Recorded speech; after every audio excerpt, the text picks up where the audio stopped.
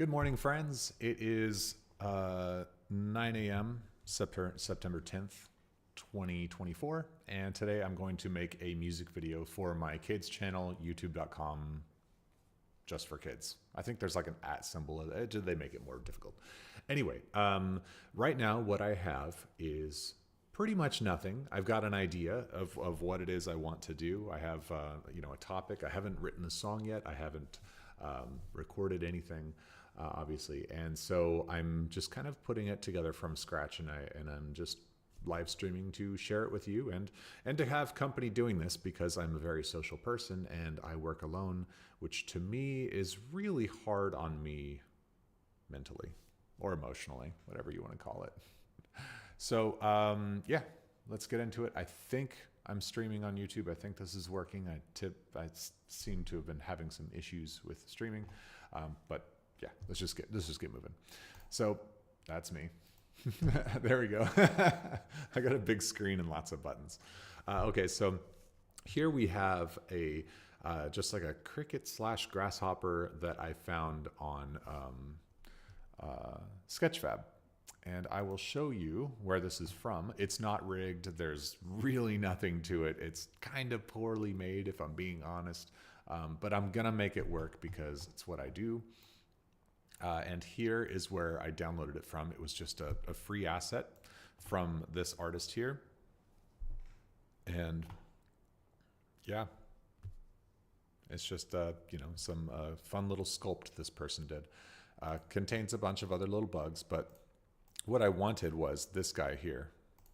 There you go. I wanted this guy. It's hard to see him, so I didn't even know like how good he is. But like I said, it's not rigged. There's no face shapes. There's no any of that sort of stuff. But to have him a part of a music video, I'd like to have that character moving and stuff. So yeah, that's what we're gonna do. We're gonna close that out. So yeah, after separating him from the rest of the other characters, I have brought him into this. And actually, let me make him smaller because he's quite large. You can see there's the camera there, so he's a massive, massive thing. And I'm going to set this to 3D Origin. There we go. And let's shrink it down. This is Blender, by the way, if you've never seen Blender. There we go. Bring it down. And if I hit 0, I just want to bring it down so I can see the character. It just helps me with scale in general. Cool. Okay. So first things first, I'm going to take this character and I'm going to actually for my brain, I want to move it to this side.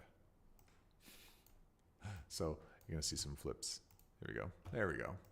I do this because I like to, every now and then people will actually leave comments in real time. And I want to be able to like see the comments easier. So I can look here rather than all the way over there. Okay, so yeah, here's our character. So not rigged. Here's the geometry. The geometry is, it's a little all over the place. I mean, it's, for the most part, it's symmetrical. But it's also not. As you can see with the legs and stuff, it's, well, I think it's the geometry symmetrical, but it's not lined up perfectly. So what I'm going to do actually is to potentially save me time. I might get rid of this leg here. In fact, I might get rid of all the legs on one of the sides and move them to where I need. But I also may not need to do that. Let me take a look at the top side, and we can see the character is slightly off center. So what we're gonna do actually, okay, I'm gonna rotate this whole character here so that this little seam right here is perfectly lined up with the y-axis, this little green thing here. So I'm hitting A, and I'm gonna hit R to rotate it. Just go like that, and then I'm gonna go over here and just hit wireframe. I'm gonna move it over. And then I'm going to rotate it on the y-axis to try to line up these lines so that the upper and lower line are together right there. Cool. And looks like grab x-axis. That's on that line. And then over here, I'm sure it's going to be a little bit off, but that's okay if it's a little bit off. Whoop. Yeah, I figured. So I'm going to rotate this character until the line is about right here, halfway. So right there. So rotate on the z-axis. So just a little bit past that point there. Perfect. And then G and then X, and that's going to move it over onto the top of the line.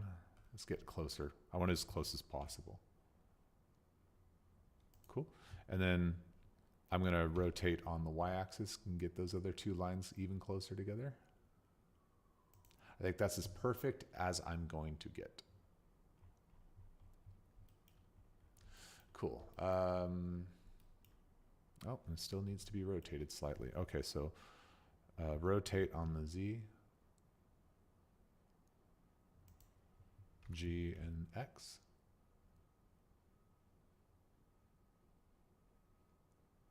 This will be very important in just a little bit. To have it as centered up as I can. Oh man, this is tough. Okay, so I think it's more so that the center, the rotation isn't quite centered, and that's why this is happening here. So I'm going to grab this whole character, so G, and hit it back on that axis there. And I'm going to try to just eyeball it and try to get it centered as much as I can. That's probably better. Okay, get out of edit mode, hit origin to center. Rams, hey, thanks for stopping in. I'm doing new stuff. I'm working on a music video today. I haven't started anything. I haven't written the music video yet.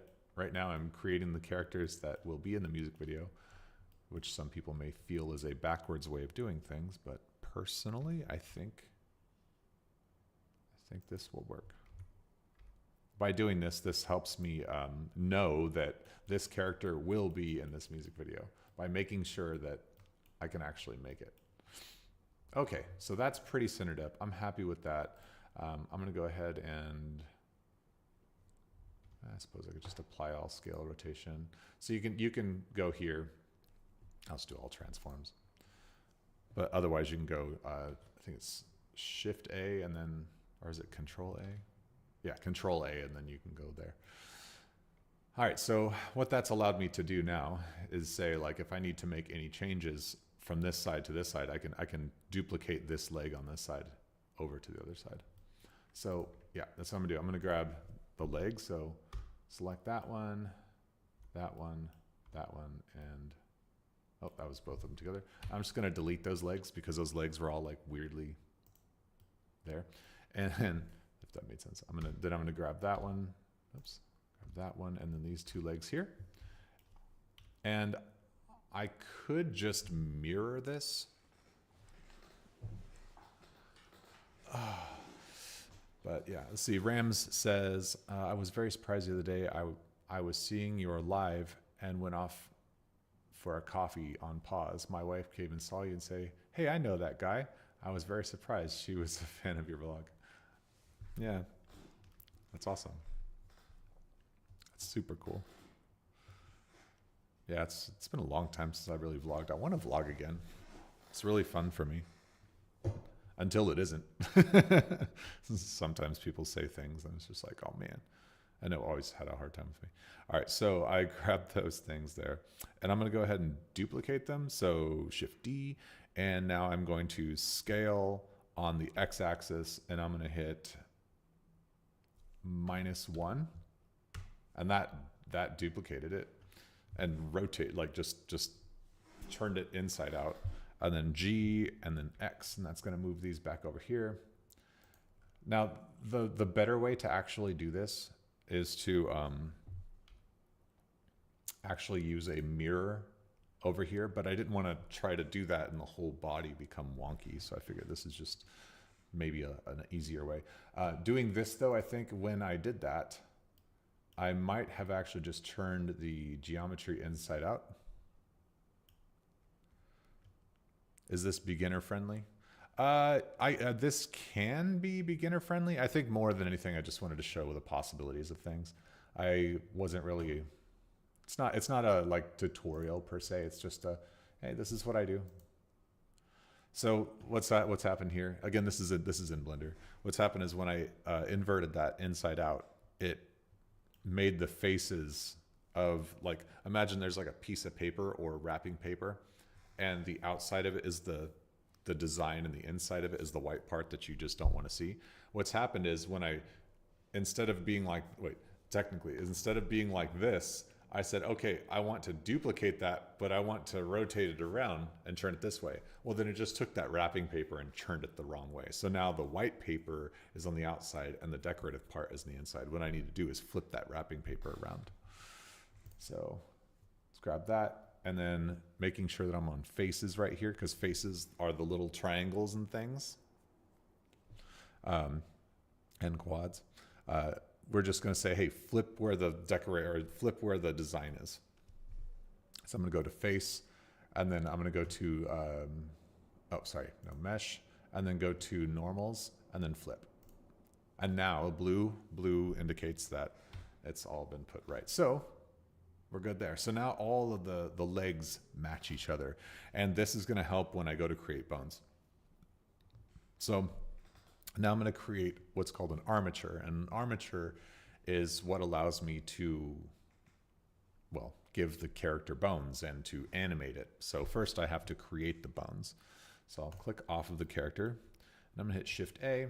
Oops, not Shift S, Shift A. And then I'm going to go to armature, and then I'm going to go to single bone. And then actually I'm going to go to the side view. So I'm hitting 3 on my number pad. And then I'm gonna click this little animated guy here, and then I'm gonna close viewport, and then on the side here, hide my big fat head. There you go. On the side, I just basically, I went to this little running man here. It says data, and then I went to viewport display, and then I hit in front so I could see the bones. So this will be the root bone. I guess I don't necessarily need a root bone, but I will leave it, and I will call this one our root.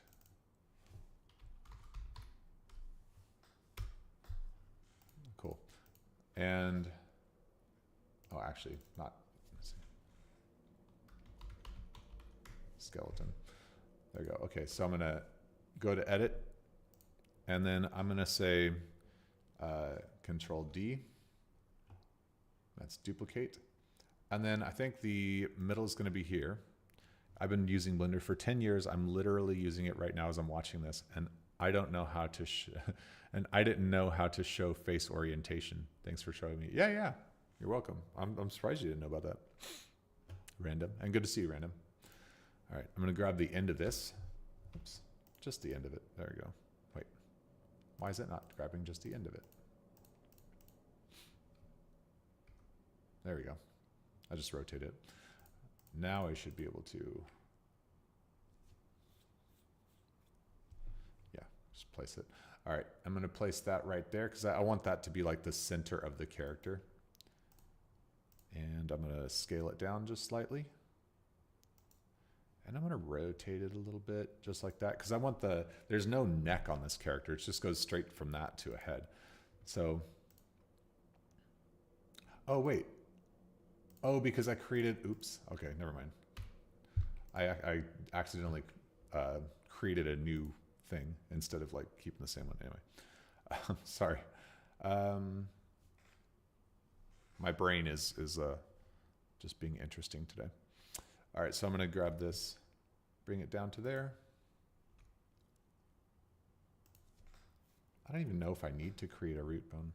All right, and then I'm gonna do E for extend. Right there, or extrude, but I'll call it extend. And then that's gonna be the upper body, the torso. And then I'm gonna do E again. This is gonna be for the head. I'll just put it straight through up here like that. And then from this here,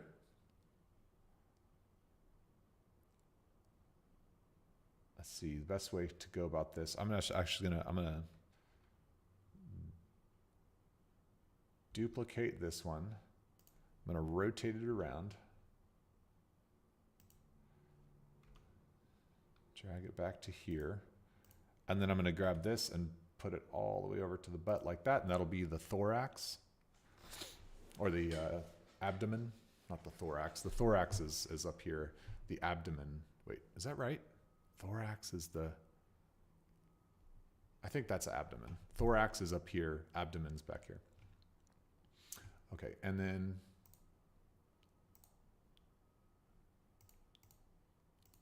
I'm gonna name these bones as I go too. So head,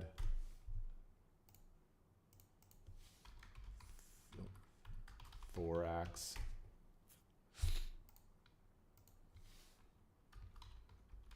abdomen, abdomen. Okay, and then I'm gonna click on the abdomen, and then I'm gonna click on the thorax, and then I'm gonna hit Control P to parent, and I'll keep the offset. So basically, like, if the thorax moves, the abdomen will move, but everything is gonna be controlled by the thorax. Okay, and now this part is gonna be a little funky, but this is why we duplicate things here. I'm gonna take another bone, so I'm just gonna I'll grab the thorax, this is fine. I'm gonna go from top view, so I hit 7, and I'm gonna Control D, or Shift D to duplicate this bone. And I'll start with the back leg. And now, because I've done this, I'm gonna go here, just grab it, and I'm gonna move wherever the joint of that leg is gonna be, which should be right there. You can kind of see it through the skeleton there. I'm gonna keep it like that.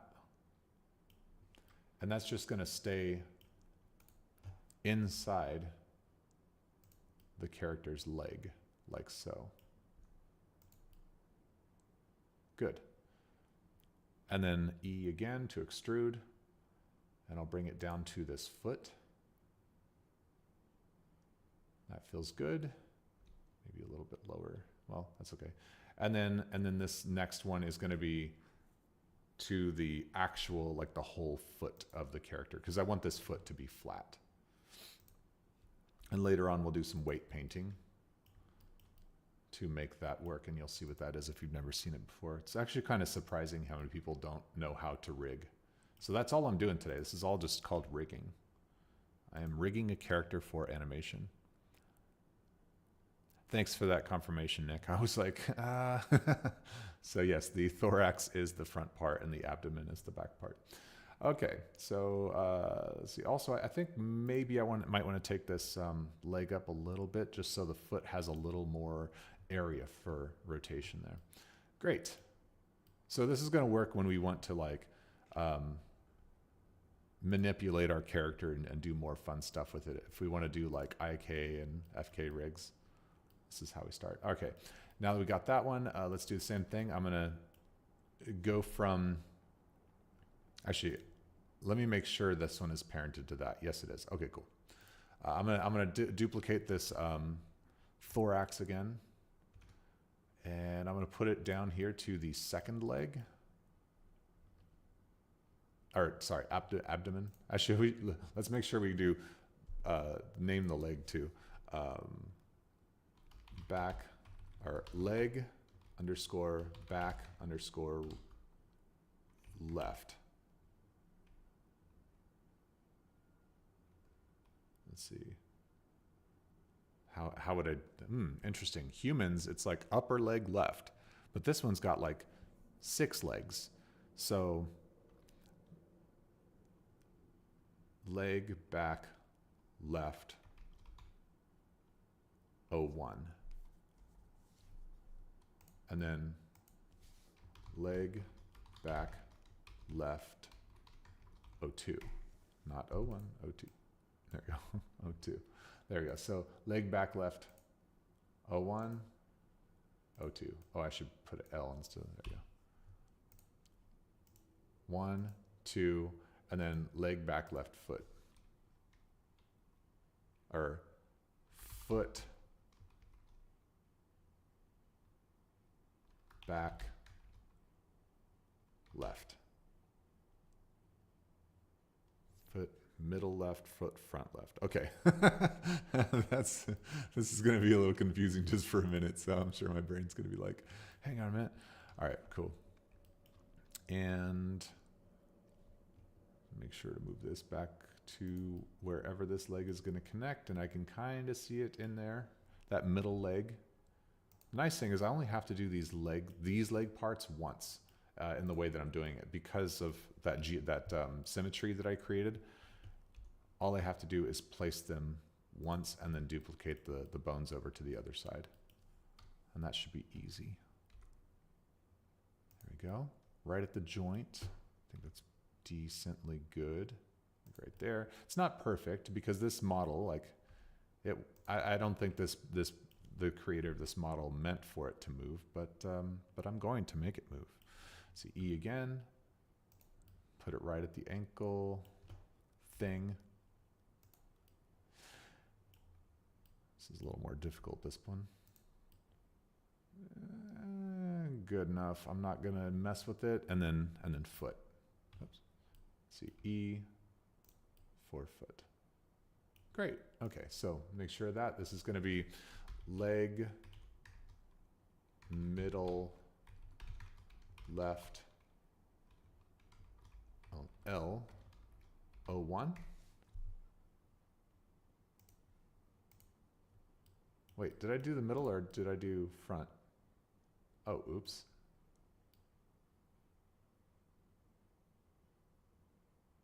That's okay. I can still manage. It's gonna move the whole thing, darn it. Oh well.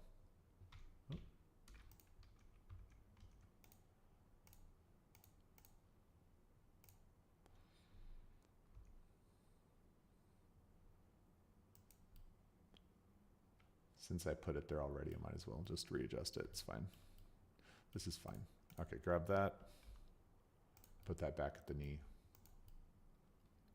There are a number of auto riggers that can do this sort of stuff, but for bugs, those auto riggers just do not do well. I haven't seen any that work well enough for me to want to use. Okay, leg front. There we go. Left O1. And then leg front left O2. Foot front left. Cool beans. All right, I'm gonna grab these three here and I can just duplicate them. So from the top, duplicate. And then we'll just kind of move these to the areas they should be in. It's going to look really weird at first because it's not perfect. It's not going to be perfect, but it will be. Well, it won't be perfect. I'll tell you that. This process of what I'm doing is just hey, let's get it done quickly. I have a release date of this music video of this week. This music video will be done this week. I mean, that's the intention. I work fast. I have not even written the song yet. I'm literally just rigging a character, but my writing skills are pretty good. So I trust that I'll be able to write this music video before too long. Okay, great. So now make sure I name that actually. And this is going to be leg, middle, left, O1.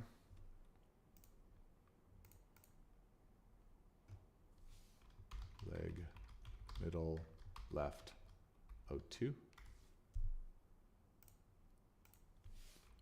Foot, middle, left. Okay, making sure middle. Oh. Leg, front, left, O1. I thought I named that one already. Oh, weird. That's why I check. I really like to have things put together. Let's see, root. I like to make sure everything is named properly. The better you have a naming system, the easier it is to find everything you need.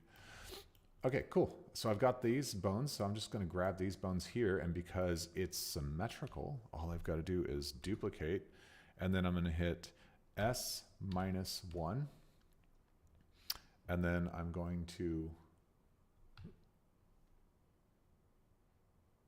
hang on a second. Yeah, okay. So S minus 1, enter. Looks like that's not going to work exactly.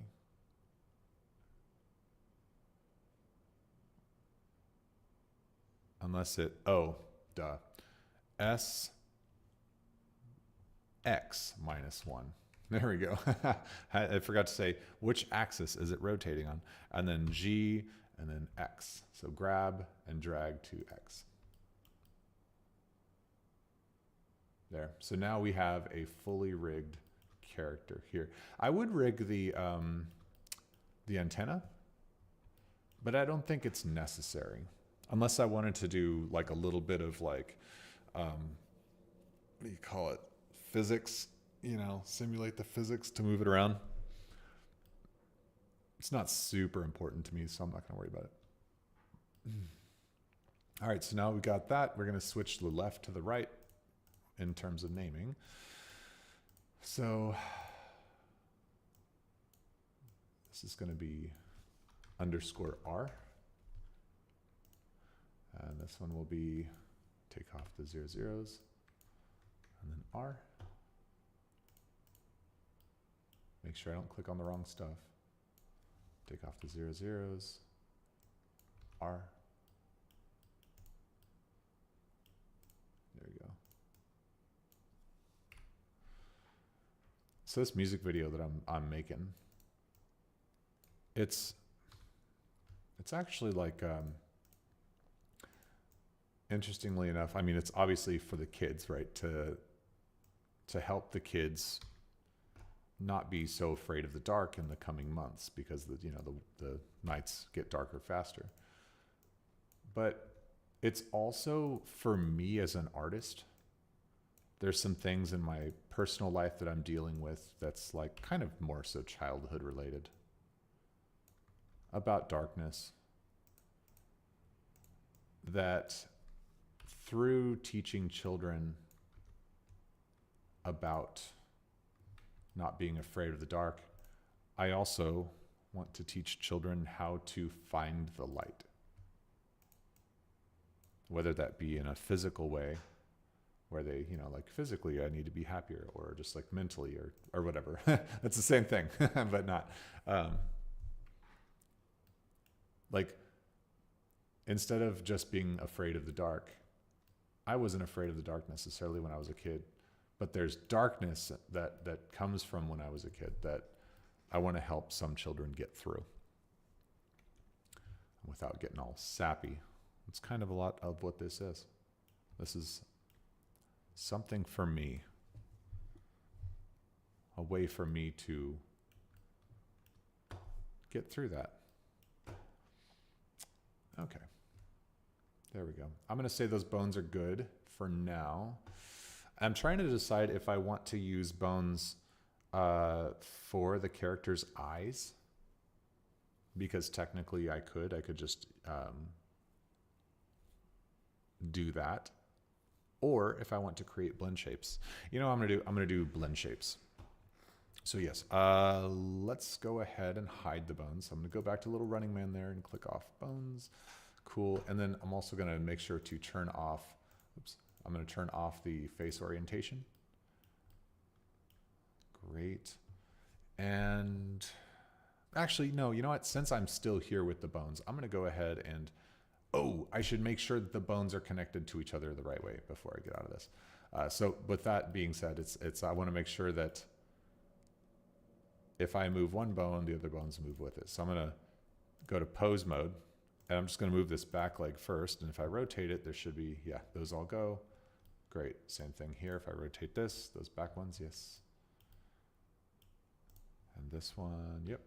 That one, yep. And the other one's good. So that one obviously moves. Okay, and if I move this, everything should move. Yes. And if I move this, everything should move. Perfect. Okay. Yes, we are good. Good to do bone checks. Okay, so now what I'm going to do is I'm going to get back into object mode. I'm going to click on my ant, or my ant. I'm going to click on the character here, and then I'm going to click on the bones. And I'm going to hit Control P, and this is going to be what essentially says this bone will be controlled with that. And you're going to see it's going to look really nasty in some parts, and then it'll look great in others, but we're going to work on that. So I'm going to do with automatic weights for now. This is going to help me with like the ankle area and the knee area. And you'll see what that means in a minute. But now we're going to go to click on the character here, and I'm going to go to weight paint. And then we're going to see this, like, it's all going to be blue, and then there's going to be parts that are colored like this. This is what we want. This is good. This is good. But first, I'm going to go to root, and then I'm going to select the entire character. And with root selected over here, I'm going to say remove, because I don't want this root bone to actually control anything on the character other than where the location of the character is in 3D space, which will make sense for later if you're following. And then thorax. Thorax is only going to control this part here. I don't want anything else controlled. So I'm going to go out of there, and I'm going to hit L just on the thorax.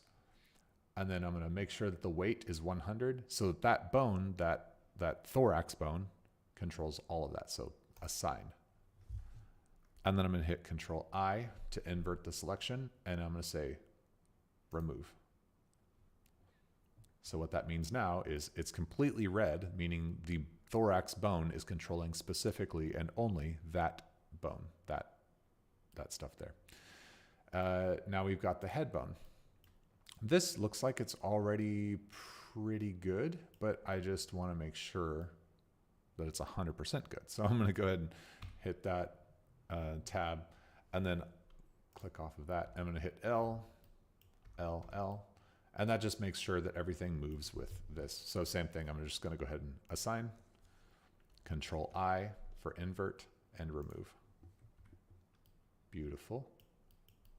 Nice thing about crickets and insects like this in general is that their exoskeletons don't move like skin. And, you know, technically this, even the little bones here shouldn't have any sort of like stuff. And you'll see what I'm talking about once I get there. Like this, you know, there's like the difference in color. Technically it's just like one casing for a leg on each part. But because this character doesn't have leg casings, I have to do it a little bit differently. All right, select the thorax and apply, or sorry, abdomen, apply, Control I, and remove. Good, good. Cool, okay, so this one will be a little more challenging because I need this to stay right where it is. But I don't want this to move the abdomen or anything like that. So let me get out of here. Okay, so I'm going to select the leg, Control I first, and then I'm going to remove that. And then I'm going to Control I again. And then this, I want the knee like this, because when it bends, I don't want to see any rough edges. But here, I want this all to be controlled. So what I'm going to do is I'm going to paint at a weight of 100% right here. Oops. Actually, you know what I'm going to do better yet? I'm just going to select all of this, wireframe mode. And then I'll go to the knee over here, and I'm going to deselect this knee area. And then with that, I'm just going to say, everything that is selected is 100% controlled by that bone. Assign. And now I'll get out of it. And as you can see, it's looking good. So that means that only that part, if it's red, that's the only thing that's going to be controlled by that bone. cool. This process, like I said, is going to be a little tedious, but this, like, now I don't have to touch this at all because that's perfect. I don't need any of that moved. If any of that like affected the abdomen, then it would be a problem. But that looks pretty good to me. Okay, same with the back legs over here, or this leg here. All right, so this one I think is going to be easy as well, because I mean, it looks like it's red all the way to the end of this leg, which is perfect. So, oops, darn it, fingers. Let's go ahead and do that. There we go. And then let's L, selects that, invert, and then remove. And I'd be willing to bet that this, the rest of this leg is going to be perfect. Yep, that's perfect. That's what I want. And looks like middle leg is, that's perfect. Perfect. This is actually becoming, this is much easier than I thought it was going to be. Okay, and then remove from there. Good, good. Rigging is, like, a lot of people say that rigging is like the hardest. And some people think it's like some sort of like magic, like some wizardly type of thing that artists do. It really isn't. I feel like it's not like, I mean, yes, you got to like learn how to do it, but it's not like, you know, a dark art or anything.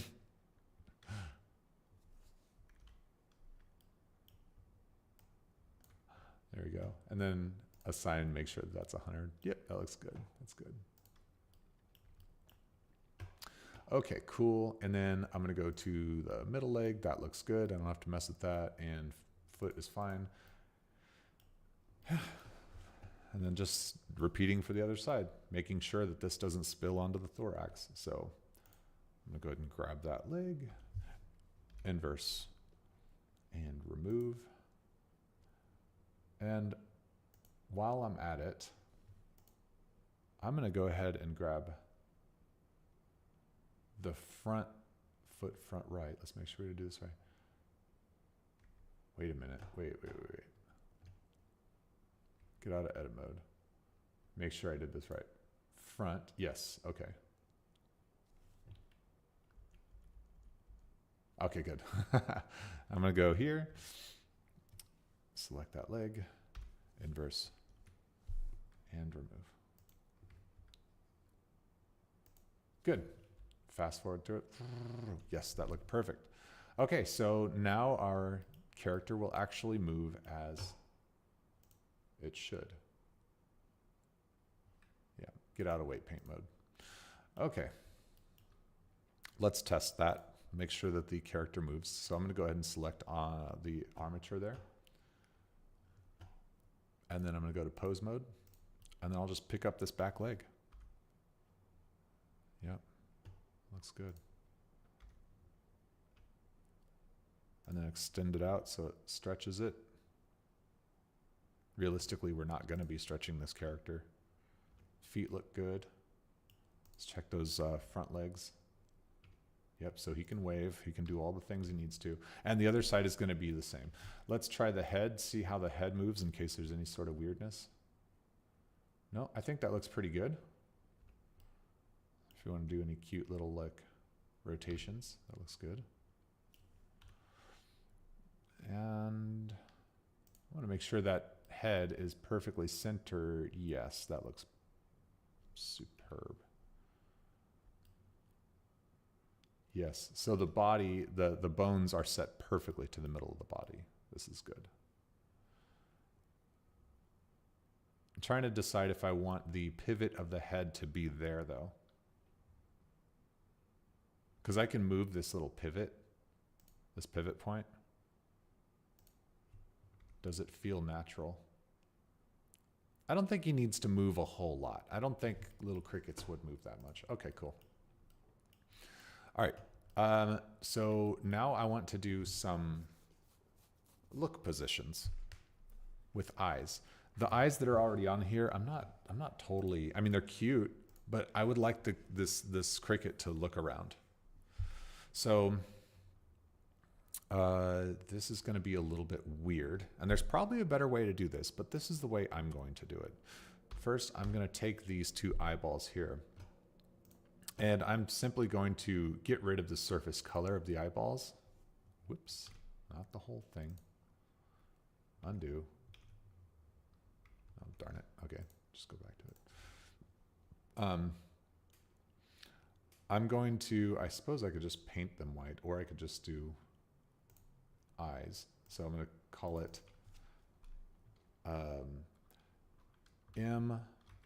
I'm doing Unreal Engine naming. M underscore cricket underscore eyes. And for the cricket's body, I'm going to go M underscore cricket underscore body. Cool. So I'll select the eyes, the new one that I created, and then I'm going to assign, and that's going to turn that all white. So there, now I've got that white just like I need. And so now that that is white, I can put something black in there. So I'm going to create a new thing inside. So I'm going to select the character here.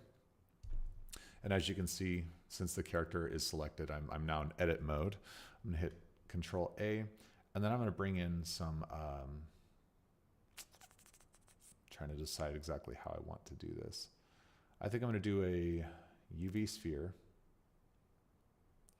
and I'm going to go to the side and make this UV sphere smaller. This is going to be the pupil.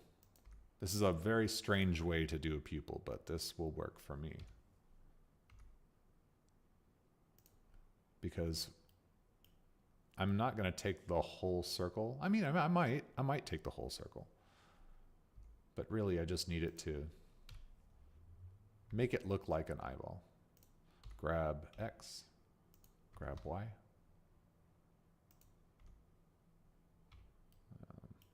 Get back into this place. Here we go.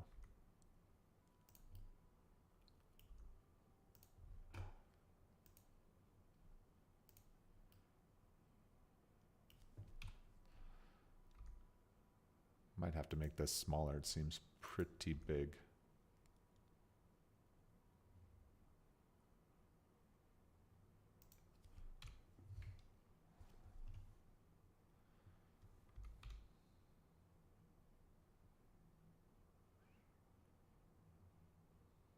And then scale on the x-axis. Grab x-axis. There. Okay, now that I've got that, I'm going to duplicate that, hit it on the X. And then I'm just going to try to eyeball it and move it back to there.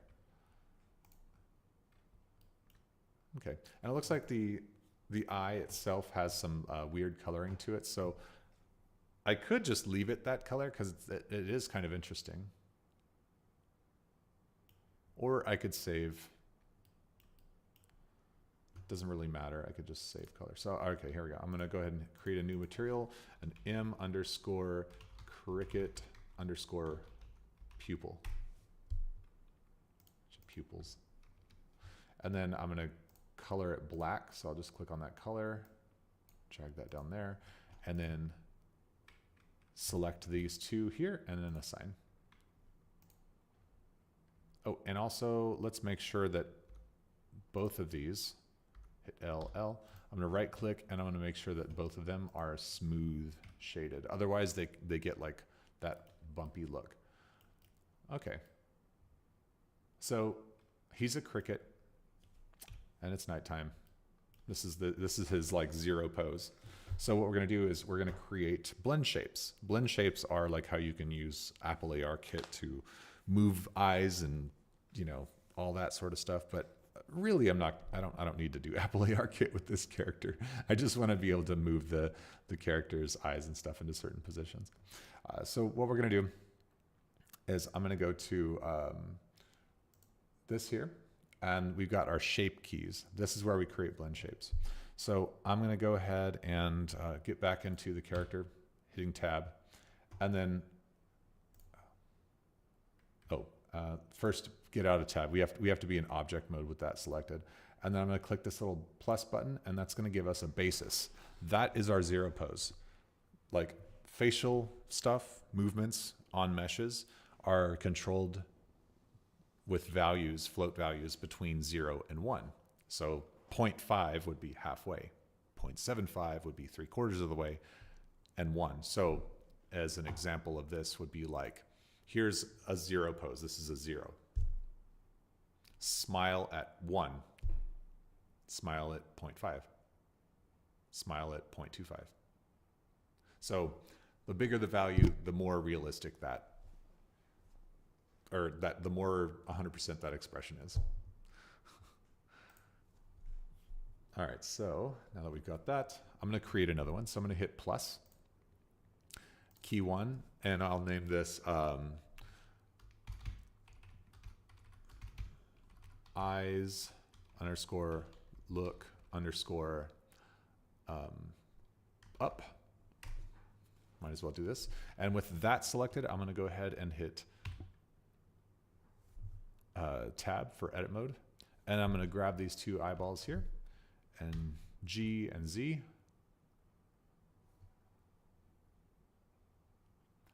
And it looks a little weird at first because it's, you know, it is. And I'm going to go from side view, bring these in.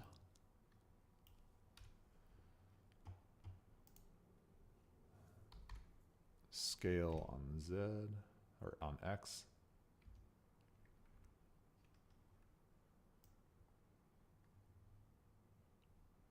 It's not perfect, but let's see. Let's grab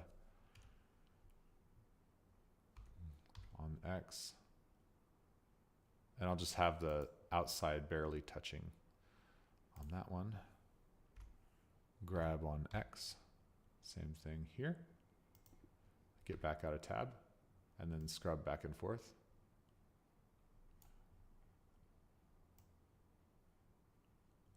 It's like they get bigger, but I don't really care.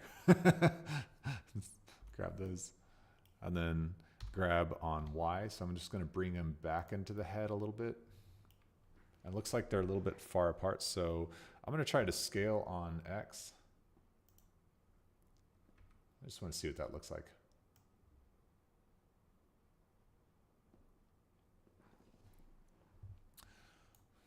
High poly mesh. Yeah, it is a high poly mesh. But you know, in this, it doesn't really matter because my system can handle anything. Like my system's crazy. I could like subdivide it, you know, or not, sorry, subdivide it. I could, come on brain. It's over here. You do this thing and then you hit this thing and then you go here. No. Well, there's a thing you can do that my brain isn't letting me do. But I don't really care. I don't need to. Oh, it's going to kill me now. Okay, so to do that, go over here to add modifier. And then you can go to generate. And then you can go to decimate. And then decimate will bring it back out of high poly. You're going to release your very own VTuber music video? Yeah, actually, man, I've been making music videos for years. This wouldn't be my first VTuber music video. I actually did, I did a song with Mr. Yaki a few years back that was talking about how I was alone creating stuff, and it was completely VTuber. So, yep. Okay, so get back to what I was doing here. It's not the best, but again, this is not about like being perfect, just like everything I talk about doing. It's like, it's about getting done. At the end of the day, will the children enjoy what it is that I'm creating? And does the time of creation fit within the time of my own budget?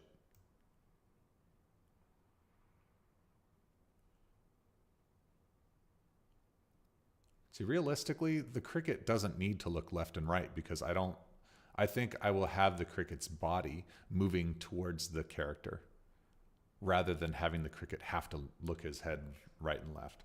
So I think almost this is probably all I need to do.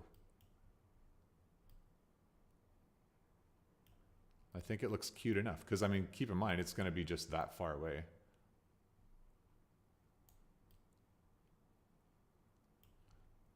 I think if anything though, I mean, the eyes could be bigger.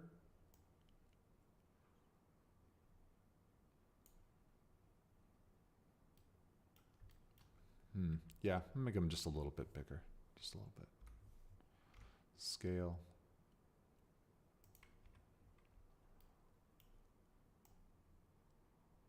There, that feels good. Cool. So that's all I have is eyes look up. I could have, oh, man, I kind of want the antenna to pop around. Oh, I just realized too, I need to make sure that the bones, the head bone controls this as well. So I'm going to go ahead and assign that to that thing. Okay, so let's move this again. I'm going to make sure that my newly created mesh follows the head. Yes, it does. Cool. Well, that, my friends, is a rig. I mean, if I only added one blend shape, but I mean, I don't need to add a bunch because I'm not going to use this character to do a billion things. And if I need to change it, if I need to add stuff in, well, then I can always come back. So I'm going to go ahead and save this now. I feel good with this. So I'm going to go to here. And I'm going to save this. I just popped it off to the side of the screen. Blender projects, and I'll call this Grasshopper. Looks more like a grasshopper than a cricket. Because the cricket's got a shorter abdomen. Crickets are definitely shorter. This is a grasshopper. But I don't care. I'm going to call it a cricket. In this show, I'm going to call it a cricket because I'm lazy. Okay, so yeah, that's it. So I'm going to go ahead now and export this character, and I can bring this character into Unreal now. So I'm going to go select the mesh and select the bones there. And oh, before I do that, actually, let me make sure that the bones, or that everything is touching normally. I want to create a 0 pose for this character. No, I don't need to. I don't need to. I could. I mean, I could, but why? Why? It's not important to. If I was like on a big team, sure. If I was going to use it a billion times, sure. But I am not. And face. There we go. And now we'll call this, let's get it to the exports folder. And yeah, I'll just call it sk_grasshopper FBX. And save, yes. Cool. Oh, I just realized this leg here needs to be smoothed out. So I'm just going to grab that, right click, shade smooth. There we go. Whoopsie daisy. Okay, now that's good. It's because when I duplicated that leg over, these as well, because these legs were duplicated from the other side and then turned inside out. That's even better. Again, this is going to be such a small, like teeny tiny character that the little tiny details in it that are like not perfect, like these little mesh issues and stuff, it's not gonna be a problem. Okay, cool. Let's export it one more time since I've done that. I'll just select the same thing, yes, yes, and then make sure that it's geometry face, yes. Armature is already selected here, and export only selected.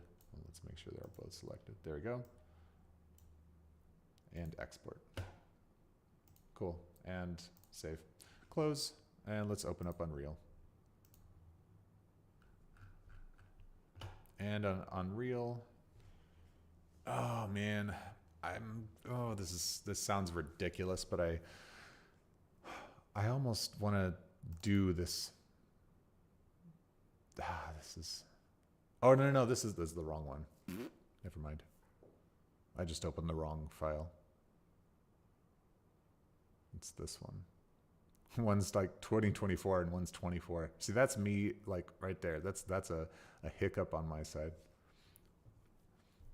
Yesterday I was working on another music video up here with Captain Adventure, and I built this like house and I brought it into the scene, and I thought, what could I do with this? And essentially what I was doing was rehashing a music video that I'd shot 5 years ago.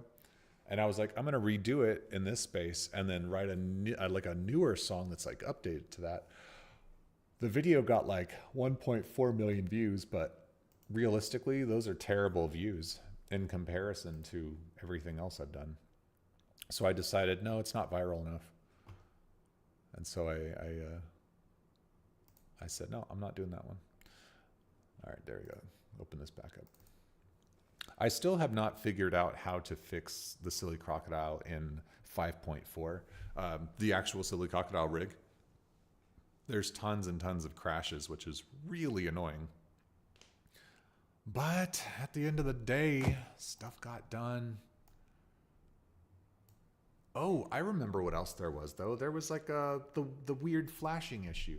You know what? No, I am not using 5.4. No. I'm gonna open on Unreal Silly Crocodile. Listen right here. I think it's gonna be this one. Yeah. So this is Silly Crocodile in 5.2 when everything did work, when there wasn't any like weirdo rendering issues and all of that.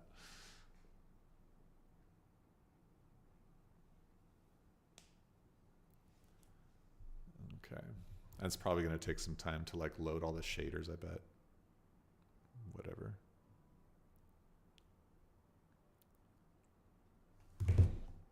Or not. Or it'll just work. Nope, it'll just work. Sweet.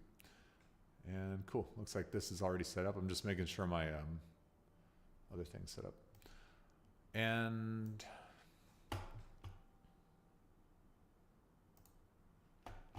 great. All right, so let's bring in that new character that we have. Characters, new folder. I'm going to call this Cricket and import our Cricket character.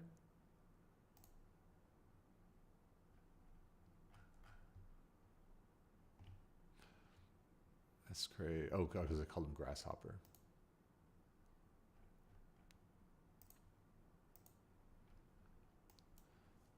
All right, and yes, it is a skeletal mesh. And this is the 0 pose for those. Import the morph targets. Yes, we do. Compute normals. I'm just going to do import normals because we already have the normals. And then there's no animation. I don't need to import animation. Create new materials, local, yes, and import.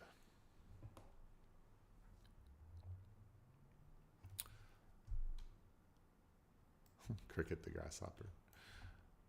Cool. All right. And let's bring it in here. See how it looks. Cute.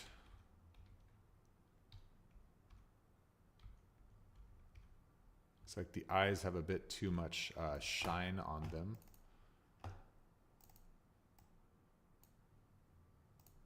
So I'm going to go ahead and fix that. I'll just make them specular.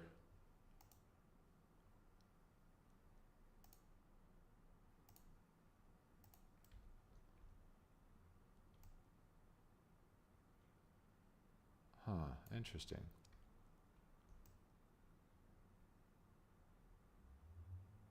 The lighting is very odd on that. Oh, you know what? I think literally it's just because it's such a white background here. That's what's happening. All right, so yeah, that's good. All right, I'm gonna bring that into one of the Silly Crocodile worlds. In fact, I'll probably just duplicate one of the worlds and start creating the world before I even really get into the world in terms of the music video. Because I just want to make sure that all of the things I need can be done. So it sucks because I created a new world in 5.4, but now I don't know where it's at in 5.2 because I've been working in 5.4 so much. There's certain things about 5.4 I do like more. Oh, this is not it. But this might look good in the dark.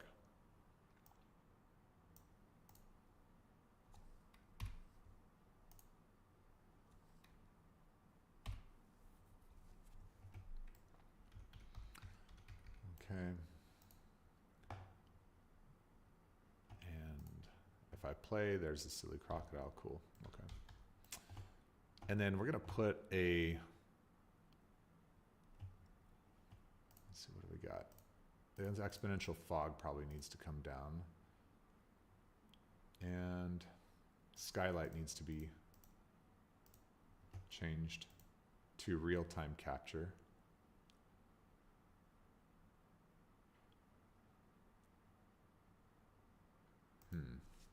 Do I want to do that? Oh man, this is a tough part. All right, so I have to think some things. All right, so I could create this in 5.2. I know that the rendering works here. I know the pipeline, it's pretty solid. The only things that are different is the use of nanite, really, and the way some things are rigged, but also, keeping real, there's some real problems with rendering when it comes to the way that I switch the character's foot materials. I could do separate render passes, but that's annoying. And it won't be perfect. 5.2 crashes, or 5.2 doesn't crash, but it's limited. 5.4 crashes all the time, but it seems to be, I'll just stick to 5.2. I always say I gotta stick to 5.2. I'll thank myself later. Okay. Okay, so grab my controller. Where's my controller? There it is. And okay. So this is being controlled. Which character am I pulling in right now? Let's see. I'm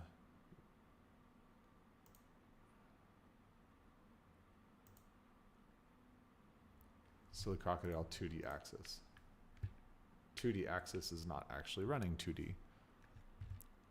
What's up, Helmet? I am creating another cartoon. This is going to be a music video that the Silly Crocodile will be singing. So I realized the 2D axis wasn't working for the Silly Crocodile here, so I need to make sure that the 2D axis is set up.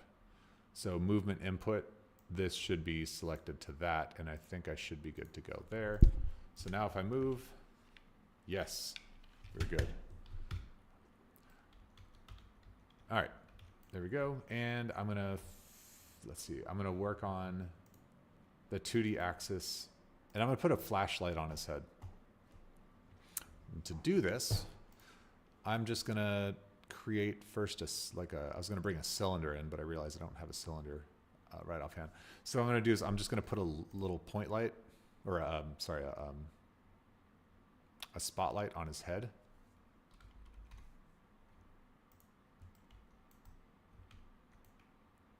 And this will be a flashlight that will be attached to his head at some point. And with that, I'll just drag it straight to the head. And that will rotate with his head.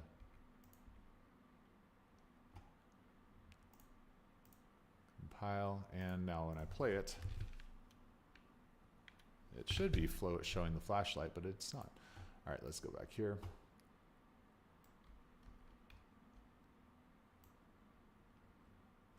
So why is this not moving? It should be moving with his head. It is movable. Socket, head. That's why. For some reason, it wasn't actually attached to his head. That's fine. There we go. Grab it there, rotate it. Cool. And I'll say -90. Move it over a little bit. Yeah, so this is like a night scene, a night music video. I think that'll look good like that. And then to make the silly crocodile stand out more so we can actually see the silly crocodile, I think I need to actually have some other lights attached to him that light him up without being too much. So to pull this off, I think I'm going to fake this. This is going to be an interesting one. I'll do a rec light. And I'll take this rec light and attach it like this. And it shines back on the silly crocodile. And instead of having it attached there, actually, oh no, it's going to do that thing. I'm going to have this attached to the body. What's up, Ernie's? Is that what's up? Thanks for stopping in. All right, I'm going to attach this to the body. There we go. And bring this back to a reasonable area. There we go. And bring this up above. Whoopsie daisy. There we go. And this, essentially what that'll do is just kind of give the illusion that the flashlight is illuminating back. And while it might, I just want to make sure to verify that it actually will. And let's take that down a little bit and compile and save. Why not? All right, now if I play, okay, you can see there we've got that problem with the light up there like that. What we need to do is just for that one specific light, we need to go here and turn off the volumetric scattering intensity. That's what that is. So it's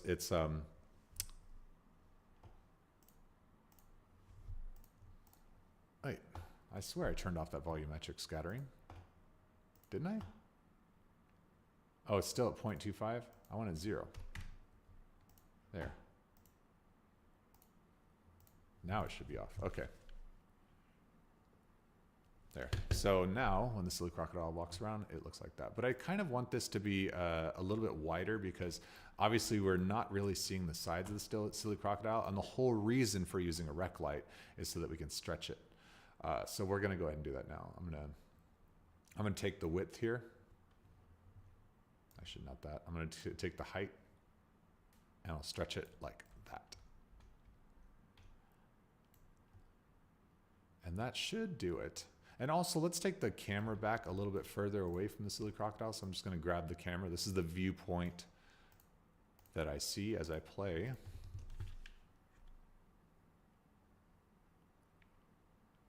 And I feel like I'm still not getting a whole lot of light on the side. So here's what we'll do. I'm going to take this. And I think what I could do here is duplicate it so I can move it to the side here and hit Control D to duplicate it again. Go to body, and then I'll move this just to the opposite side. So looking at the values here, I'll do 4.5 on the Z, and this side here is going to be minus 4.5 on the Z. And that'll make sure that it's equal on both sides. And then I'm going to rotate them towards the silly crocodile. So that lights up his sides better. And let's see how that works. Okay, obviously we've got a bit too much going on. But you know what? When he's got a flashlight, that might still work. Let's put some barn doors. So I'm going to take the barn doors on these two things here. Let's actually take the width down. So I'm going to take the width down to like 200 on each of these. 200. And then I'll take the barn doors and I'll extend the length to maybe about 65 on each. 65. And then I'll close the barn doors up. So they're a little more boxy and focused on the silly crocodile. And let's just do 15 on each side. 15. And that will create less spill on the ground. Let's check it.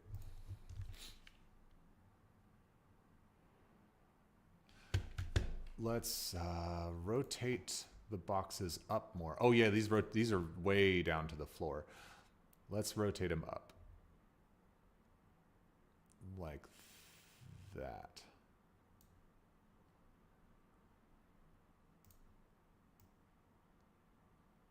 $60, I think, was the number. Let's check it.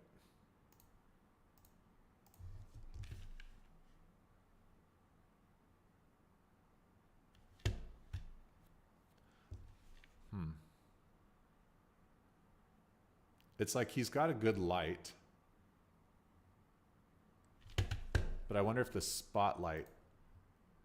Let's see, what do I need to do here? Let's actually, you know what? Let's take, maybe we don't need to have it so wide here. So I'll reset the width.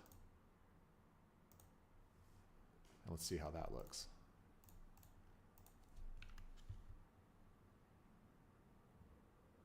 Maybe I can bring them up a little bit. So let's do, instead of local, we're going to go world. I'll grab these two. They're supposed to both move, but I guess not. Let's drag it up. Drag it up. All right, check that. Ooh, that feels much better. Okay, so now the silly crocodile will have a flashlight on his nose. So when he goes places, he'll be able to see things. Although the flashlight on his nose is not actually lighting up at all. So I'm going to grab this here and try to see what's going on. Why is this not flashing? Is it because it's stuck inside of the silly crocodile's face? Maybe if we open up the cone and increase the radius, the intensity is probably fine. That intensity is at 7,800. Let's change that to 5,000. Change the other one to 5,000. And the intensity of this flashlight, let's change that one to 8,000.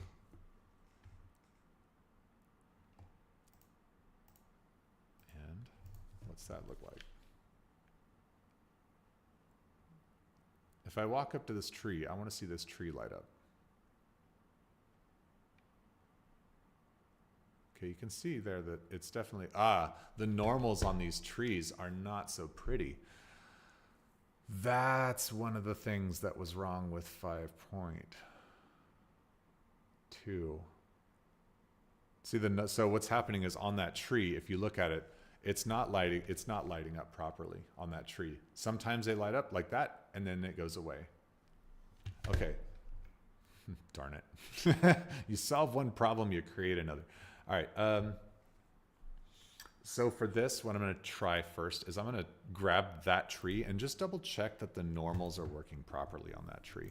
So tree, and that tree, I believe, is this one. Let me double check. It's a different type of tree. It's the same kind of like bottom to it. So tree, it's this one. That looks right. All right, and it's like the materials look good here, but are the, let's double check that trunk. Let's go to bark. And let's make sure it's selected cast ray trace shadows. Okay, sure. Used with nanite, yes. Okay. Let's say I don't cast ray trace shadows. Then what's that look like? Is it having a problem with ray trace shadows? Let's take a look and press play. Oops, just close that out, it's fine. Now if I walk up to it, is it going to cause me problems? Is it a ray trace issue? Because usually normals are a ray trace issue, which indeed it is. That is a ray trace issue. So as you can see, it lit up just fine without the ray trace. And also it looks like the nose, it's that light is touching his nose too much. So let's definitely bring that up off the nose. That way we don't cause any sort of weird stuff. Can you replace that tree with a movable static object? Yeah, you could do that, but this is a fast fix. I mean, I just kind of knocked this out real quick. Yeah, there we go. So that's how it's supposed to be. But I think also the flashlight on the nose should also be a lot wider and a lot more powerful. So I know it's crazy, but I'm gonna take it to 20,000. It's insano. Let's open this up and let's bring it out and maybe down a little bit like that. And just for funsies, let's bring in a flashlight. So I'm just gonna grab a flashlight. So here we go. I'm gonna go to flashlight and then downloadable and find the cheapest thing I can find. There, that looks cheap. Is there any like cartoony ones that I can use that are just like super? That one. I mean, that's a yellow flashlight is pretty different. Let's do that one. And then I'll just grab the GLTF. That's fine. Because you can still bring in a GLTF and it'll keep all the information. Cool. Open up that one. And then I'm going to extract. Oh, wait, that's the bugs one. Extract the flashlight. Sorry, I just pulled this off to the side. It's easier for me. And yeah, GLTF. Cool. That was quick. Okay, and then I'm gonna go to the folder, and then there should be a props folder here. I'm gonna create a new folder, call it Flashligit. I'm gonna import that brand new download. So here, flashlight. I hate the name of it, but whatever, that's fine. And then GLTF, it'll work fine. I don't really care. I'm not gonna look at it. It'll come through. And it came in 2 pieces. Okay, great. So we're going to create a blueprint real quick. So this blueprint is an actor. I'm going to say BP underscore flashlight. And with BP flashlight, I will grab the parts that are in the flashlight into the scene here. Close that down. And it's either really small or really ginormous. Yeah. Really ginormous. That's why we do blueprints. All right, so I'm gonna grab all of these parts and I'm gonna scale them down. Let's call them all like 0.1.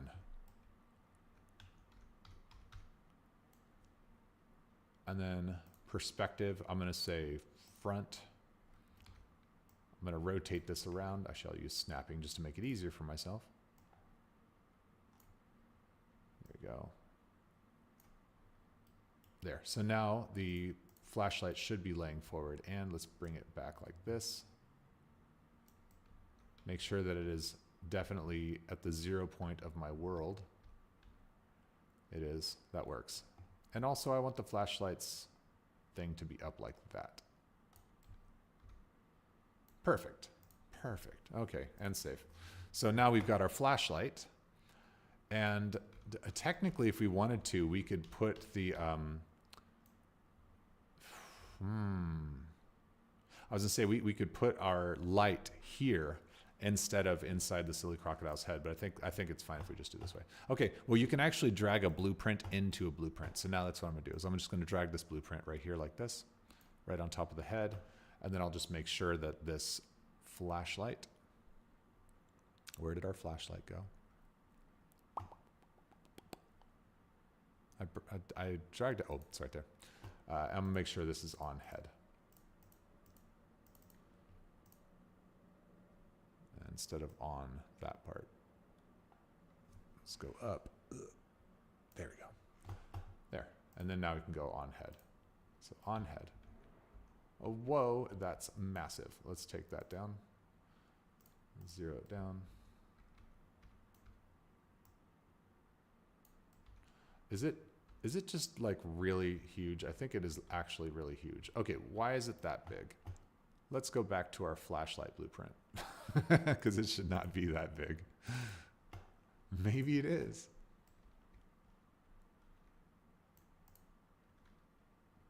Weird. Okay, so I'm gonna just grab that, all that stuff there, and then I'm gonna say 0.01 there. Drag that forward again. See, as it's moving, it's like, oh, it's gonna crash in it. No, okay.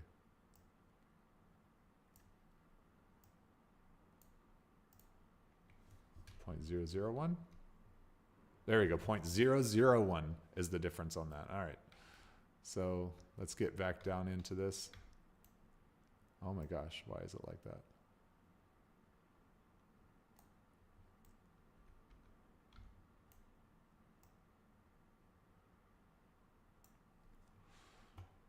Whatever.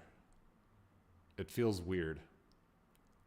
Now this can't be right. Because if I want to have like a regular flashlight in the scene, then I should have the regular flashlight as the size of a regular flashlight. Yeah, you know what? I'm gonna undo it to be back to what it was. I don't care how big it is in the other one. I just need to deal with it. All right, cool.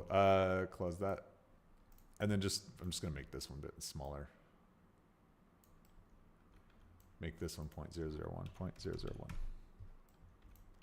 And then drag this one. Oh, 0.01.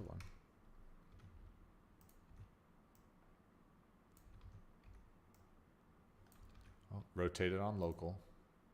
Local rotate. Only to 90. There we go.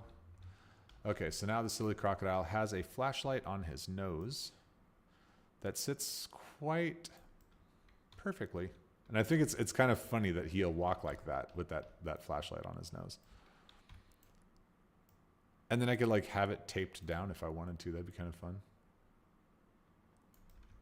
Cool. And then I want to make sure that when this is there, that it's not clipping through there. Okay, perfect. That's good. And then also I want to make sure that this flashlight, let's save. I'm going to go ahead and make sure that this flashlight here has a glowing material, like an emissive material. So this cylinder here is going to be the white part. So I'm going to go to this. Oh, and it looks like the emissive material is already set to emissive. Okay, that's fine. The other thing I could do is click it and then go to surface and then go to light function. And then just have it straight up that, because I don't necessarily need it any other way. Cool. All right, let's take a look and see how that looks. Okay. Yep, so now the light function works, and let me turn on my camera so I can actually like not record myself, but show myself moving.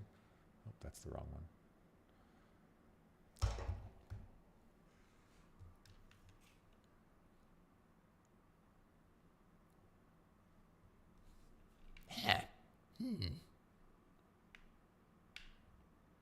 He can't look behind himself. Okay. So I can have a little stroll through the darkness. Oh, look at that. There's like more stuff that's messed up. Yeah, well, I mean, this works. I can dynamically control stuff. I'll show you what this looks like from my end.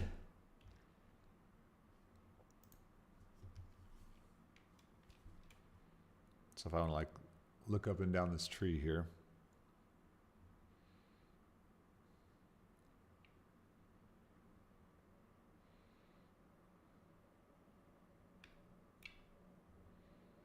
Let's take the camera out a little bit further. It's cool that you can do this stuff, you know? It's fun. Fun. And let's bring it up a little bit. Tilt it down slightly.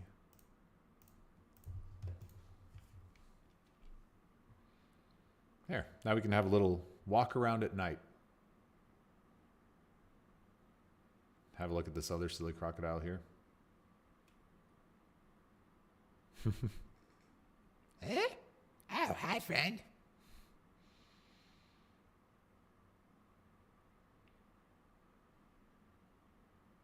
No collision issues. This is good. Let's go into the swamp water here. I still think I need to open up that flashlight a bit.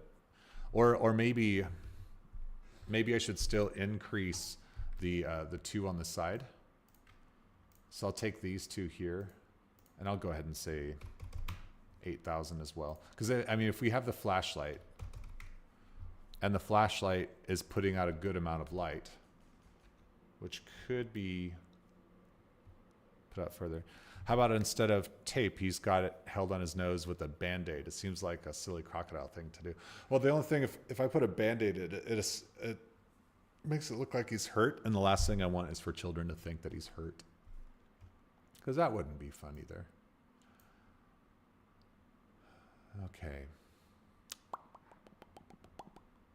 And I'm going to actually increase on the side here. I'll hide my head.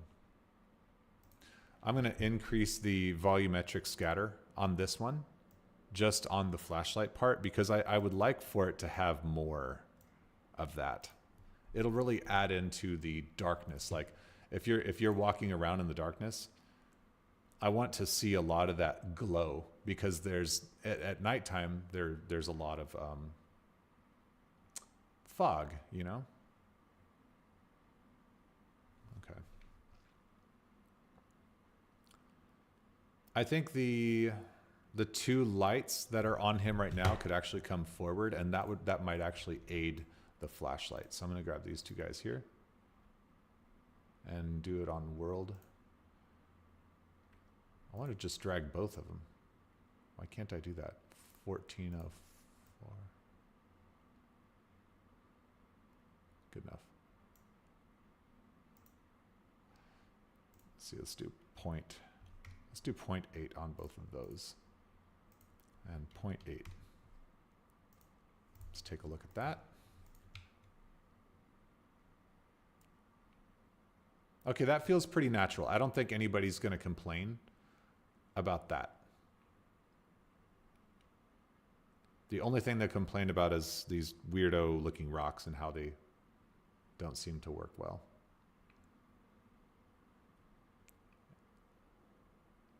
And I am having some sort of climbing issues. I wonder if I need to actually take the... Actually, yeah, let me, hang on. I think I need to disable collisions on this flashlight. So I'm going to grab all the parts inside the flashlight blueprint, and I want to say, so right here it says block all dynamic. I'm going to say no collision. Save. Close that out. Save that. Save that. And do I want to bring the silly crocodile into another spot? I think I do. See. I think I'll try bringing the silly crocodile like right over here.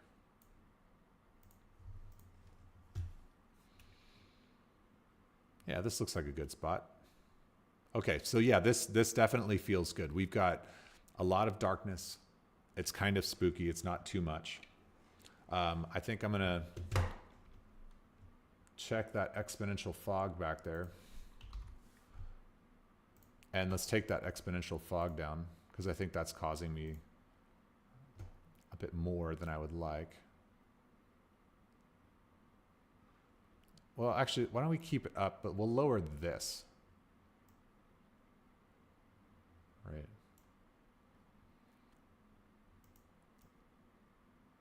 And what color do we want it to be?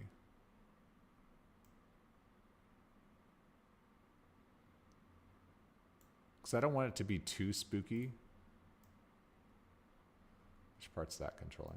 Not sure. Sometimes, honestly, like if I'm like right away, I don't really remember what the cause is or what to change. I'll just move everything and go, oh, yep, that's what it is. But I'll always try to remember, like, how did I move it last time?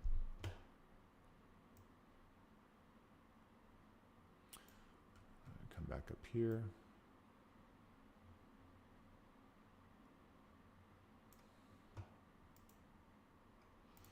Right, so if we had that off, is it the skylight that's causing the...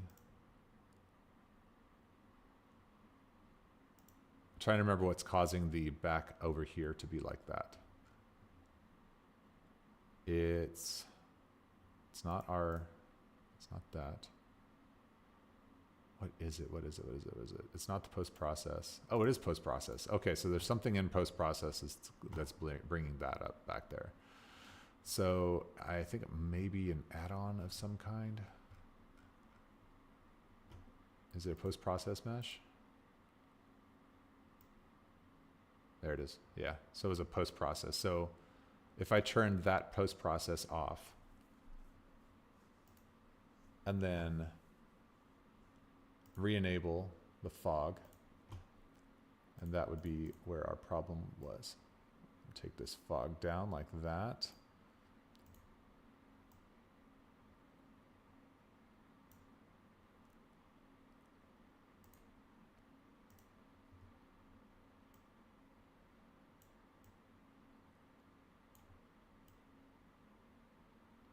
There we go. That feels a little better. And then I'll want to have stars. So I'll bring in like a sky with stars in it. And that'll look really good because I want there to be stars in this as well. And then also the skylight. Like right now we're using just the Unreal skylight, but I think I'm going to find one that's a little better. There we go. We'll increase this a little bit. Not too much. 0.1, 0.5, 1, 3. No, 2.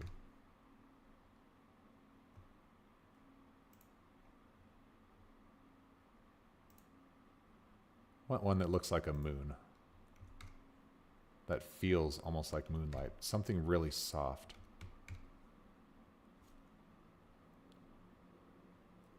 I don't want it to be scary. All right, let's see what that looks like. Okay, that's definitely more dark. Borderline spooky. So let's bring 0.5. That's a bit much. 0.35. There we go. That's less spooky. That feels good. So now the silly crocodile can walk around, and it's like, obviously it's not completely dark. It's not too scary.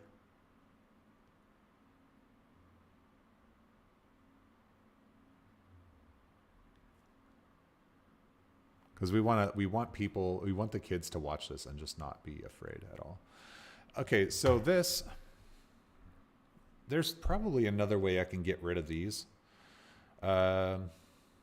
Rather than having to go through the whole project and disabling ray trace. You know what, let's try this. I'm going to go down here to our commands. I'm going to put r dot ray tracing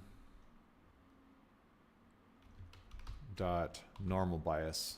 I'm going to try to see if I can mess with the normal bias, and I'll move my phone here. And I'll do a normal bias of space, and let's do 10. Okay, so normal bias of 10 got rid of that. It's like it's not perfect. We still have some of the problems, but it's not terrible. So yeah, I mean, it's like adjusting the normal bias isn't the best answer. As you see the ground, see how the color on the ground is kind of like weird, but it is an answer. Oh, that doesn't look so good. Yeah, normal bias ain't gonna be it. So let me go back, readjust that normal bias. So darn it. It's r dot ray tracing dot normal bias. Darn it. R dot ray tracing dot normal bias space 1.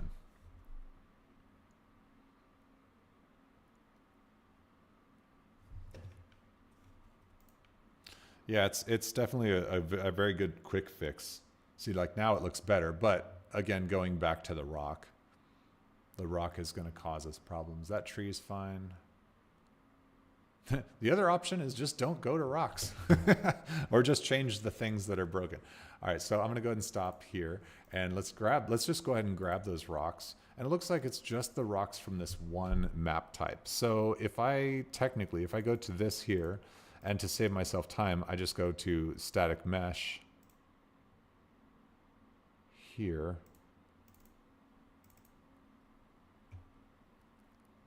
And I turn on static mesh. These are all the meshes in that scene. So I can just like mass select them. There's a couple ways I can try to do this here. I could turn on nanite and see what happens. This is the problem with oh yeah. That then those trees go crazy back there. See, this was the problem with 5.2, I believe. Like with that's right. 5.2 couldn't do foliage with nanite. Okay, so let's disable nanite on everything. So nanite disable. Now everything stays the same. Builds those things out, and when I go to play, that rock is still going to have that problem. But I just want to verify that that's actually the case. I mean, so far everything seems to look good. That looks good. That looks good. Those are good. And oh, actually, friends, I think I fixed it. Maybe. Having some odd little issues. That's not quite the same rock.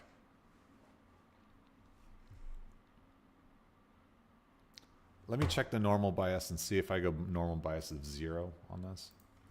R.ray tracing dot normal bias 0. Oh, not 9. That's no. Yeah, see, I got some weirdo issues up there. Oh, do you know why I have those issues up there? It has nothing to do with normal bias. It's literally because I have two rectangular, or I have two rec lights. Duh. The two rec lights are actually floating above the rock, which is causing that. So, okay. Well, I know not to get too close to things. So the same thing happens if I go here. Those rec lights will light up the tree from the other side. Exactly. But you know what? This looks cool. I think this actually worked. I think my, let's double check this tree.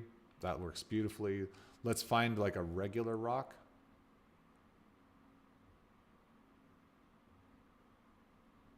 That looks good. Okay.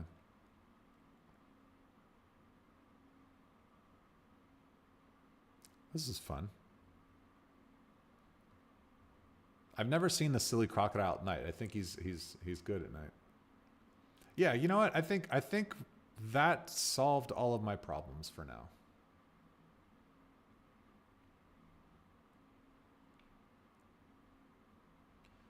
So I'm good with that. I think the only thing I don't like is how, like, I like that I have this light that illuminates from the side, but see how it's hitting the tree like that? It kind of bugs me. That up there, see at the top. So if like there was a way that I could say only the silly crocodile and only the ground, that would be ideal. I could put like a little bit of a glowing mesh or like a emissive material on Silly Crocodile, but no. Okay, no, this is good. I'm happy with this. It's not perfect, but again, it's about getting done, and that's what we like. Do I really need the side lights? I'll show you what it does. It definitely pops it out. Hang on, let me save everything here just to make sure. So watch. First, notice how the Silly Crocodile, when he moves, okay, the side lights sort of illuminate. So let's go ahead and take those off now. So they are both at 8,000. So I'll take both of these here and I'll say 0 just for now. Compile. See, now you can't see much of him. So I think it does add.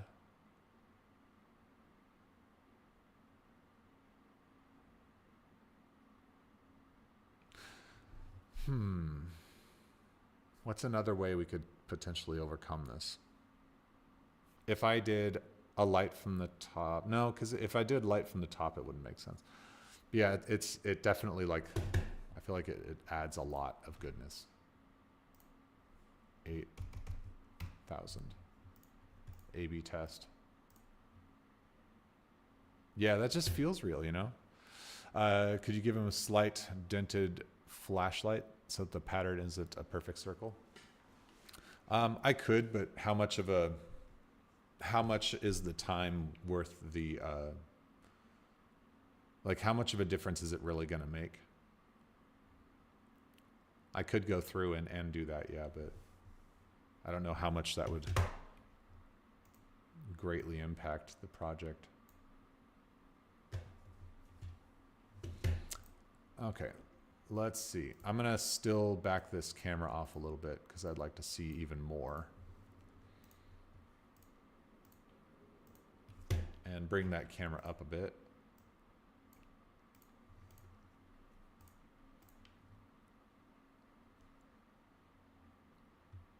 A little bit down, and then I think that's good for the camera adjustment. This is more so just so I can see what I'm doing. Cool. Perfect.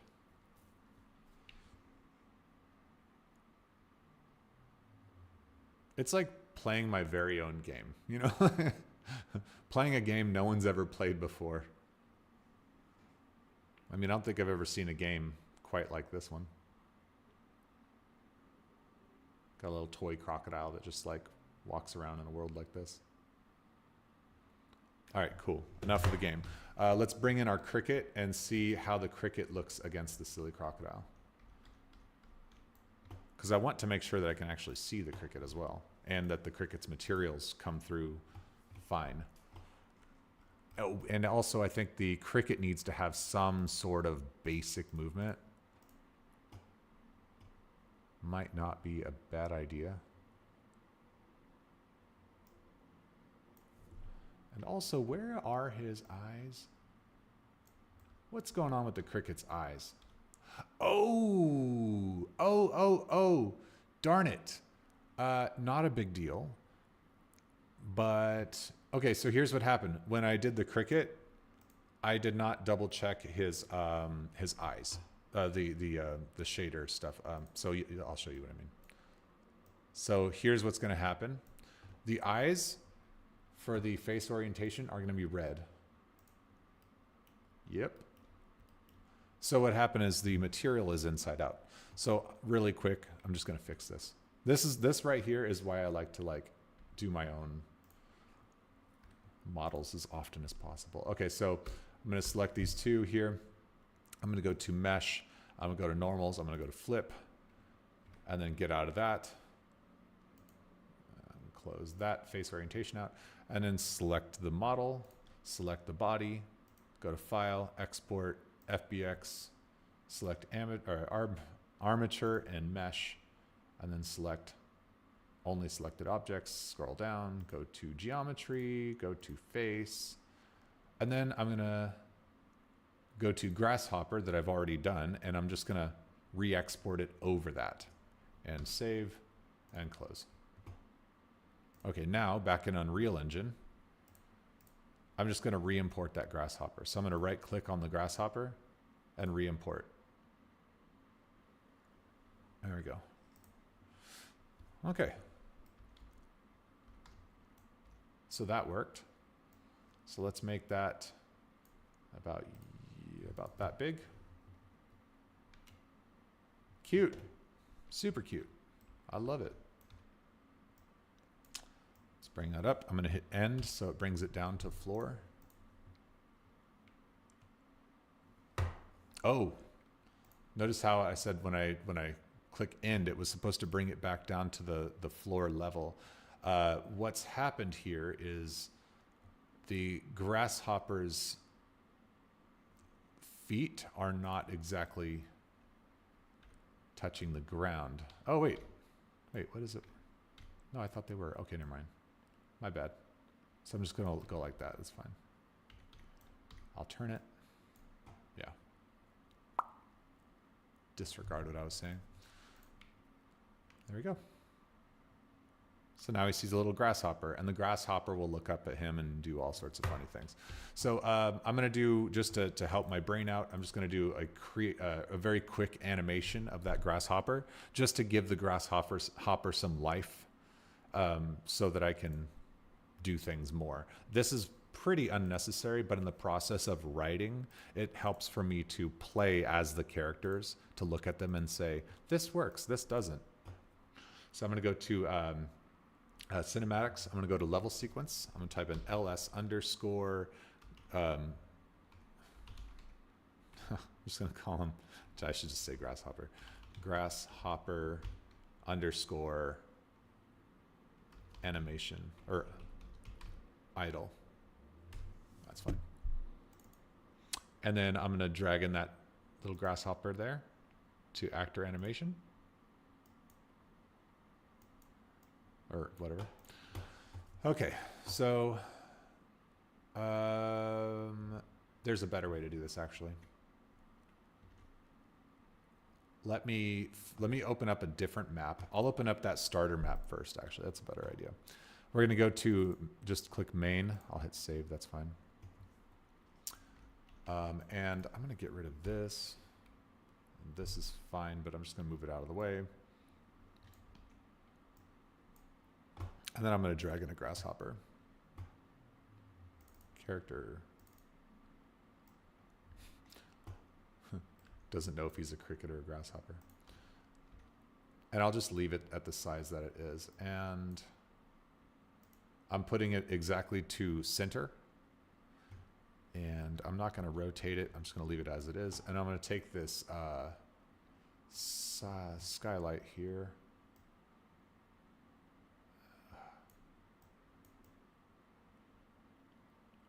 Just going to rotate it into a place where I can see better. Okay, fine. And I would like to have a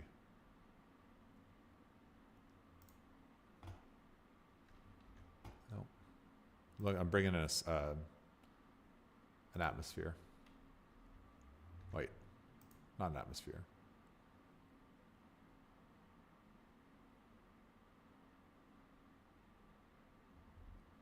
Where's the skybox? Nah, whatever. Okay. So what I'm going to do is I'm just going to create a really basic idle animation for this character. So I'm going to go back down to here, open up that level sequence, and with that character, I'm going to say add actor to sequence. Cool. And then I'm going to open this up. This is my timeline, how long the animation moves for. And I'm going to right click on the character here, and then I'm going to go to edit with FKRig. Reduce keys. That way it's just like one key for the whole time. It's baking it down. And then I'll have control over everything. The bones, the face shapes, all that. And there we go. FKRig with all that and the eye curve. Cool. So let's do some basic animation. So first I'm going to grab the leg here. Just drag that up into a position that feels all right. I could just like build an actual FK rig into, actually I'm turn off snapping here. I could build an IK rig, but I just don't want to. I just don't want to spend the time right now. It's more so about, again, get it done. At the end of the day, it needs to be something that can get done. Cool. Making sure the feet touch the ground. Does not have to be perfect. I am not Pixar. I'm not one of those guys. I'm just an indie guy doing my own thing. Just getting it done. All right, cool. So we got that. Those are the starting positions. Okay, so I think the first thing he does is maybe he picks his head up.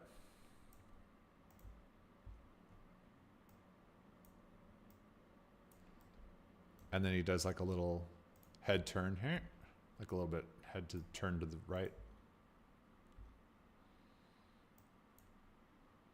And then he maybe turns his head back.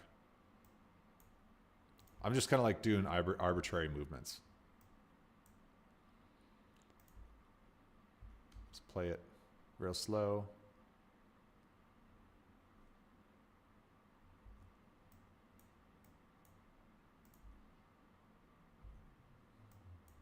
I don't really care. This is just to show some sort of movement.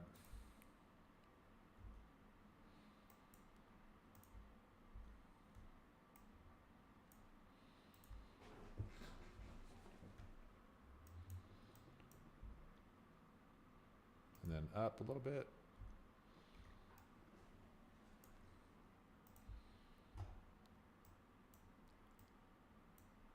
And then maybe like a head turn.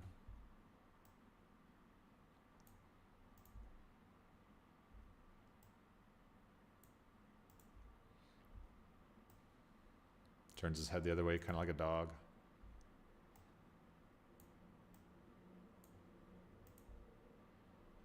And then back to normal, back down, something like that.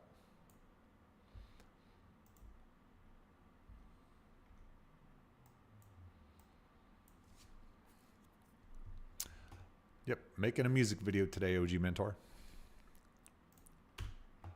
First, I'm just kind of messing around doing this sort of stuff.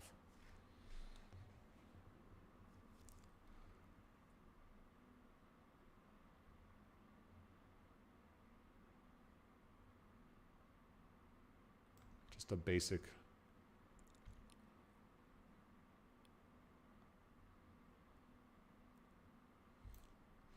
Cool. And then we'll call that the end of that animation. So right there. And what I'm going to do is I'm actually going to take all of these keyframes here and I'm just going to drag them right about there. And then clip that to the end. And that'll be the loop. Okay, so now we've got that. And now let's do a little bit for the legs really quick. Just to, add into the legs. Oh, or better yet, the head. I want to do the eyes. So I'm going to say right here, he looks up. So eyes go up. So I'll drop this down, bring this up to 1.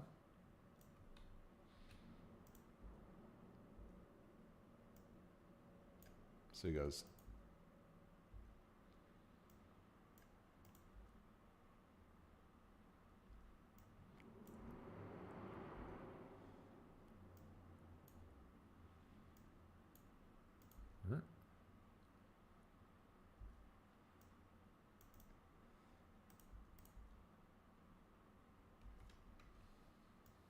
Me just being too much there.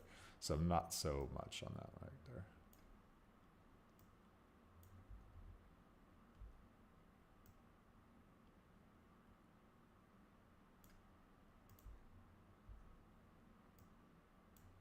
And then down.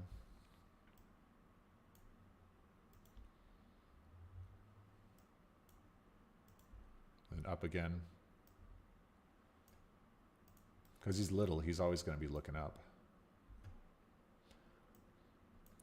And then like from here, he looks down.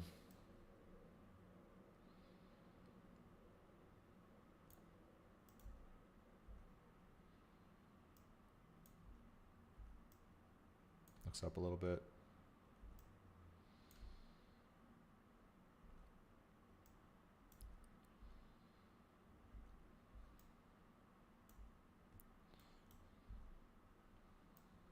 That's fine. And then eyes leading up.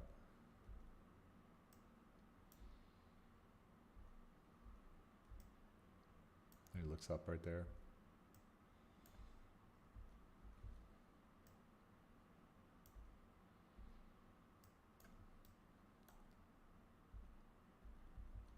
Eyes lead down.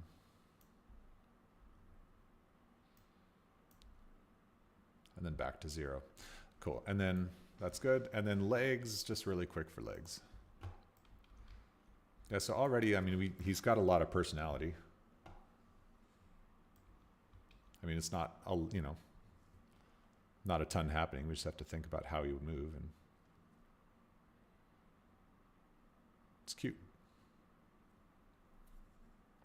I mean, honestly, that might end up being like what I use for the final. We'll see, you know.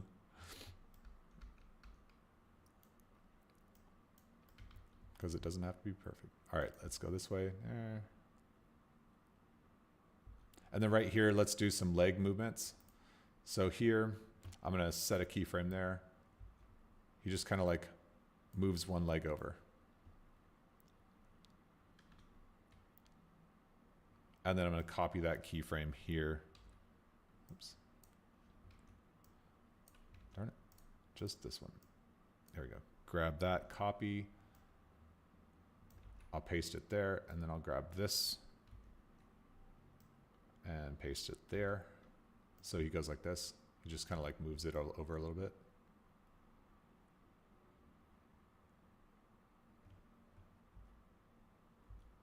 I think that's probably where he moves it back when he's over that way. It doesn't really matter. I mean, these two little movements are just kind of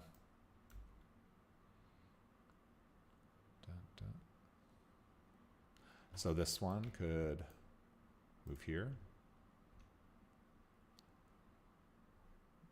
Let's, yeah, grab that. And do the same sort of thing here.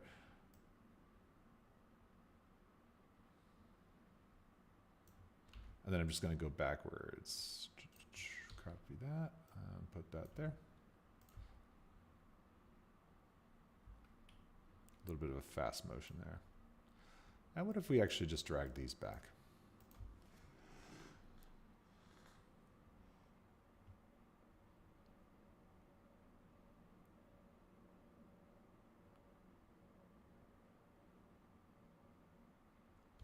Doesn't matter. And you know what? Let's just keep it. All right, so what we'll do, really, really crappy animation here. I think the leg movement is kind of pointless, but it's more so just like, I just want to show movement. All right, so I'll save that. All right, and then what I'm going to do is I'm going to right click on the grasshopper here, and then I'm going to go to bake animation sequence. And this is just going to create a really quick idle. So I'll say grasshopper underscore idle 01 underscore anim for animation, and click OK. And there we go. So now I can just go ahead and close that out, get out of animation mode. And now let's go back to our other map with the silly crocodile. Now that we've created that. Oh, where was it? It was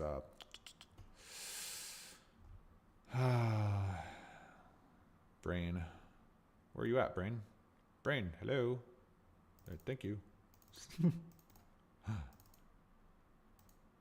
Yeah. There we go. All right, we're back in this world now. Okay, so back in Swamp Forest, we are going to grab our grasshopper.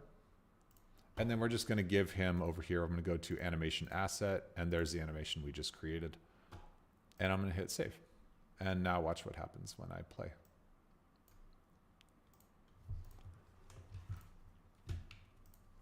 Oh, got to click on the, control. There, so our little grasshopper friend there is moving around now. It's very simple. It's nothing, super major. But now he can actually have like a little bit of a connection with me. Like, Oh, look, a grasshopper. Hi, grasshopper. What you doing out here? It's dark outside. Shouldn't you be somewhere else? silly crocodile, the silly crocodile, the grasshopper is, wait, where's that? Am I not selected on? Oh, there you go. Silly crocodile, that grasshopper is supposed to be, or it's a nocturnal species. Oh, so it's always talking at night. Yeah, that's right. That's why you only really hear them at night. Oh, okay. Whatever. And then silly crocodile can go about his thing. That's cute. I mean, that's a character right there from nothing. You guys saw it. Pretty much from scratch. For those of you who are tuning in on it. It looks cool. But like, notice how it's like, you don't have to go so crazy on detail. Like some people will go insane and put like lots and lots of little, texture things and da-da-da-da. But it's like, did that work? Did that look good? At the end of the day, that's all that matters. Don't do too much. Do exactly what's needed. Okay, so I've got a grasshopper. So, so let's talk about the music video. So the music video, like I said, has not been written yet. It's just an idea that I have that's, for children that are, it's the months are getting darker here in the U.S. As the months go on, and so children get afraid of the night, afraid of the dark, and also darkness is just scary in general. And for me personally, I'm going through some like personal issues that I have to remind myself like sometimes bad things happen, but there are good things that come out of these things, and so it's like a mixture of all these things. So this music video has to have all of these like almost scary things in them, but then you realize they're beautiful. Once you shed some light on what they really are, you realize how beautiful they are.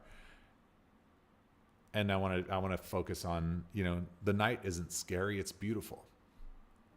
And what's that look like? So the characters that I want to have in this obviously is a cricket, like that, like the cricket will essentially be a part of the music video. And so the sounds of these characters will make up this really cool thing. So the and then the who, like whatever it is, I'll write it, I've got all the sounds. And then the silly crocodile discovers all of these night creatures that are singing, and he's a part of it too now. And then of course at the end of it, there's actually something scary, but the silly crocodile doesn't care because it's actually not scary to him. And it's like this odd thing where like I don't want children to be scared of the thing, but I want them to be so not worried that when they actually see the thing that truly is scary, that it doesn't bother them. That they're so focused on this is fun and this is okay and this is enjoyable, And that's what this is all about. That's a message to children and also a message to myself. Like as I've kind of said before, every time I create something, I'm not just creating this for the audience, I'm creating this for myself. This is my therapy. Like this is my art. That's what makes this art. That's something AI cannot do. Like I create with intention. Bro, do you have any job? What are you talking about? Do I have any job? This is my job. You think I just sit here and do this for nothing? I mean, I get paid. Isn't that a job? But no, so that's where I'm at. That's what I want to do, is create that. So I got a grasshopper, cricket, whatever. I thought about a bat, but I think bats for kids can be a little bit too scary. And also bats eat grasshoppers, crickets and stuff. And yeah, so maybe not bats, but an owl for sure. So I need to either make or find an owl. And then I would love to have like a raccoon of some kind, maybe, because raccoons, I believe they're nocturnal. You don't see them in the daytime. I would love to have a skunk, because like here we actually have what we call skunk friend. and that would be really fun. But it's got to be like stylized too. Like they've got to fit into this world, and they can't be like too realistic or too weird, you know. So I'm not gonna reinvent the wheel here. Yeah, we could have Michael. We could have like a band of these grasshoppers. You know, they could all be doing this thing. Okay, so I think what I can do is I can scan the Unreal Marketplace and see what there is, and maybe this will give us some ideas. So let's see. I'll turn on my face here. Why not? All right, so I'm gonna go to the marketplace. There was a couple of things. I'll show you what I have in my saved folder. So these are different things that I like that I'm like, I really want to do something with one day. But there was one, I thought I just saved one that would be good for this, but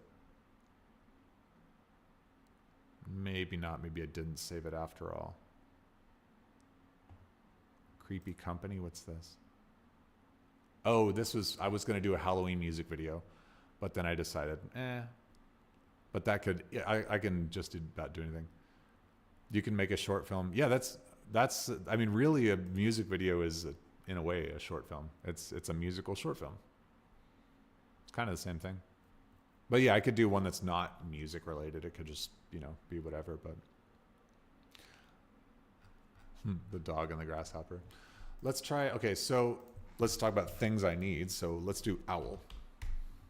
What kind of owls are there? Frogs and owls. But man, the price, $149. I don't know if I want to spend $149 on this music video. I mean, I'll make a hell of a lot more than that back, but I'm cheap. I'm cheap. If I can save money, man, I will. You know, I'll find my ways.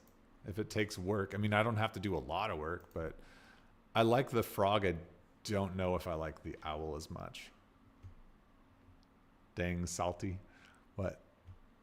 See, what about all the amazing things you could see at night? He can visit the Aurora Borealis. Yeah. Oh man, Jen, those are beautiful. But to see those would be really cold, and that just kind of like changes things. I kind of want to do things more so focused on what most people see. Oh, the salt, the price is salty. Yeah, that's for those two characters, $149. I think it's a bit much. But I like the frog. Why did it send me out? Why didn't it send me to? Let's go to the characters here and see what he's got. Are all of his characters are really expensive. Look, you get a frog and a bunny, or a frog and or a frog and a thing. Why are they all $149? It's the same thing twice. Frog and squirrel. Do you just have frog? $99 for that frog. Or for $40 more, you could have different textures for the frog. That's a little bit much. That's a little bit too much there. I mean, everybody's got their price, but man, that's steep. It's very steep. But I like the idea of a frog, because frogs are nighttime. I just don't like the price of this guy's stuff. Oh, look at this one. Oh my gosh, this one would be great.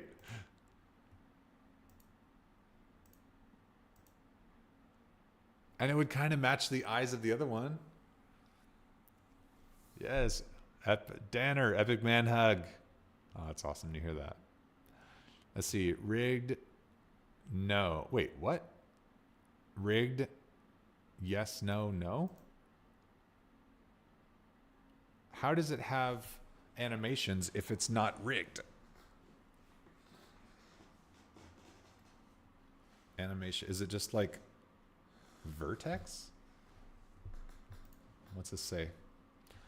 Excellent character, love the animations. You know what though? I know how to. I'm gonna add it to my cart. It doesn't matter if the animations, if it doesn't have bones, I know how to make it work. And for $6, you're darn straight, I'm gonna do that. That looks great. Okay, I like that frog because it's silly. I mean, I like this one too, but this matches the style of Silly Crocodile. I was just like, yeah, it's great. Rig it. Yeah. Oh, that's cool too. I like this. I mean, I'm not using it for this project, but sometimes I like cool stuff. Frog.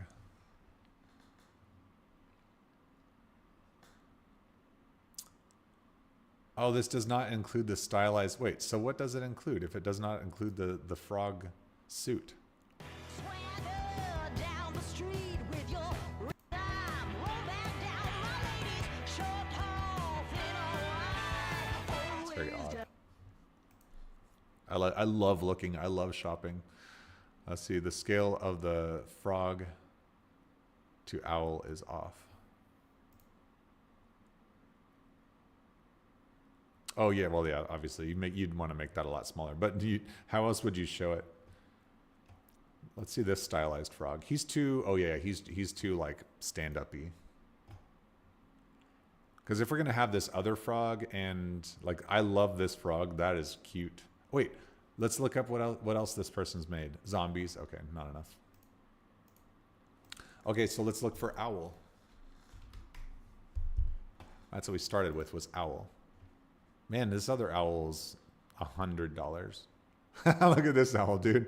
The featherless owl. He's had a bad day. I gotta see this one. That could be so fun. Not for this, but... Oh, I love this character.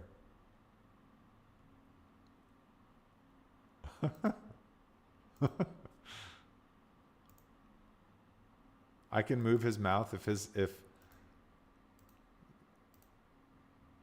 Oh yeah. I'm putting that on my wish list. That could if I just randomly want to create a short film about an owl like that, that'd be really fun.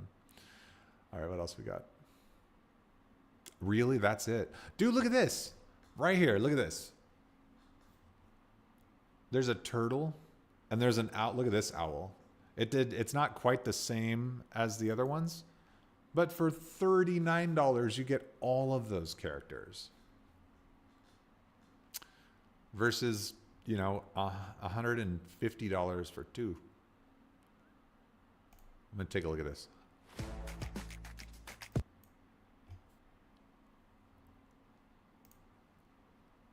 Rigged well.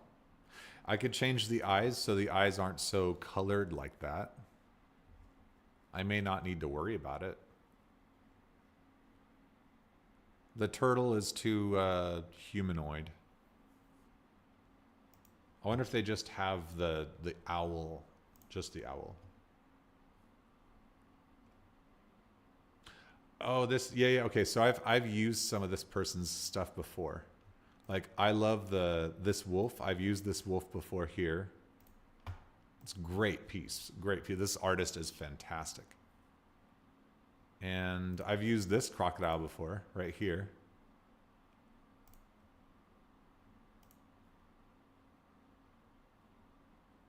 And I've used this guy right here. He's really cool. I did a short film with my son.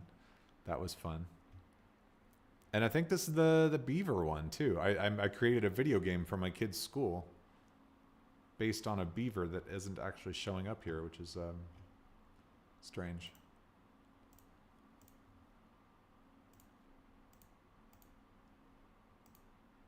Interesting.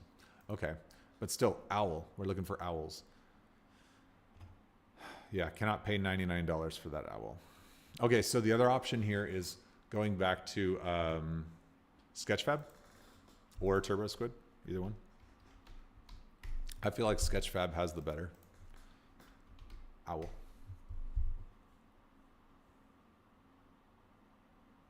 $10. That's the same one from Jose Diaz. So for $10, you could just get that guy. Let's see if there's any more like cartoony ones. Let's see. Danner says, I haven't kept up with your stuff for a while, but I watched you so much growing up, and now I do YouTube social media full time. One of my OG inspirations still has my S&P filters. Oh, that's awesome. That's cool that you're doing. What kind of stuff are you making, Danner?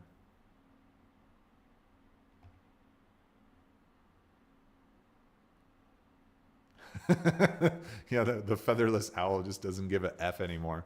Yeah, he's just like, life has treated him very bad. I feel like if I brought him into this, the silly crocodile would just be like, okay, this isn't about me anymore. This is about the owl. Hey, owl, would you like to talk about your personal issues? Would you like to get something off your chest? I'm doing a project converting an abandoned shed into a tiny house. Oh, that's cool. That's super cool. Are you going to rent it out, or is it just kind of like a fun, just to have sort of project?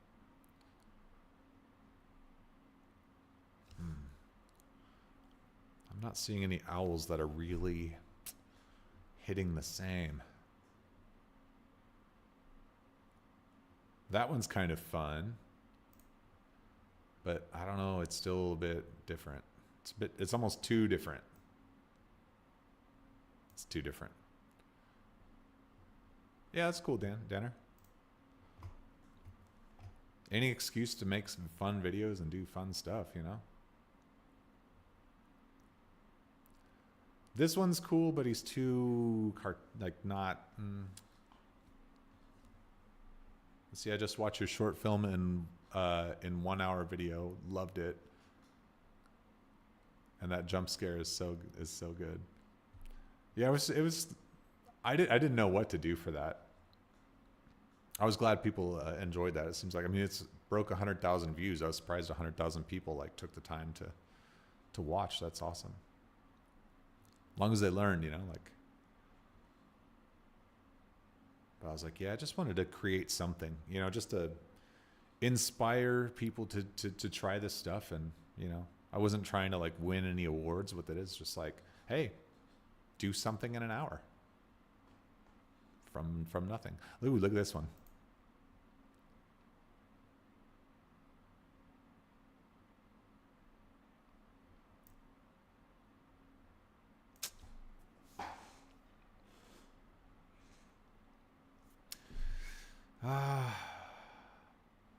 I mean, if I turned him brown, but he still looks flat. I could give him a beak that actually talks.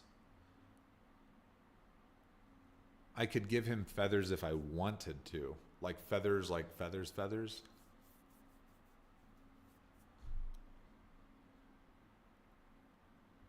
He's already got those eyes. I want to see the geometry.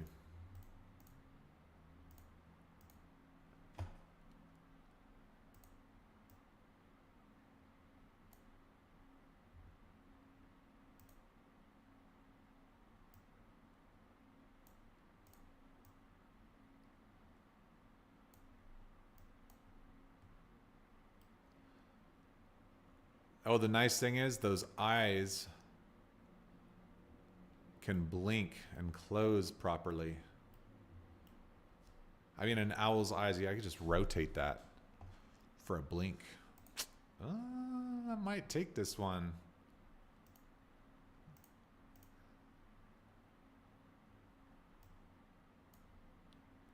You know what? Let's do it. Let's.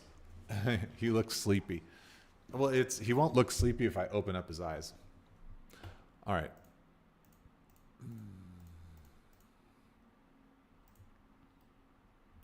Yeah, and he just needs a little bit of work. And we don't need to see his feet. That's fine.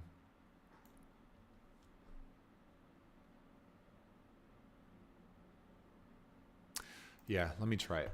I'm going to try this. They've got the Blender file, or they've got the...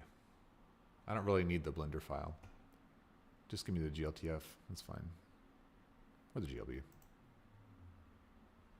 Give me the GLB. All right, so let's create the owl.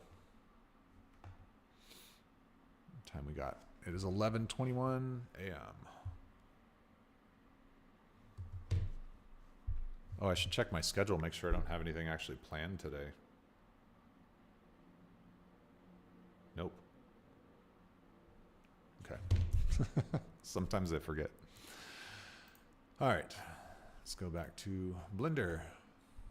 Let's make a new character. come on. Give me the screen. There we go. Get rid of the blocks, starting from scratch, go here, import, and I think I grabbed the GLB. So downloads and the GLB should be down here. Stylized owl. Okay, so the nice thing is our stylized owl here has no materials really. It's just colors, right? And eyeballs are not separated. Oh no, they're separated. They're just in one thing. Okay, cool. And that beak, we're gonna make another one.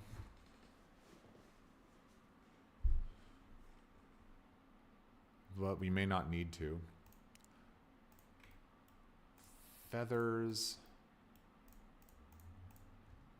Okay, they're very interestingly laid out. Okay, these feathers are telling me that they were already painted at one point. So this artist used to have a texture for these feathers.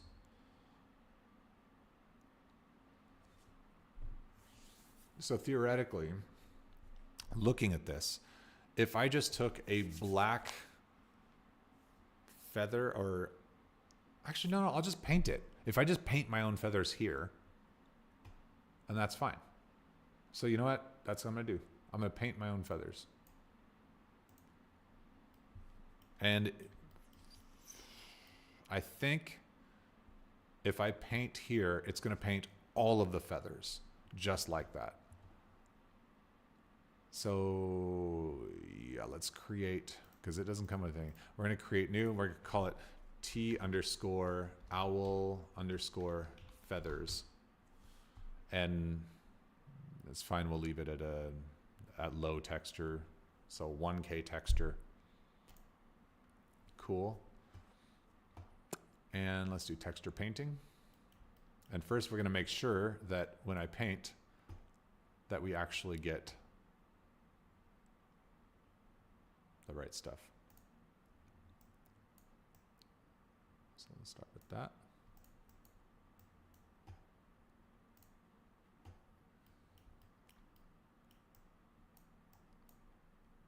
Come on, brain, what you doing? There.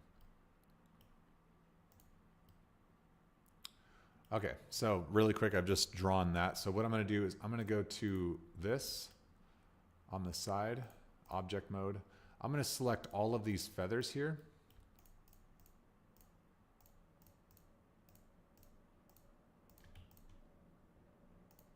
Darn it.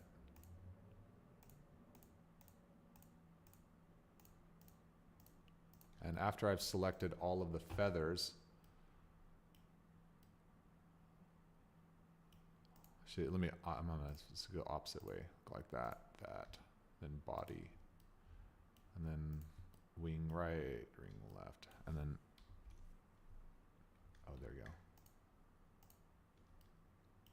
Beak off, head off. Okay, now we just got the feathers. And I'm gonna apply all of these feathers to a new material. And we're gonna call this material, oh, I'll hide my head just in case. We'll call this M_owl_feathers.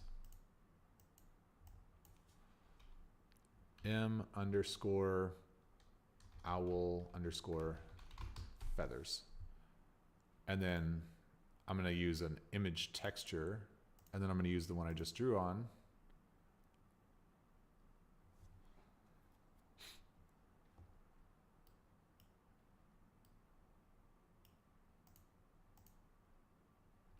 And then I'm going to apply. All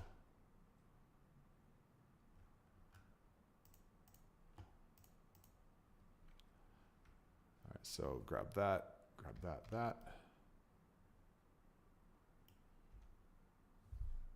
Darn it. Darn it, I don't want this headpiece.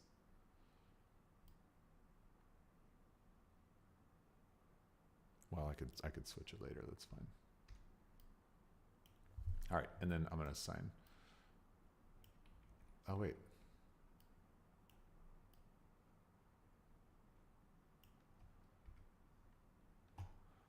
Face.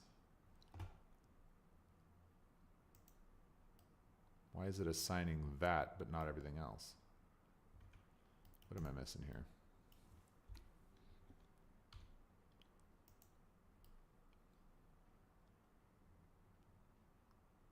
Interesting.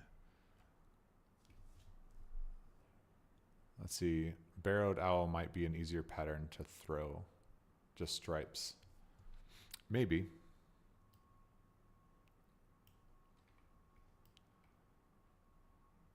Okay, I don't really know why it only took the head.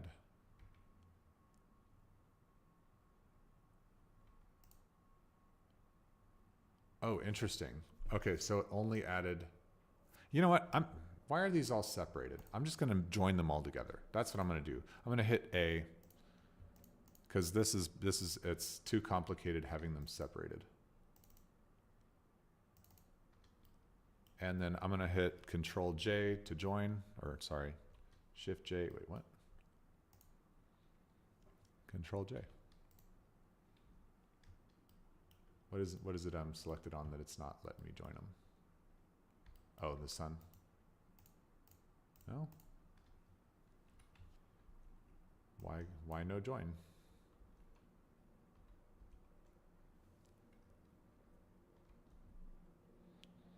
Objects. Control J, but why?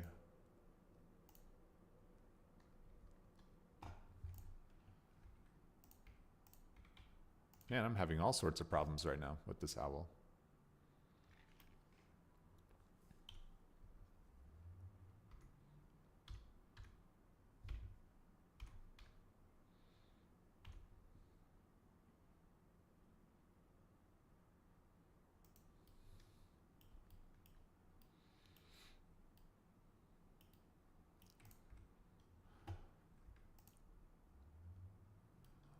Wait, so for each of these, Control J on that. Okay, so look, I selected that. Control J. Now it works. Why did it not work before? That was weird.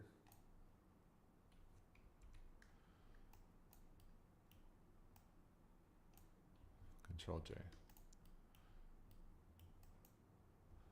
Control J.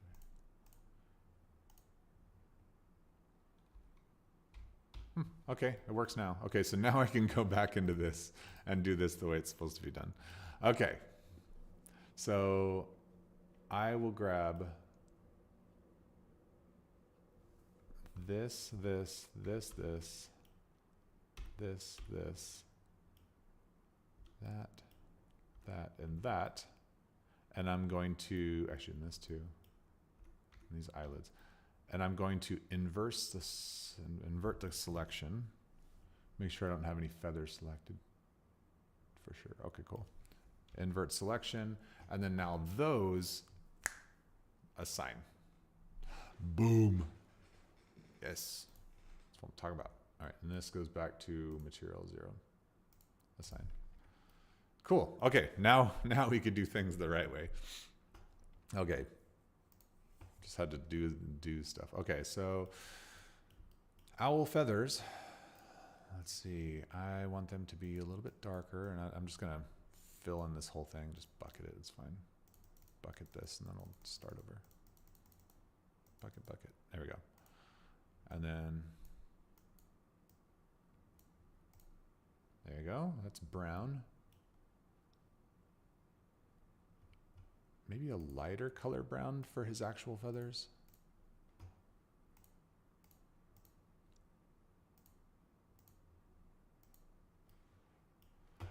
And then I can draw some darkness to him.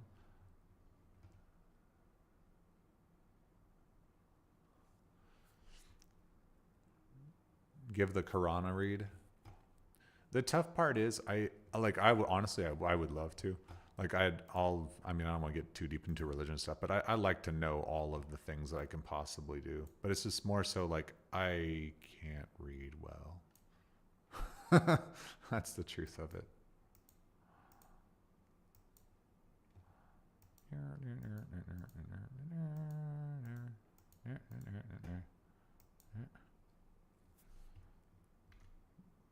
Let's see.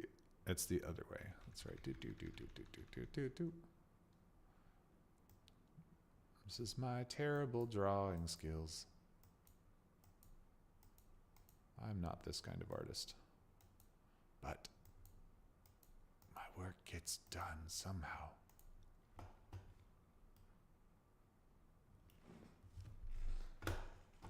And now let's do it a little bit darker.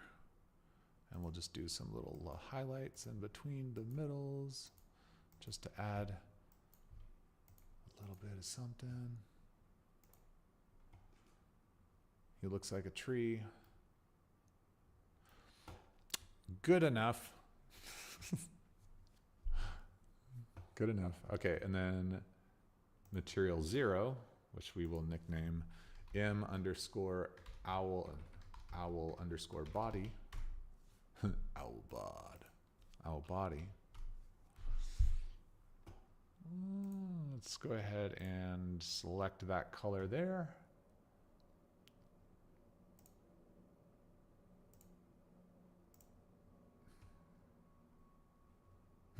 I thought, oh. I see. I need to go back through and select this first. And now assign to owl body. I think if I make the owl body a little darker, and then I'll take off the shininess, obviously. So let's do that.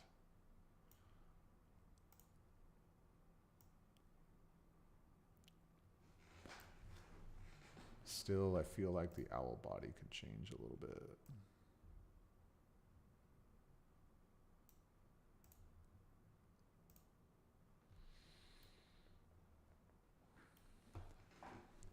Doesn't feel 100%, but it feels like it's kind of working. Okay, and then we got this stuff here, which I assume is this. Yes. And we'll leave this as the darker parts. I'll need to look at an owl to really know that I'm doing this right. And then grab this part.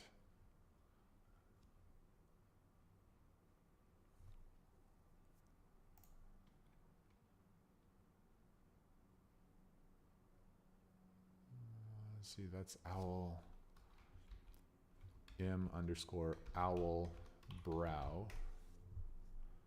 Double check that. Yes, that was owl brow. Ah. There we go. And now this part.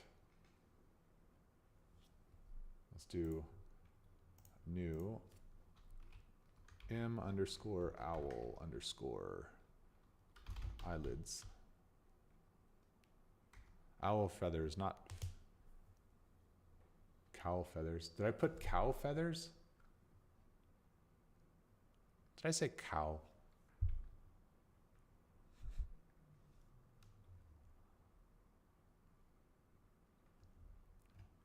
Okay, and yeah, so we're gonna select the eyelids here and then apply it to the eyelid there. And we'll make this one black-ish. A darker color, darker shade of brown. Because that's how their eyes are. And then I kind of like the owl's eyes to be more yellow.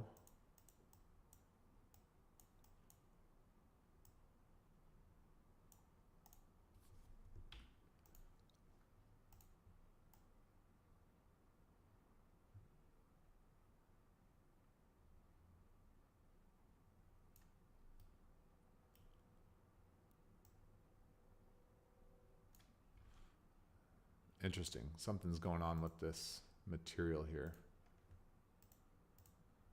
I'm not entirely sure. Let me check the shading. I see. I can change that in post. There you go. There we go. That feels good. I like that. And then the beak, I think what I'd like to do is I'd like to actually create a new beak.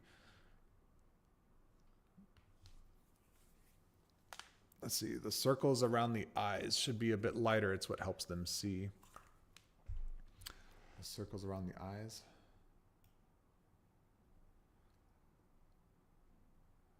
Like, oh, around the outsides here. All right. I'll come back to that and do that. I see what you're saying. Actually, I'll just do it now. Might as well. So grab that. Grab, oop, it's not L. There we go, L. And let's do the eyelids. And you said lighter. Oops, that's, no, I didn't mean eyelids. That part. And brow, there we go. And brow, let's see.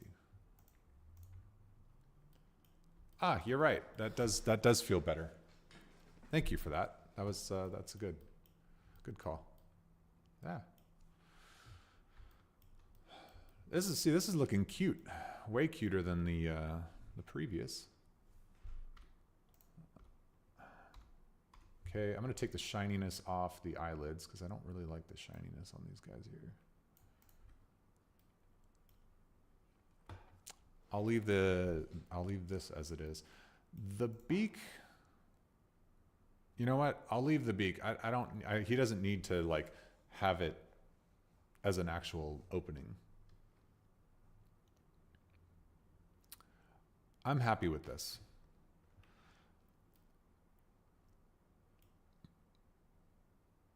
Oh, looked like a cow before. Okay, so next thing we're gonna do is rig. So we need, I'm going to do single bone. I'm going to grab the bones, go to the import or the viewport. There we go. And this will be our, actually, I'm not going to do a root bone for this one. We're just going to do pelvis straight up. All right. So I'm going to grab that. I'm going to grow it up to that point. And then we've got the head. Actually, you know what we're going to do? We're going to do a neck because I like that owls like move their heads back and forth, right and left, you know? So we're going to do like a super small neck. So like that, because they've got those like really crazy necks. There's actually 2 bones in there. You just can't see the other one, I don't think. I'm pretty sure I put another one. There it is. Told you, it's just very small. Grab it up a little bit. They're just out of the top. And then now, I should grab this neck, go down. There we go. There we go. Grab. And now we'll do the head and then head.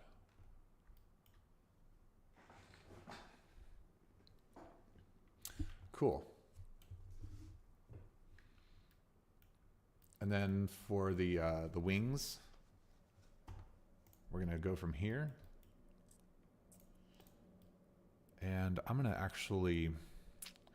duplicate. So here, make sure it's forward. Yes. Okay, cool. Then I'm going to drag this down, rotate. Super cheap. Like, I am not going to make this one like fantastical. I'm going like that. And then duplicate, move on the X. That's probably pretty good, actually. I'll move this a little bit over. Grab X. Yeah, okay. Cool, and then that's how we can have that movement. And then the rest of it is fine. All right, so, oh, and make sure, let's see. That is a child of this one. Control P to parent, keep offset. This one is a child of that one. Keep offset. Perfect. Okay.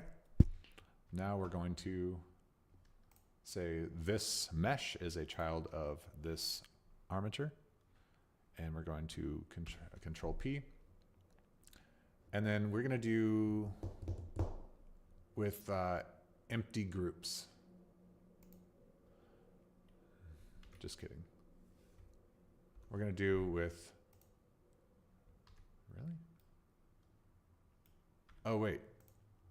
Let me make sure. Oh, you know what? I need to do, get out of edit mode. Click on just the mesh, Control A, and apply all transforms. And then I'm going to make sure that the, see the head right here? I need to make sure that the origin of the head is to the 3D cursor. That's what I did wrong. So I'm going to do that. I'm going to right click, go to origin, set it to 3D cursor. Go ahead and save as, let's see, silly. Just call it silly owl for now. It's fine. Cool. Okay, now I can do these. Okay, so this mesh is a child of this armature. Wait. Is the armature not set to 3D cursor? And that's what's happening? What's going on here?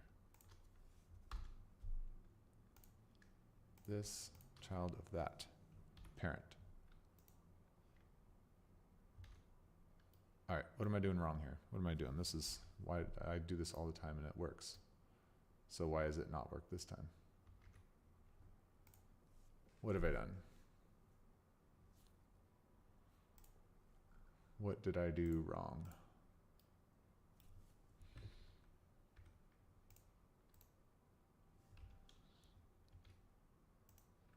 Apply all transforms, is that?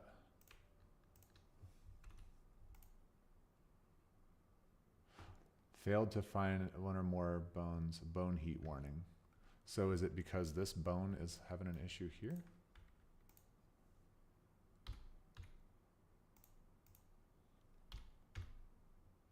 I mean, if it's,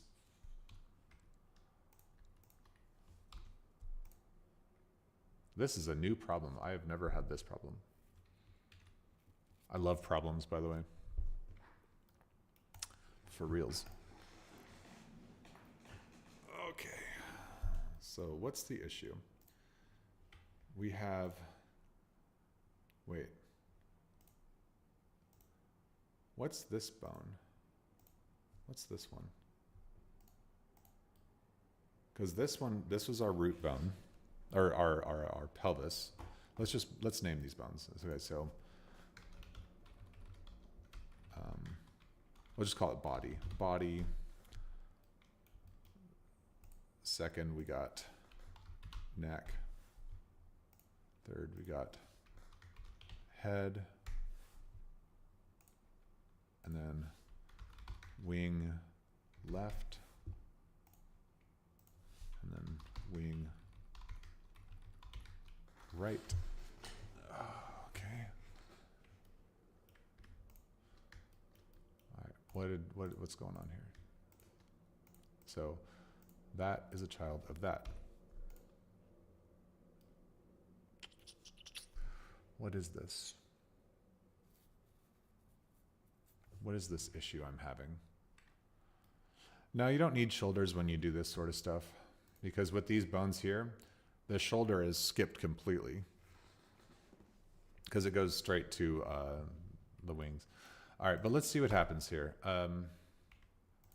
If I go to this, what do the weight paints look like? See, right now there's no, but look at this. Look at all of these lines. Those lines are referring to all of the feathers. Well, I wasn't in object mode. Well, see, look, if I go, I'll go back out, right? There you go. So I am in object mode. But when I select the mesh and then I select the armature and I go to parent them, it shoots it down. So it says down here, bone heat warning, failed to find solution for one or more bones.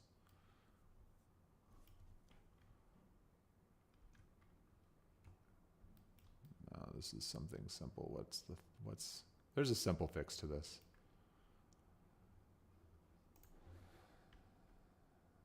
Okay. All right, I'm just gonna do it this way. I don't care, even if it pops down that way. All right, so if I go here, we have all of the bone stuff. I'm just gonna grab all of this, bring it up, back to where it belongs. Roughly to where it belongs, because it doesn't need to be perfect, right? Maybe even up a little bit more. Like right there. And then grab this, bring them up, like so. This right here can go up a little bit more. Hey, Muddy. Cool. Okay, now what I think is gonna happen is if I go here and I say, I want to automatically apply the weight paints here, then I can do so. So yeah. So I'll grab all of this here. Select all of that.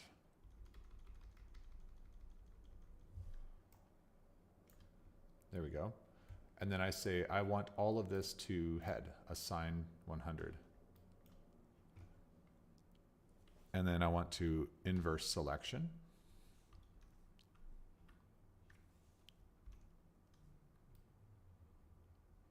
And I'll assign this to body for now.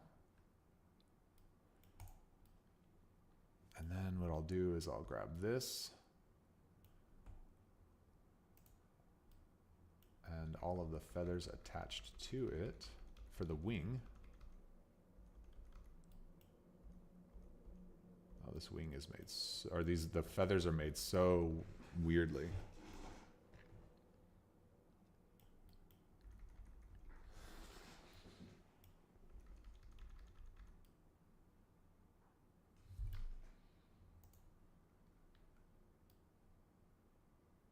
Oh, that's a mess. That's a huge mess. Maybe this is why it was having an issue. I don't know. But I'll make it work. Because I'm stubborn and I will do it. Or not, I'm not stubborn. I will just make it work. Okay.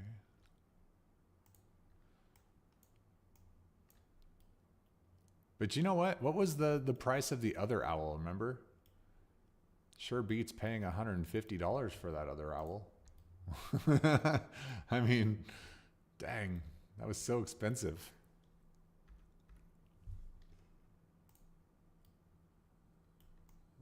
Oh, cool. I'm sure there's probably one spot that I missed somewhere, but I think I managed. Okay, so this is going to go to wing left. And now I've got wing right.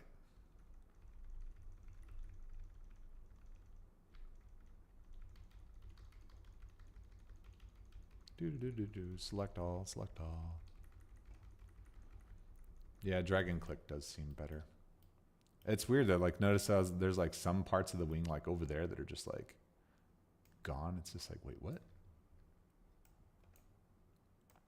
Actually, I'll just draw and click. There's a drag and draw. I'm going to draw. It's like Photoshop. If you ever used Photoshop, there's a lot of similarities. It's like Photoshop, but more 3D involved.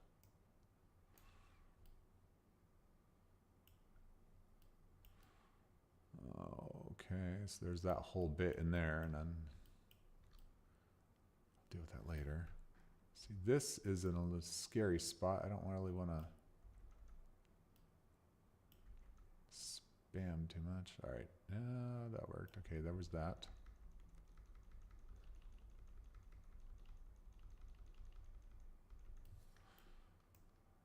Oops. Okay, and this last bit here. And I think that's all of that wing. Looks like there's still some inside here. Yeah.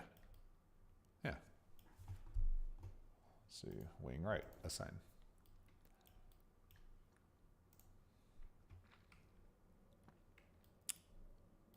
Oh, how'd that happen?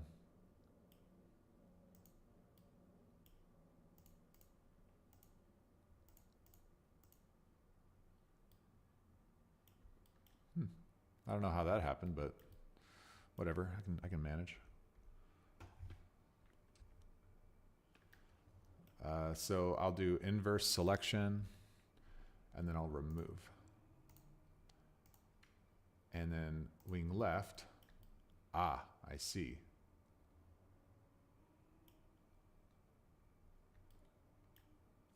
Dang it. Okay. So it grabbed all of that stuff there. So what I'll need to do is go back to, actually I'll do solids. Oh, I wonder if I can just go body. So I'll do body. Oh no, it's gonna do everything. No, I'll do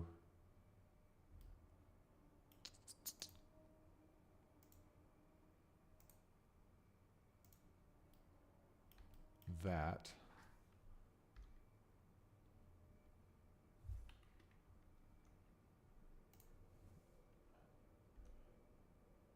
The draw tool would be really hard to use for this one, I think. If I try to use the draw tool, I don't know if it'll actually grab the things I need exactly. Because there's a lot of meshes that are draw select.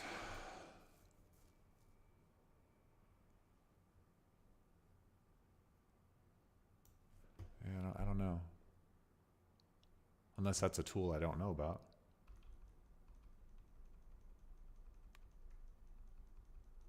There's probably tools I don't know about.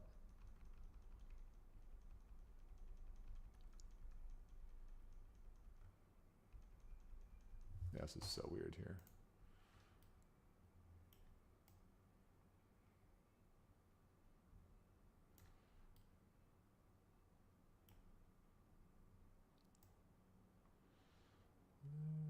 Okay. What a pain. What a pain. But still cheaper than buying it. If I can do the work myself. I mean, I do enjoy the work. It's not like I hate this, you know?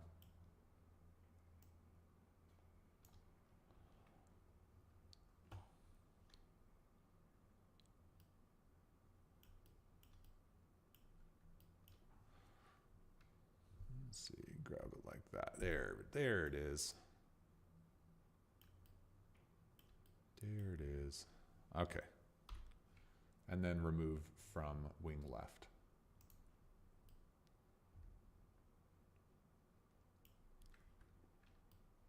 And I think, oh, so I got some head stuff there. Just grab that head.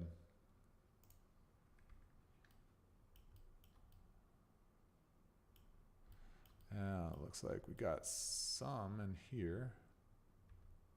That one.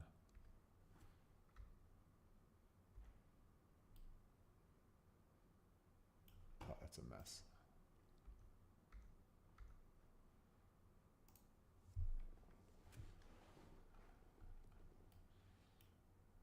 And a little one right there. Remove. And then I can just later on, if I need to, I'll just extend that wing out and then I can like get rid of anything that's like hidden underneath. That the perspective is hard. Yeah. Yeah, there's a couple ways to go about it. The problem is it's like the owl is oh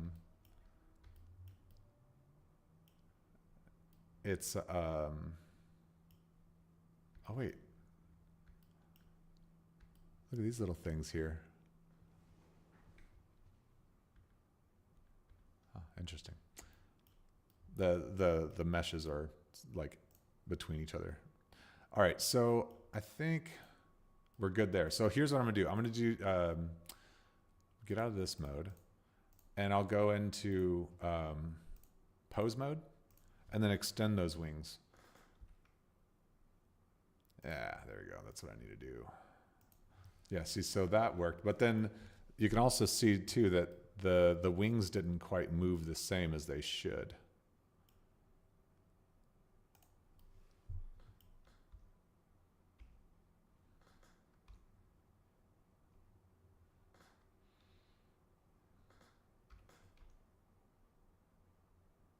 That looks good. I'm not going to worry about that.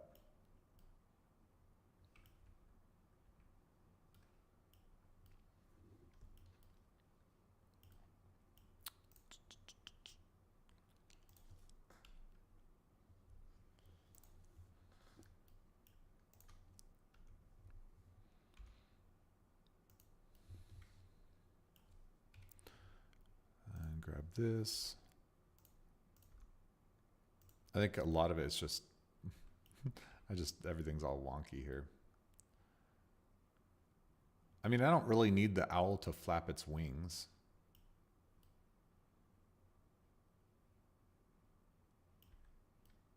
But I also don't like that it's doing that. All right, let's go to weight paint mode.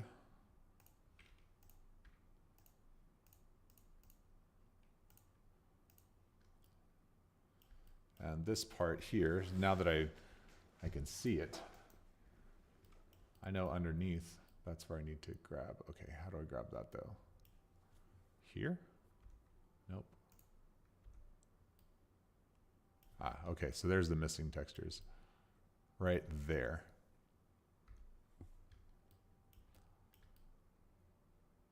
Yep. And then that's going to be to wing left.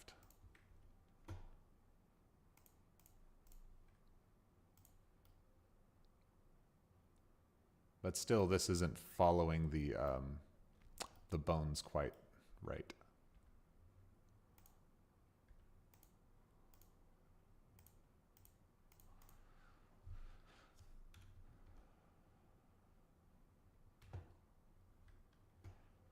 I mean, realistically though, I just need it to be like,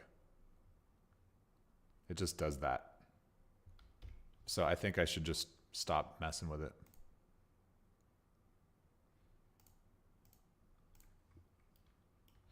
Okay, and then I would like to have this beak moving, and so what I'm going to do is I'm actually just going to do a blend shape for that. The bones, this is a horrible rigging job. I don't know what happened here, but I don't care. Frankly, I'm like, nope, I'm just going to move on now. Okay, and yeah, blend shapes. So let's go to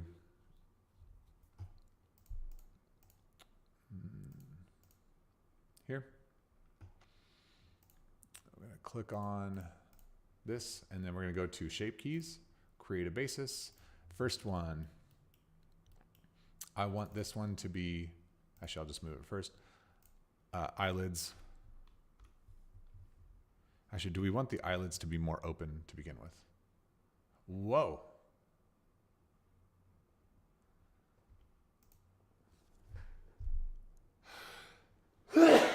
Ah, there it is. I've had to sneeze for a while. Okay, so the eyelids are a pain. Okay, I thought that was going to be easier. But that's okay, we can deal. Rotate. Wait. Is there seriously two sets of eyelids, or did it, what? Oh, you know what it is? There's two rows of this weird eyelid-y thing.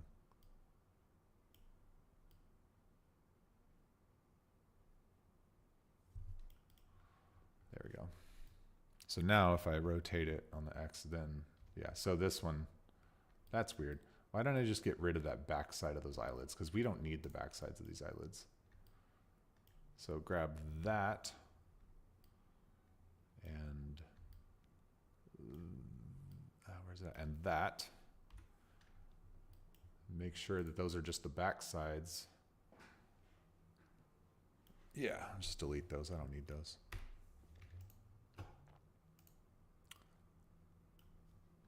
Thank you. Thank you for the sneeze blessings. All right. Let's rotate on the X.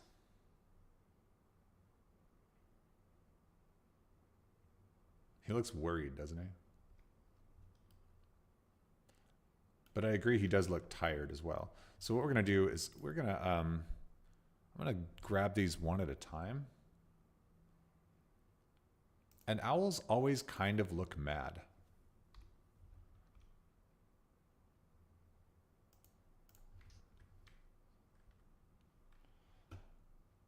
Oh, oops. I meant to put that on the basis. Should I get rid of this basis? Or that one. There. Okay, so on the basis, I'm going to rotate this until it touches that bottom bit.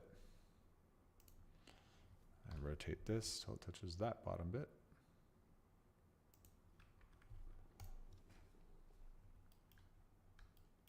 That way it's, you know, it's kind of, it's not scary, but it's not like too silly either. It's got to have like a little bit of scariness to it, but not enough to scare actual kids. Okay. Now I'm going to do the blinks.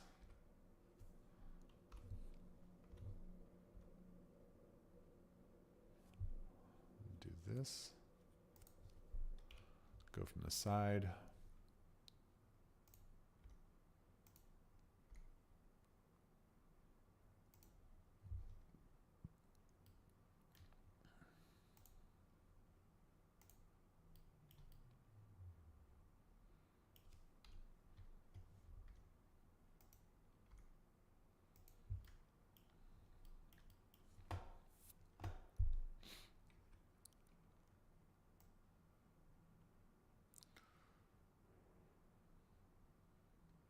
So this is more so because the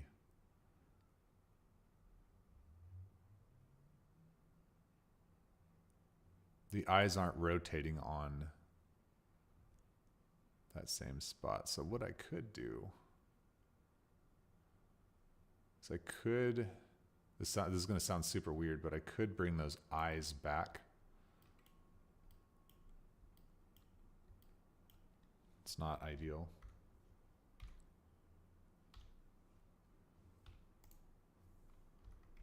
So grab these, pull them back.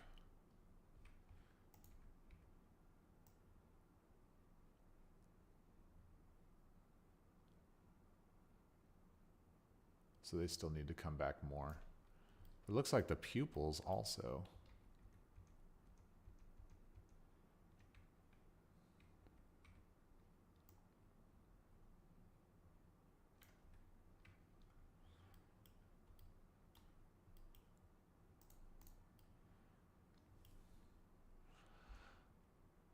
Oh my gosh, the pupil.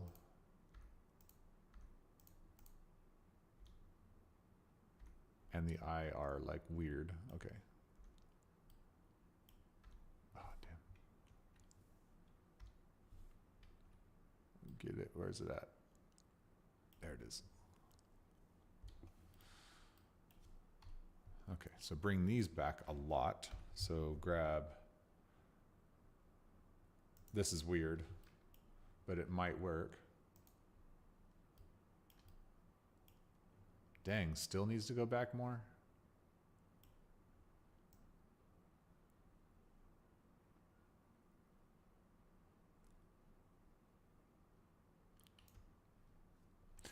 Okay, actually, no. I think what needs to happen is not that. See, it needs to be, I think the rotation of these eyelids just needs to come out way further.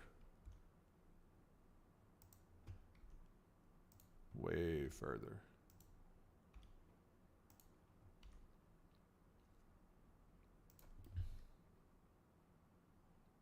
And even though they don't necessarily close all the way,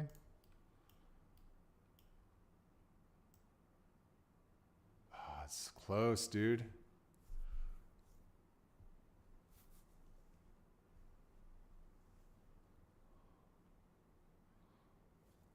Unless I just don't have him blink. But owls, like, there's something about the way they blink that really gives them more personality. And I want that blink to happen. I think the problem is you're rotating, then moving them. Yeah. Well, the problem is really if it rotated from an origin, like if it was like its own separate mesh and it was rotating from a specific origin, push the black back. Yeah, I suppose I could. And I'll do like a squish mesh.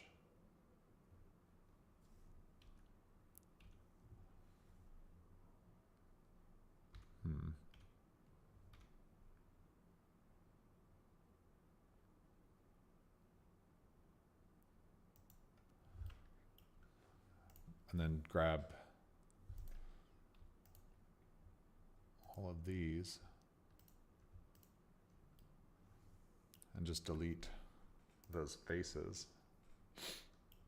It's like it looked kind of cool, but I think you're right. Like if the light hits it, it might be weird that there's like a shadow under the eyes anyway. So let's check it.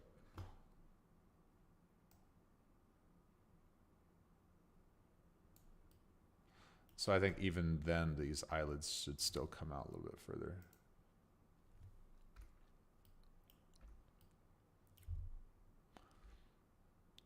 It'll work. Like in the end, I know it'll work. Wait, oh, darn it. There we go.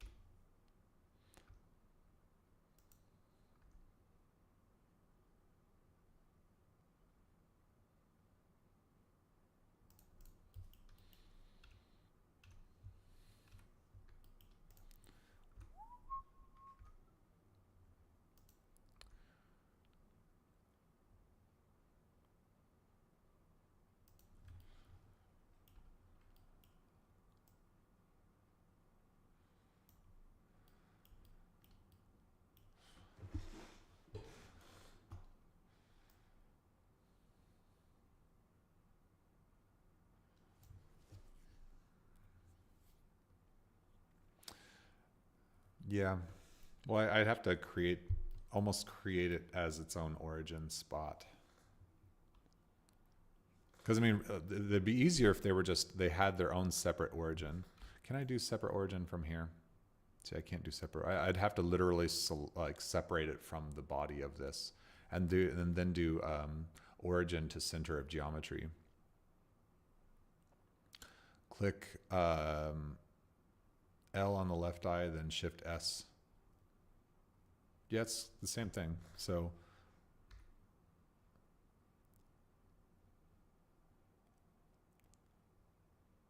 you click L on the eye, then Shift plus S.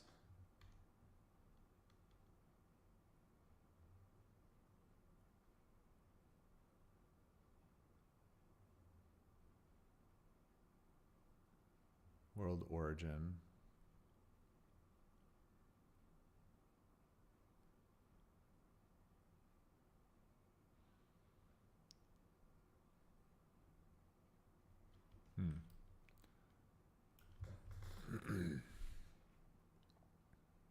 Cursor to selected. Here, let me redo this thing here.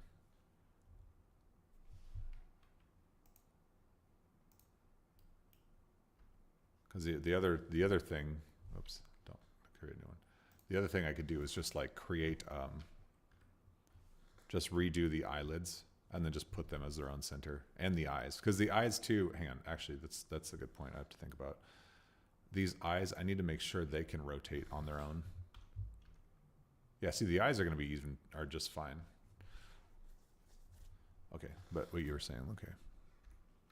Let's see, Control, Shift S, and then to cursor. Oh, they disappeared.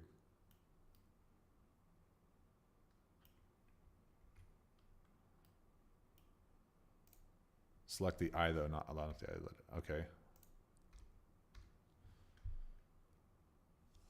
And then Shift to cursor, selection to cursor.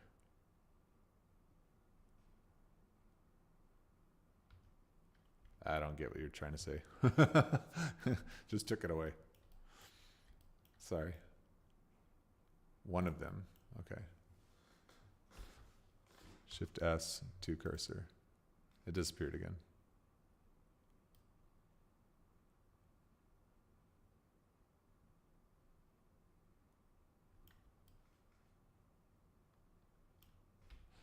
I don't know.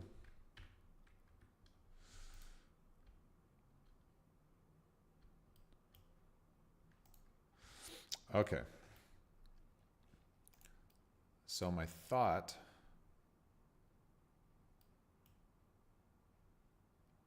so you are moving the cursor. So you are moving the cursor to the to their origin. You just did the opposite. I don't know. I want to follow it, but that's hard for me to think. Okay, I think for now, I'll select the bottom option. What?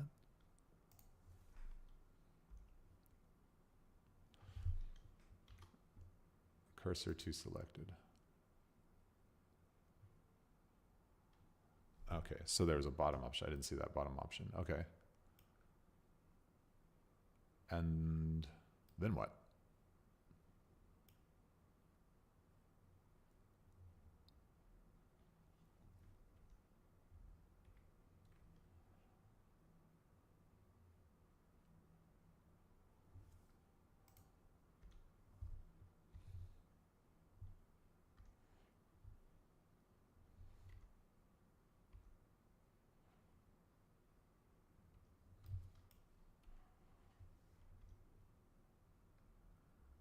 Yeah, it doesn't. Okay,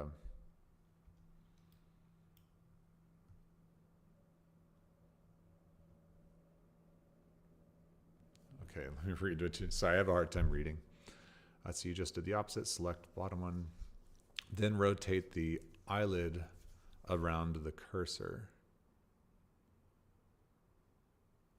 The eyelid is a half globe.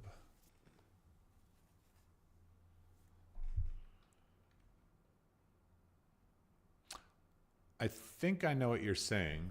The problem is when you're doing blend shapes, it has to have an origin to rotate onto from the beginning. So it's like while this origin is set to I see what you're saying. So no, set origin to 3D cursor. So what happens, because I see the origin is now set to the middle of the eyeball instead of down here. So what happens is this origin point does not stay to the eye. It's only going to stay to the world unless you're modeling. But in this case, it's, how do I explain it better? I see what you're trying to do now. This wouldn't work for this situation specifically because of the type of thing it is. I literally have to create an origin point because while it may work here, when you start moving the values over here in the shape keys, it goes between point A and point B. But if the origin is moved from here down to the bottom, then it'll actually move the entire eyelid out of the head based on the origin here. And that's what will happen inside Unreal Engine. And we definitely don't want that. I rarely ever move the 3D cursor. Let's see. There we go. Back to world. No, you're good. You're good. I never use that, but that makes sense what you're saying. If you're doing that for like 3D modeling and you just wanted to keep it there specifically for a specific thing, that works beautifully. Like that's a really great tool to use. Like I don't ever use it, which is kind of why I didn't realize. I was like, wait, what? I forgot that. I forgot even how to set the 3D origin because I never need to. I never need to move it, for the way. Okay, but here's what we're gonna do. I'm gonna take these eyes. Well, first, what I'm gonna do is I'm gonna Shift D to duplicate the character, and I'm just gonna click. And what I'm actually gonna do here is I'm gonna select just the eyelids, and then I'm gonna Control I to invert selection, and then I'm gonna delete everything. Oh, but look, it's still there, kind of, but not.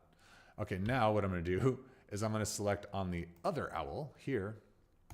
And in this other owl, there we go. I'm going to hit tab to get into edit mode. And this time I'm going to select just the eyelids and delete the eyelids. There we go. So now what we have are separate eyelids that will be rotated. If I rotate them now, it's going to come out of the head, right? But in order to have a proper rotation, what I need to do is rotate from an origin point. That's more natural. So what I'm actually going to do here is I'm going to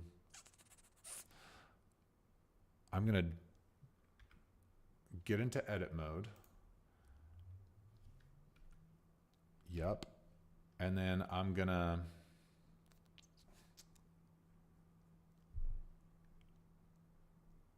look for a place where I want them to rotate.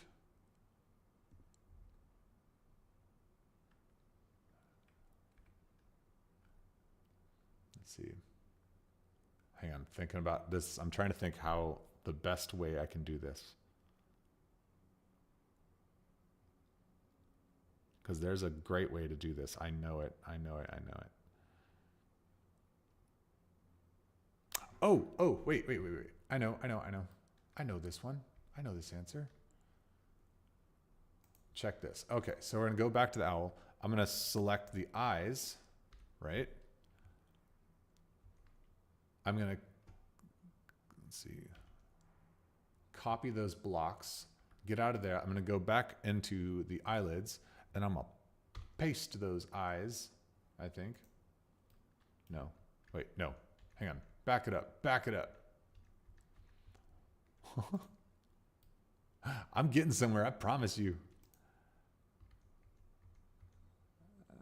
There we go. There we go. Get back to this thing.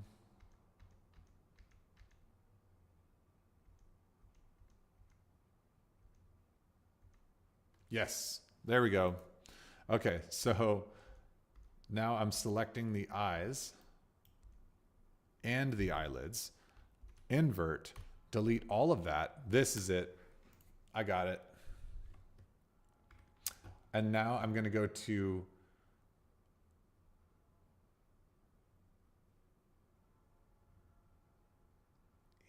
here.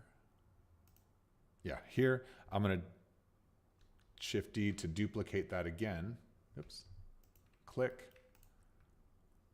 I'm going to just delete the eyelids. Right? Right, brain? Am I right? I think so. I'm going to set these, set origin to center of geometry.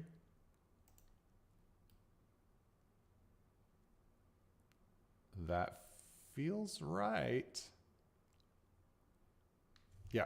And then grab these eyelids, get rid of the eyes, knock those out. And then I want these eyelids to be a child of these eyes. I'm going to hit Control J to join. Oh, do it the other way around. I want these eyes, the eyes to be child of those, Control J. Is it still doing it from center? No, it's doing it from down there. So simple and so hard. Well, the problem is here is there's like always a lot of different ways to do the same thing, you know? So like right now, if I move these eyes because it's centered of geometry, it should, you know, they rotate beautifully from that center point.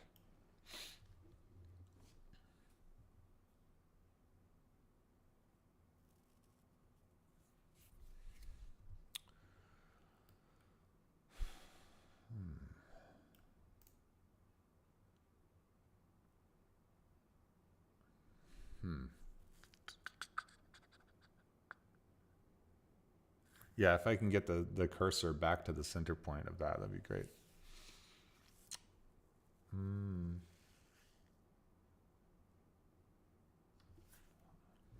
Okay, I'm going to try something else.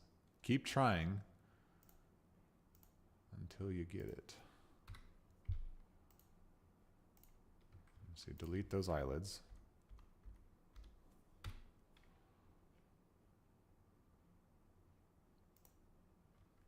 Okay, I'm going to grab these eyelids, try this. I'm going to drag these back down here. I know that sounds nuts to do. And then from this point to 3D cursor, I've created a new origin based on the 3D cursor. Now if I drag them back up here, I think this might actually be workable. Get that as close in as I can to where that's supposed to be.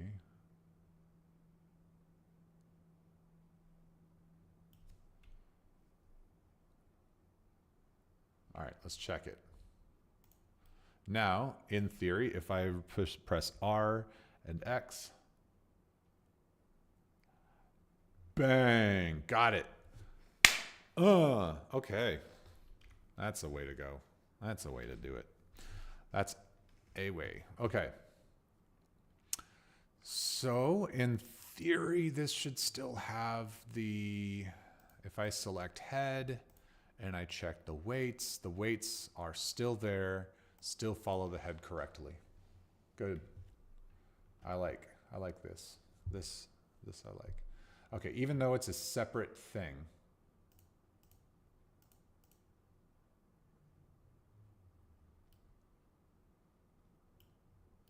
it'll still go together. It's a little wonky, but it'll work.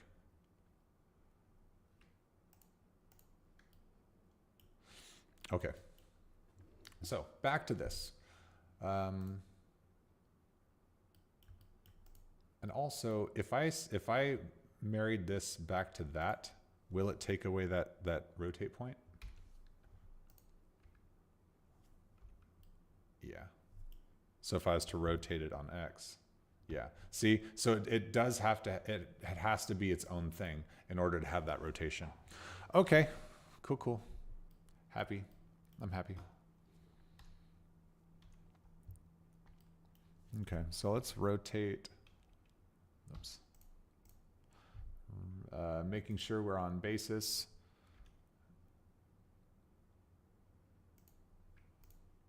There.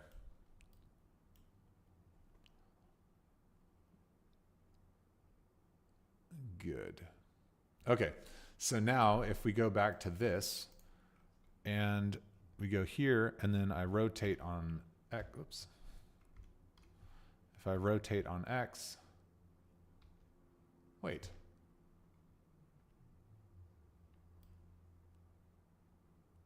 Dang it. It just didn't work. Wait, why is it just not rotating? Oh, let me see. Didn't it just work a minute ago?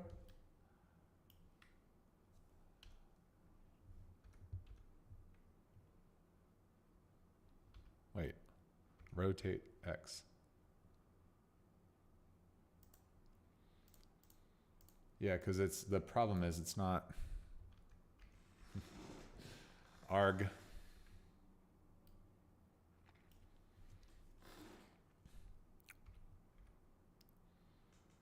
It's still just rotating from right there. Man, I thought I had this figured out.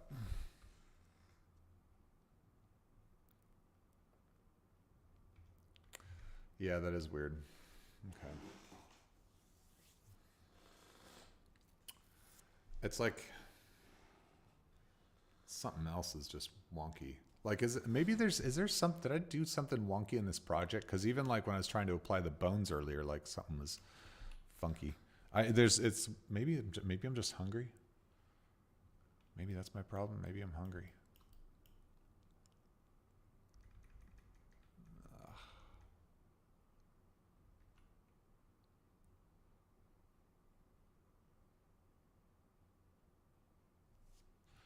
make the eyes the ball inside a ball.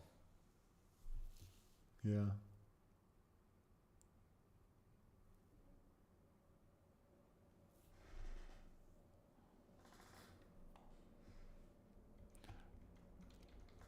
At some point, do I just go, screw blinking?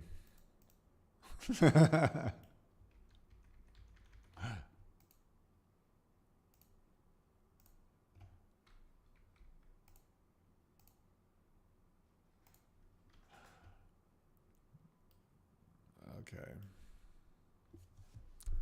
The eyes are the eyelids are the upper layer. Yeah, I mean that's an option. I really like these thick eyelids though. I could just grow that other one. But it sounds easy, but I don't know if it's actually that easy. It could be. Let's find out. You know what? Let's do it. Let's see if it's going to be that easy. So I'm going to I shall grab this one and I'll just duplicate it and I'll extrude it size. Actually, no, yeah, just scale it up. And then I'll rotate on the x-axis. The eyes aren't even exactly round.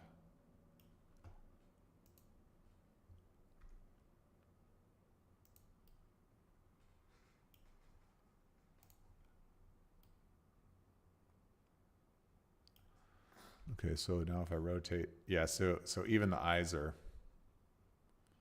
they're not exactly round. So it's this character model, I think.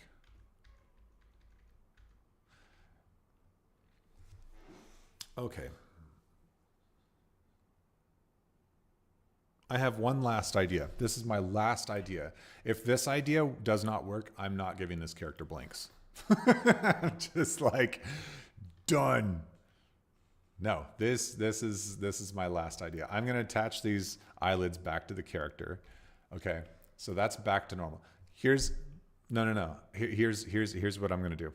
I'm going to go back to the armature and I'm going to just assign the blinks by bones, because then if I assign the blinks by bones, then I'm really creating a new armature, or I'm sorry, a new center point. So what I'm gonna do is I'll duplicate this and I'll put this here, right at the center, at the hinge of that one.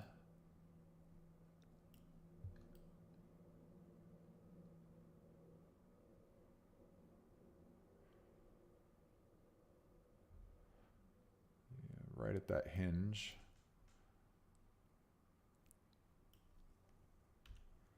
And then if I grab this back this way,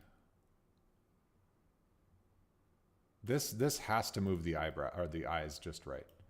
Okay, and then if I grab this and I bring it forward like that, like through the eyeball. I mean, technically you could do eye bones and eyelid bones.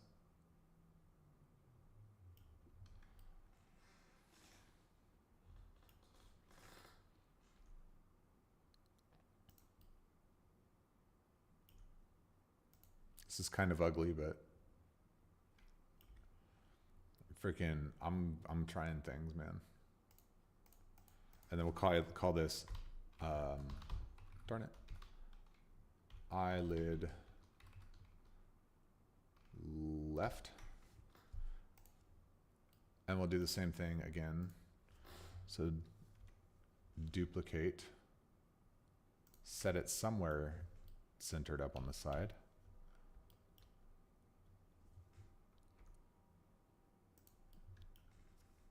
Forward,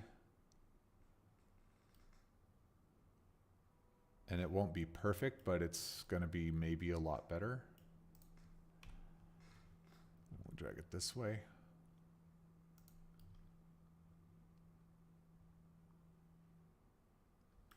All right. And then that one, we'll call that eyelid right. And then I'll grab these and I'll go to weight paint. And then I'll say, this one is, oh shoot. I have to add in a new bone. So let's do new, and we'll call this eyelid underscore left and a sign. And this one, eyelid underscore right. And eyelid isn't, there's no E after lid.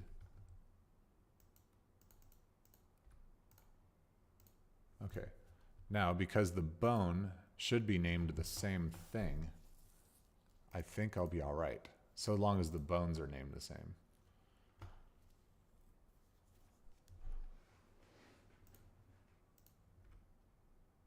So that's eyelid underscore R, eyelid underscore, yeah. Okay, so let's see. So if I move this one, wait, what? In rest position. Oh.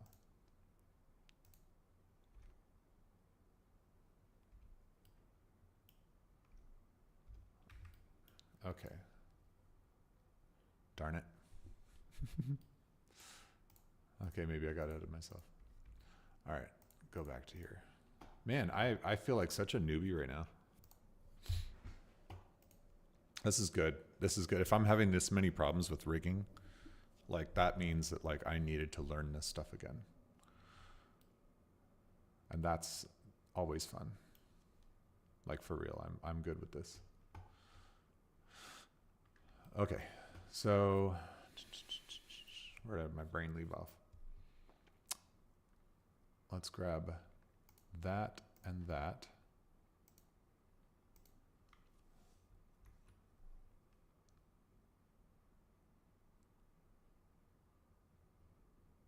I'd hate to redo this part, but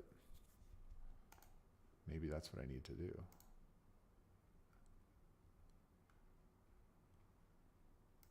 Weight paint. Eyelid left, eyelid right. Okay, so none of this has got jacked up, right? Good. Let's see. Good. Not good.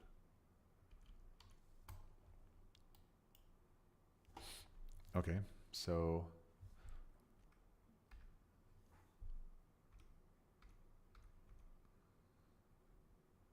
this is eyelid left, so remove. And then eyelid right, apply. And then, okay, check it from the side. Okay, so the bone needs to move down. That's a lot easier to do.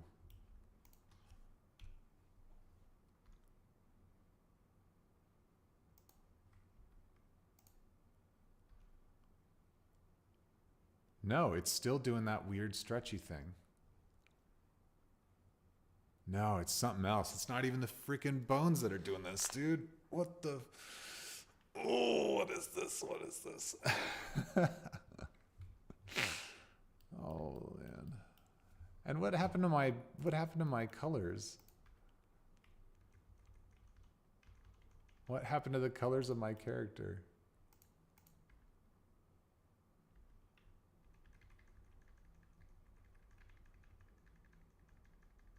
Dude, I need to like restart Blender. It took away all the colors of my character. That doesn't make sense. I'm restarting Blender. I think there was some sort of weirdo problem. Because that stuff is like problems I haven't come across before, and some of those like, wait, I didn't even mess with materials. Why did they go away? So let's open up Silly Owl. Materials are still missing. Huh. As long as they're not like deleted. That would be weird. Body, feathers.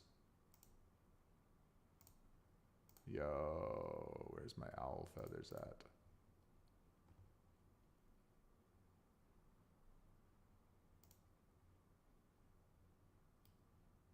Okay, it deleted my owl feathers. Did you save the textures for the paint? No, I didn't. I didn't. I thought it made it already. You know what though? The nice thing is it's like I've created it once, I can create it again. It's just annoying as heck.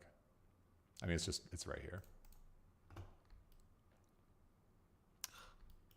So annoying. I mean, I remember how I did it. It's just having to do it is. Man, I've been making some pretty good mistakes today. Why is that not working? There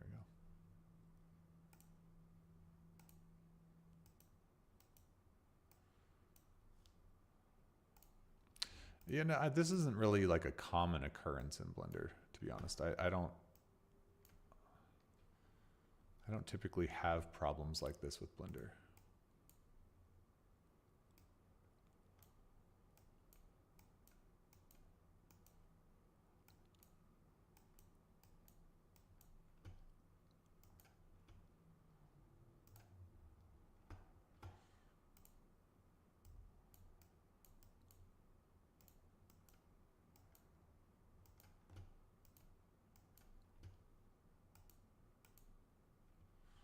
It's not bad for a non-artist, you know?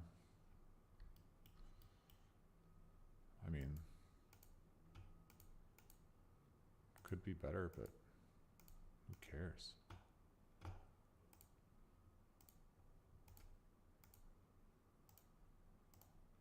So I always think like if I can do this, man, anybody can do this.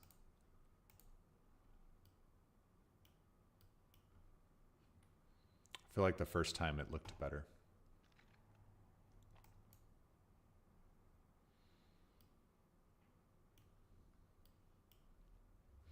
But I think that's good enough. Save.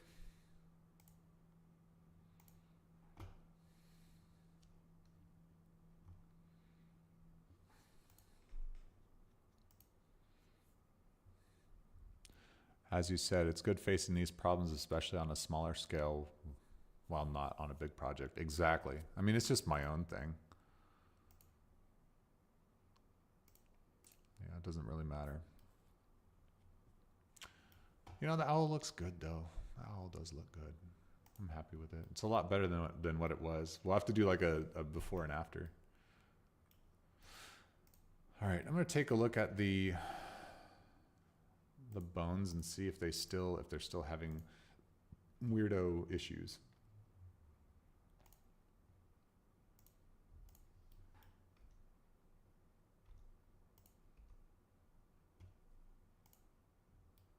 It is. You know what? I'm kind of done with this rig here.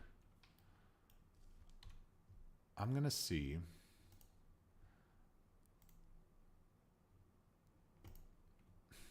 I'm going to see what happens. See, grab this, make it go, make this whole thing lower. There we go. And let's actually bring that back in there. Yeah. Okay, grab this, go back down. I'm starting over. I don't care. I know this is like a pain in the butt, but I'm doing it.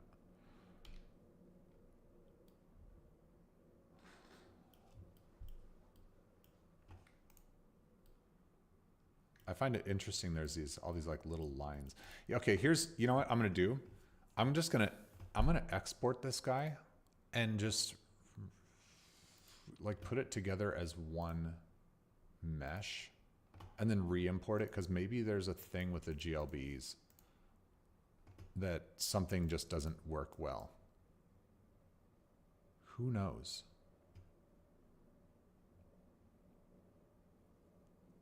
See, man, do you use Unreal? Yeah. Yeah, what you need, CG? I don't mind helping. What questions you got about Unreal? Can usually solve it pretty quick.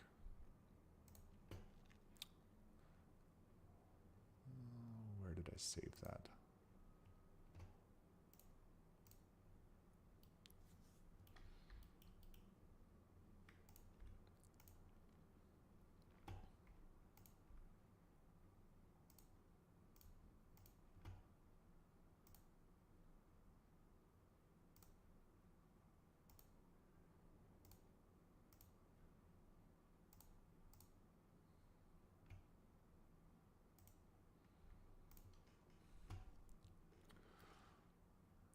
Okay. Back to that. Okay.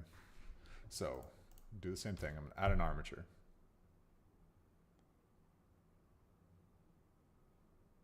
Ooh, I just thought about something, actually. I've already created this character. I'm gonna copy that. Video covering ways to optimize Unreal Engine for animation projects like mine. It would be helpful to learn how to manage MetaHuman streamline rendering and keep the project lightweight. That's CG. That's a lot of different tutorials and all in one, because it's like there's not one answer that solves everyone's issues, because everyone has different types of characters, even if they're metahumans. There's just different types and different ways metahumans work. I personally don't use a whole lot of metahuman stuff because I don't really care for the metahumans, but there's a lot of it's just a lot of stuff with that. So it's like if I was to do a tutorial, it'd be like just a whole bunch of them. But people I can tell you that do a lot of good stuff is like Solomon Jagwe. He does metahuman tutorials. There's a few other people too that do them. Hang on a second.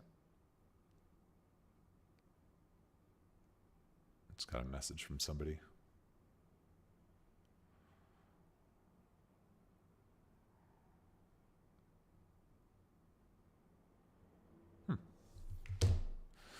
Okay. So I'm going to try this. I'm going to open up Silly Owl. So I'm back to this one. This is that same one that I've been having issues with. What I'm actually going to do is I'm going to try this. I'm going to get rid of this. And oh, look at all this stuff here. What's all this? Maybe that's what my problem's been right there. Maybe it's all that other stuff. The GLTF node. What if it was the GLTF node all along? All right, and then I'm gonna go ahead and paste my owl. I'm gonna grab these bones. Oh, dude, watch this work beautifully right now. This might actually work. Okay, grab these down to where I believe they should be, which is there. Set origin to 3D cursor once again. Now it's back to bringing this to that, although I want to make sure I do the eyelid thing because I think the eyelid thing will work now. Yeah, I wish I could be more help, CG. If you have like a specific question, like I can help, but that's like a super broad question.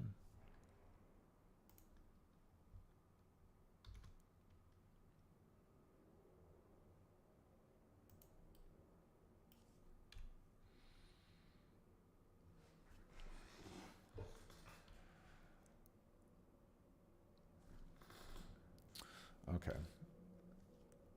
And grab that on X and put that there.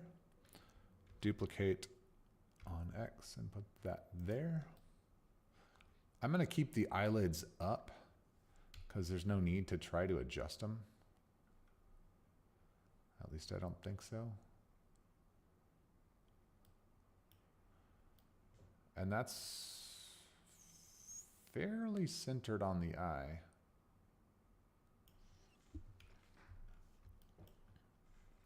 Cool. Call this one eyelid left. This one's gonna work. This is totally gonna work. eyelid right. And make sure that it's going to head. So that is a child of that. Parent, keep offset. That is a child of that. Parent, keep offset. Yeah, cool. Okay.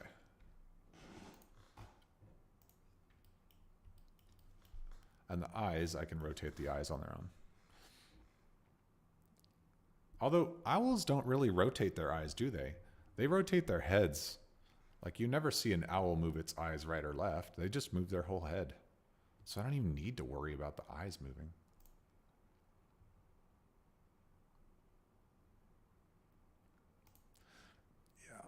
Yeah, that's so true. Okay. That is a child of that parent. And then, oh my gosh, here we go with these freaking envelope weights again. This is going to suck. Okay, whatever. I'm going to do it this way. Heat warning. Okay, but still, this should have worked. Negatory.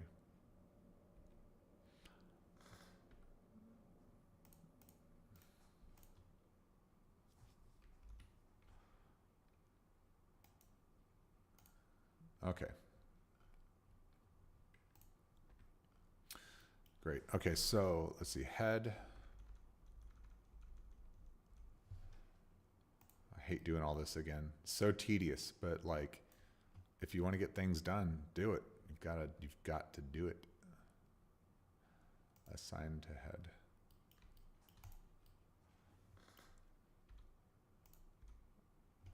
And this is eyelid left.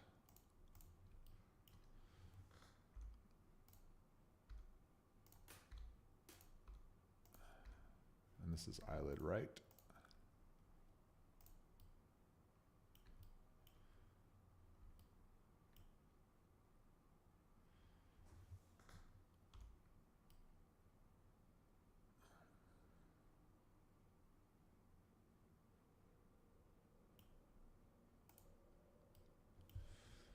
Oh man, okay. I feel like I need to weld some of these. Since Unreal Engine was mentioned, what do you think is the best way to get live link or live face animation on a MetaHuman? Well, I mean, obviously through the live face or the MetaHuman animator. It's definitely the best. There's no other real good way. I mean, obviously you can do it through Maya, but yeah. What do you use? I've seen you stream some characters. So I've used MetaHuman stuff. I don't really like it very much. I feel like it's very limiting, and they all feel the same to me, unless you really heavily stylize them.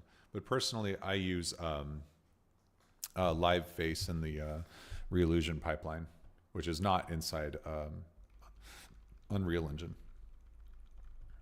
I know me and a couple of other like VP people do. We use that, like me and who else uses it? Jonathan Winbush uses the same pipeline I do. Corey Strasberger uses Maya. And there were a couple of other people that used to do this stuff, and then they left, but they were more so into the Reallusion pipeline as well. Just depends on what you need. Like for me, like I don't have a background in 3D. I just happen to do it now. Like this is what I do now. So for me, Reallusion made sense because I don't have to reinvent the wheel and I can move quickly. Moving quickly is very important, especially like when you're doing stuff online, you know, like you need to cut costs everywhere you can. And that's what I do.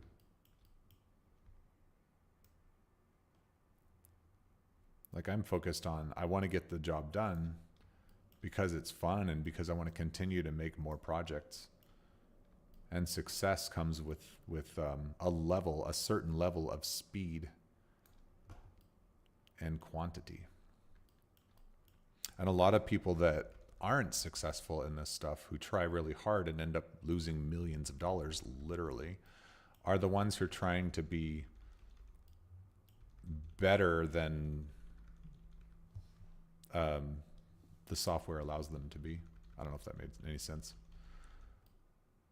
But like literally I've seen companies and I've worked with some companies that have spent literally millions of dollars to create a thing, and then like because they spent so much time creating that one thing and trying really hard to make that thing the most amazing, most beautiful looking project in the world, it completely flopped because tech had moved faster than they did. It flopped because they didn't focus on what the story was about, but rather how good it could look and what kind of hype it could generate. I don't know if that made any sense, but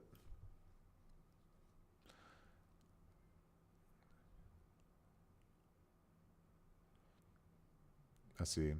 If you only have part of a mesh selected, you can hit Control L. Yeah, I'm kind of spamming that. The problem is, this sounds really weird, but the mesh here, they're all they're weirdly separated. They're not actually connected. Like if I move those faces, it won't move the rest. These are not connected. Really, they need to be welded.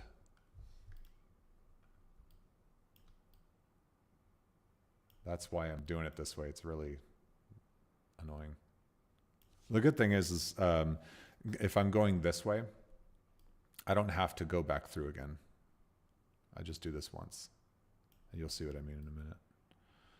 I think I might have accidentally selected this mesh though. I did. Oops. That's okay. I can get rid of that. Okay, so body, assign. And then I'm going to go like this. This will be the faster way to do both of the wings. So I'm going to do this. And I'm going to assign the right wing. Make sure I got all that wing in there. Yep, I think so. Assign. Deselect. And then I'm going to select that body again. And then I'm going to invert. Deselect all of this. And then find that mesh. Here it is right here. Perfect. I'll make that the left wing. And now all I've got to do is select the body. And then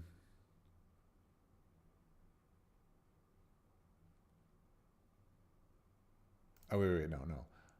Wait, how did I do this? Bro, this character is weird in terms of modeling. Yeah, it is. But it, at the end, it's like, it's got to work. I think, and it's the only one that I really found that looks good and honestly fits within budget. Oh wait, why did that just do that?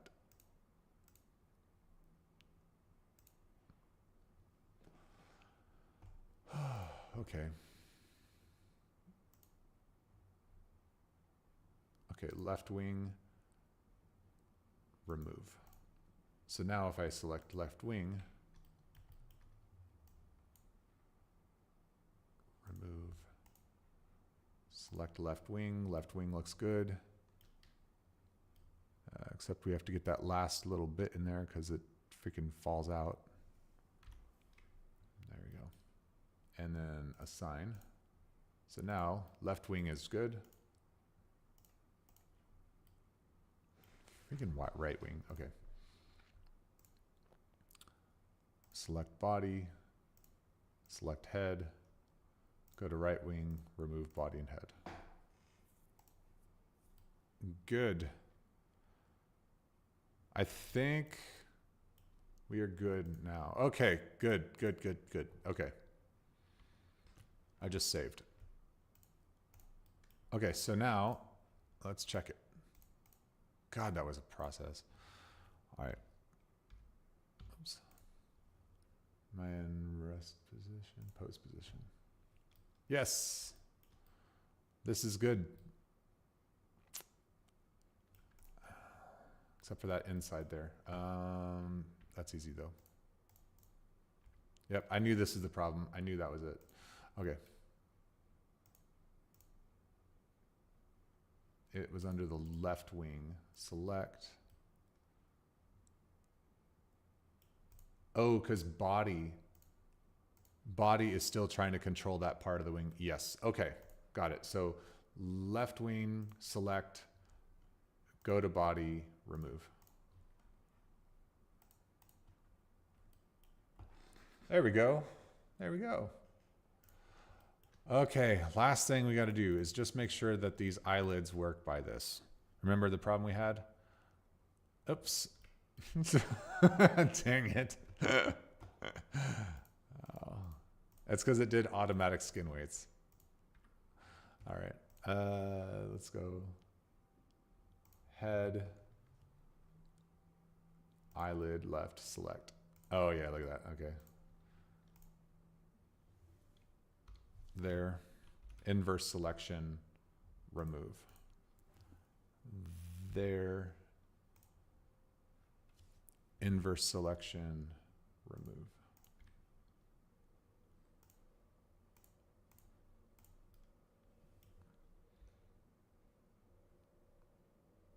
Nope, it's still doing that dang squeezy thing again. We got the, okay, so we got this part done though. Like that's how it should be working. So there's that. I mean, we just need it to move a little bit. So it's not like that's not a very big deal. But what is a big deal right now are those eyelids. Freaking eyelids, dude. All right. It's like it's squeezing them down. Okay, so yeah, no, I've definitely almost got it. I'm just trying to figure out why these guys here are being so difficult.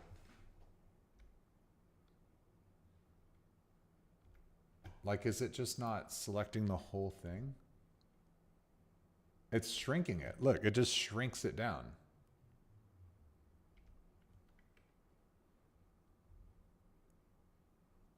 Yeah.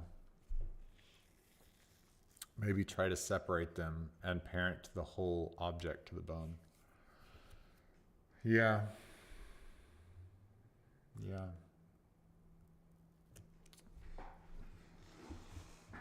I feel like this should have worked though.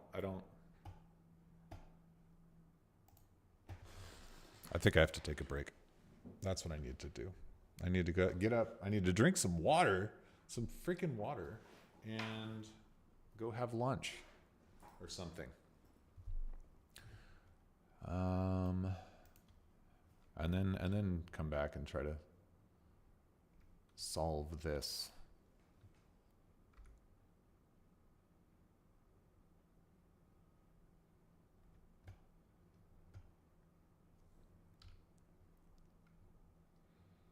Yeah, because I don't know what this issue is.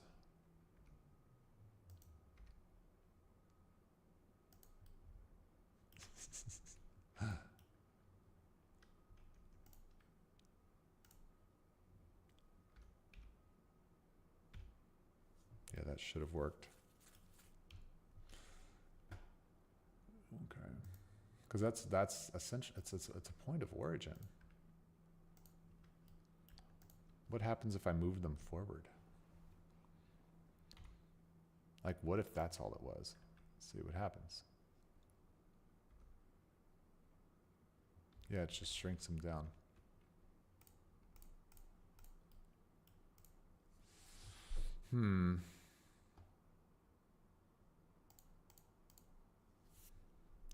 All right, take care, Jen. Yeah, I think yeah, I do need to separate those. I don't really know though if that's still going to solve my issue if I separate.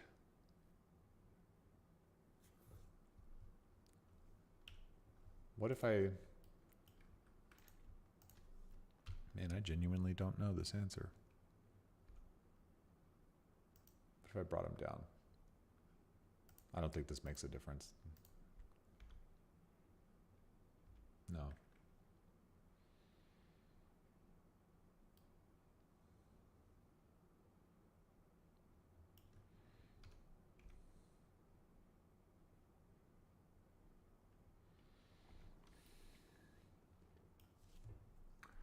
Maybe I just don't blink. Maybe I just don't blink. No, I can't give up on this. I can't. Because this, if I give up on this, this doesn't,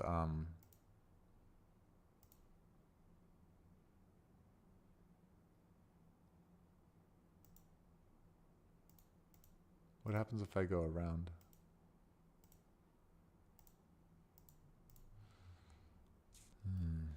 All right. Save. I'm gonna try that thing. All right. Duplicate, and then I'm gonna go to lunch after this. Okay, duplicate, and then separate.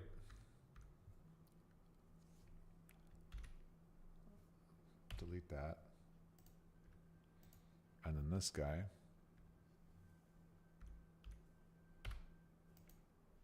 Okay, so now these are their own thing. Technically, this is still, darn it. Technically, this is still going to control. Right. This is so. But the eyelids.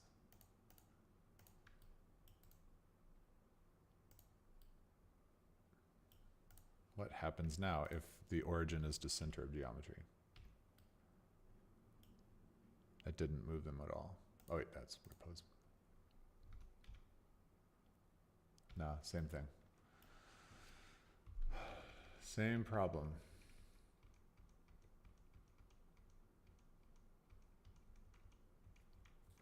So even though they were their own thing,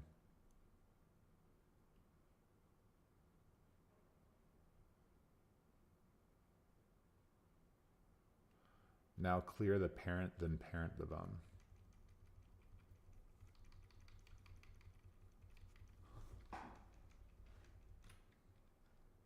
Let's check.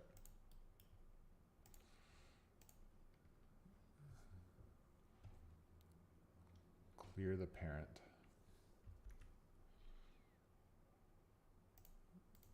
I'm trying to remember how do you, I've never had to clear the parent.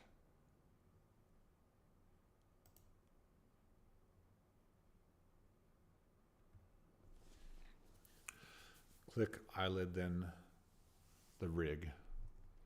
Oh yeah.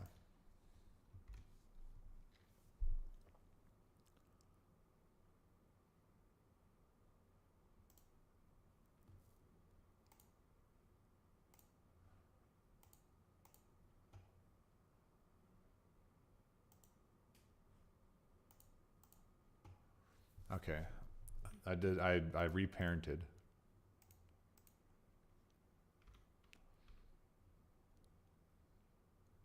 Oh, okay.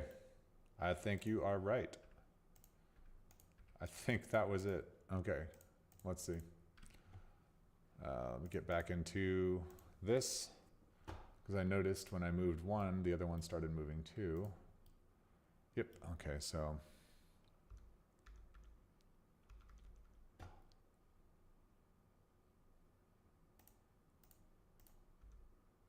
That is going to be, we're going to remove from the left.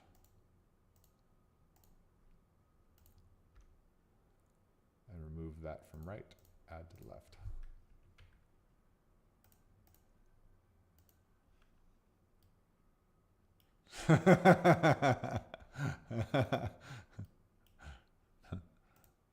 You're so relieved. Oh my gosh. What a nightmare, dude. What a nightmare. All right. Jeez. Oh my gosh. Well, that's it. That's all we need right there. All right. And then now the last thing I need to do, because that's controlled by bones, the eyelids, I don't actually need to do blend shapes. So the only blend shapes I'm going to do is for the mouth, actually. So I'm going to grab this mouth. I'm going to create, I should get out of here, create a basis mouth, and then mouth, open, grab this up.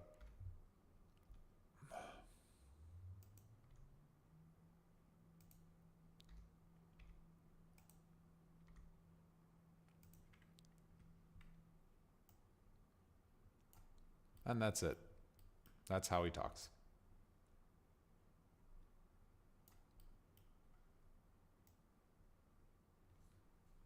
Probably go a little bit more. I'll make it go a little bit more.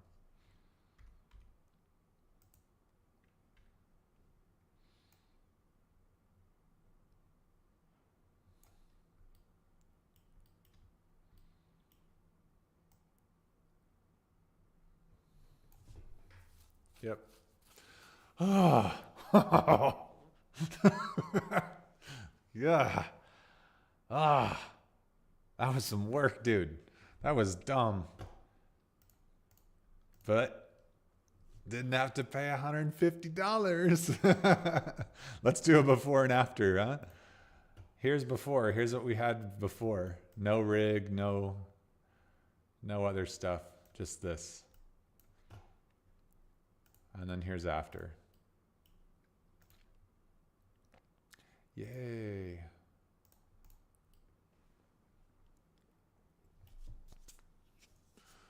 Gosh, that was a nightmare a little bit.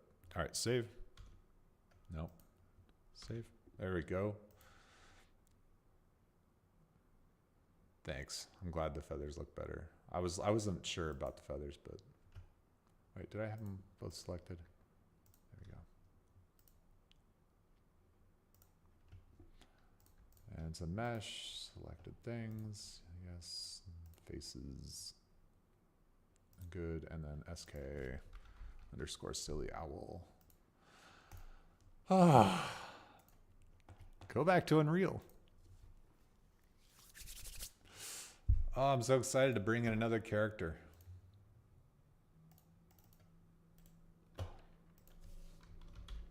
Owl.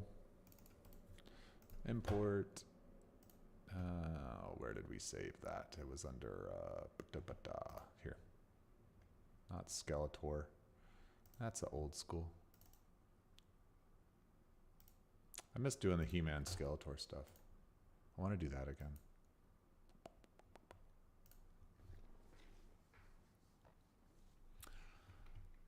All right. There it is. And then I'll have to just adjust some of the other stuff. I wonder if I should make his eyes glow. Do that a little bit.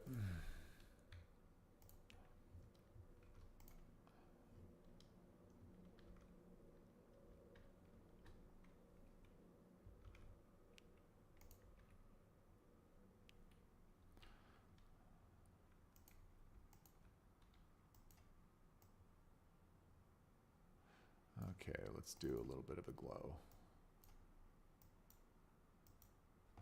Like that much glow.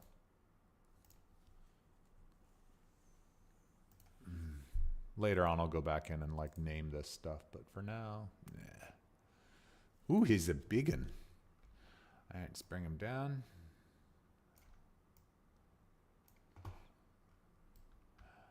Sir, where are your eyelids? Ah, dang it. That's okay. That's why I kept this open. I forgot to select the eyelids too. So it's okay. Let's bring it back. I forgot, because that was a separate mesh. I forgot the eyelids.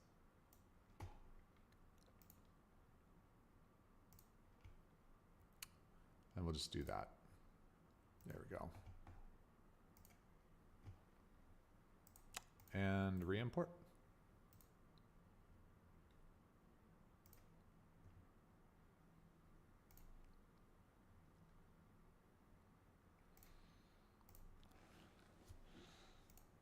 And it looks like we got some material issues with the eyelids.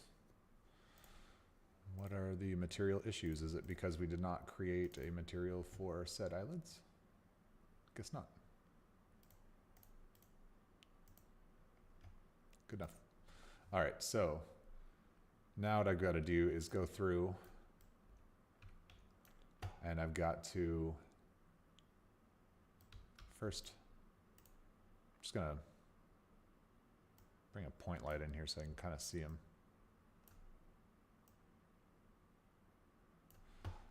All right, feathers.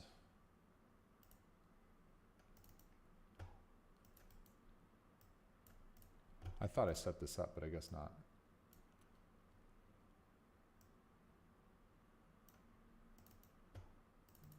We're not going to make them shiny.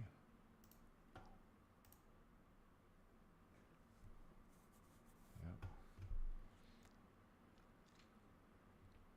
And then these feathers.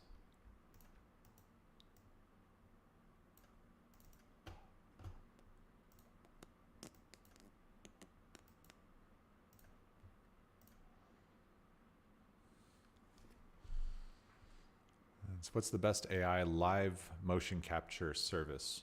The best live AI motion capture, definitely Radical. Radical, you can go to radicalmotion.com. In terms of live and for the cost, yeah.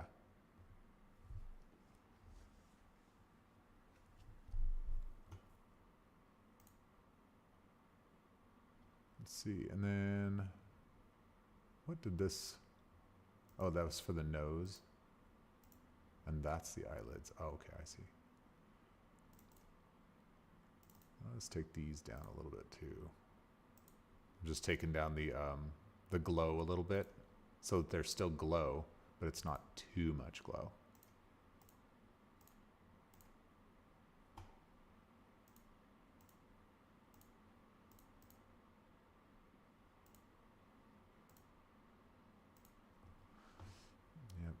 And then I feel like eyelids. I need to create a new material for the eyelids specifically because I don't necessarily want the eyelids to be shiny. Yeah.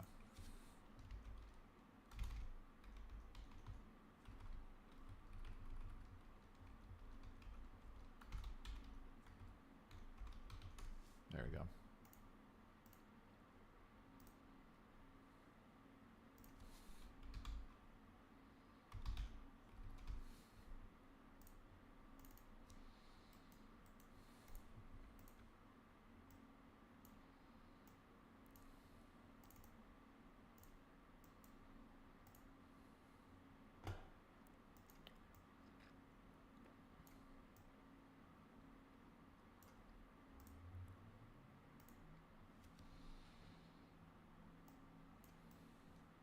How about the best face tracking software that can connect to our animation? That depends on what kind of animation you're doing.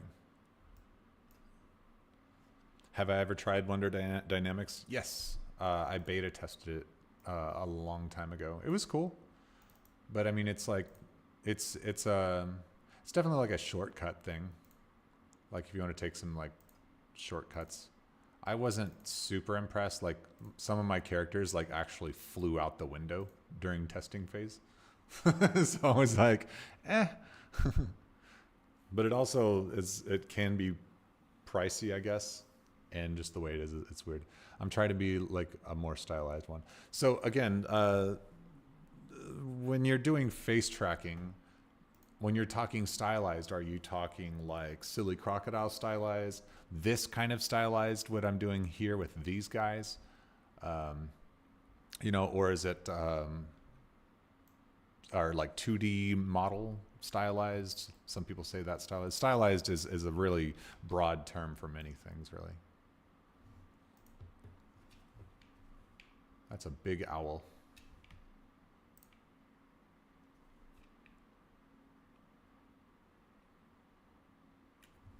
I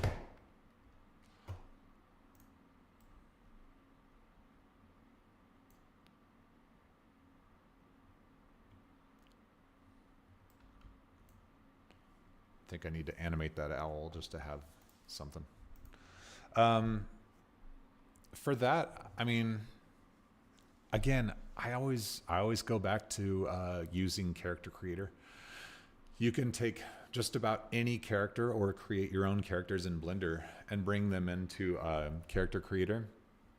And then through Character Creator, add more blend shapes, add lots more other things that are really, really good and super fast. And then you can bring them over to iClone, and iClone is where you can do lots of facial animation, and you can use AI to move the mouth based on audio, which is super cool.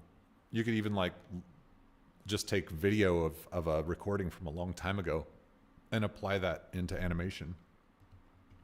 But a lot of people just don't know about it, and it surprises me. But I always feel like I'm selling them, but I'm not. I just genuinely really love what they do. So blend shapes is on Character Creator. Yes, well, blend shapes you can create. Like I created blend shapes like for this guy here inside of Blender, but you can do more stuff inside of Character Creator, like better in my opinion. So does Blender's blend shape translate to Character Creator blend shape? Yeah, you can take any blend shape, like from any software, and as long as that blend shape data is stored inside the FBX, which that's usually how you do it, then yeah. Yeah, like if I wanted to take this owl and have his mouth blend shape and his head movements and all that go inside, probably 10, 15 minutes I could have this character tracking my head motions and even my eye motions. Like I can do that eye tracking there as well if I wanted to. I like this set. This is a cool looking set. Okay, where was I? I was I think I was gonna get some food.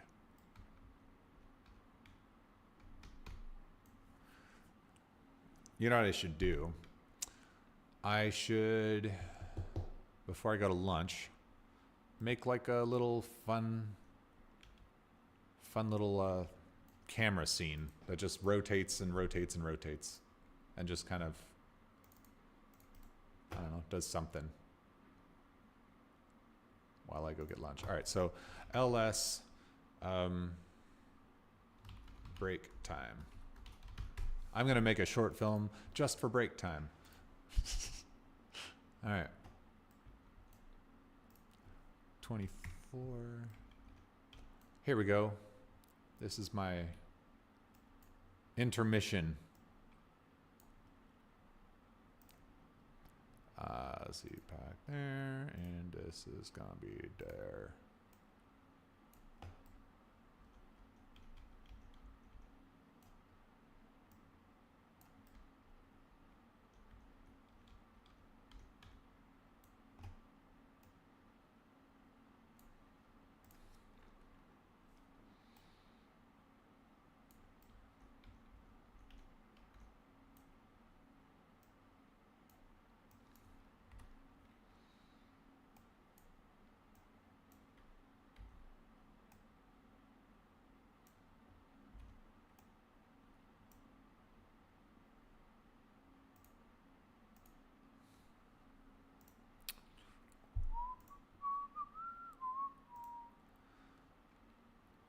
Oh, actually, nah. Let's see, I have a character that's ready with everything made in Blender. Yeah, just drop it into Character Creator.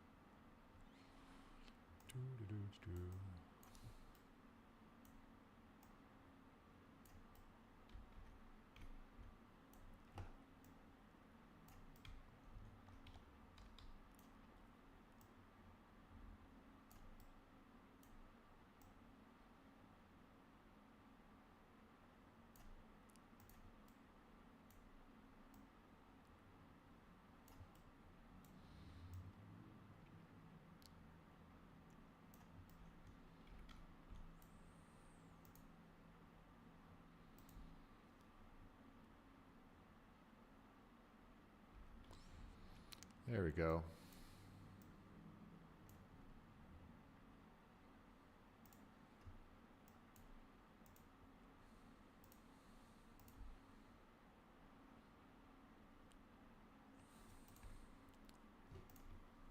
All right. I am heading out to lunch. Oh, you know what I should actually do also? Because let's have fun. I was going to go to lunch, but I'm sorry, I have to. This looks too fun.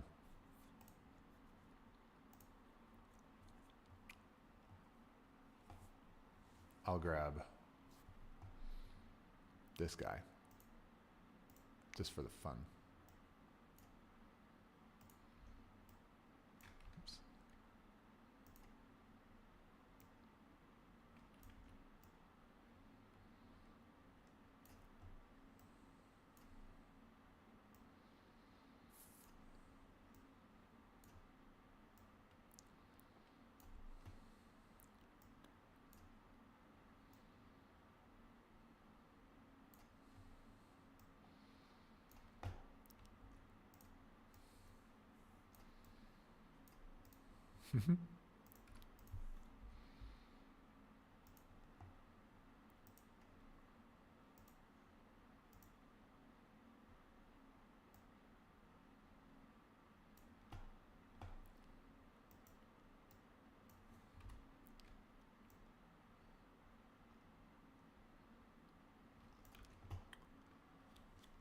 Let's see, where is it? This way.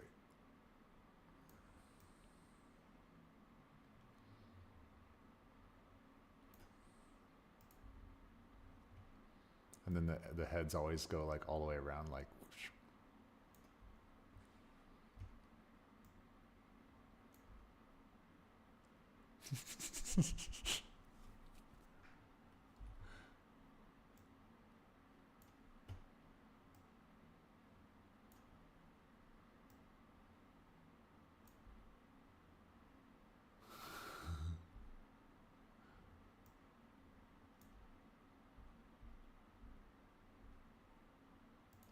There you go.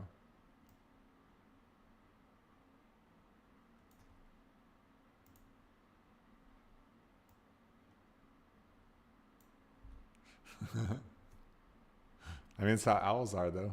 A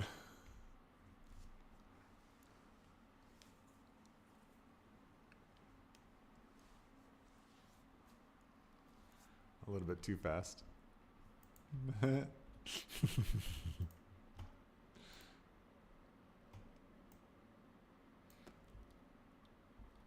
Oh, you know what we should do too?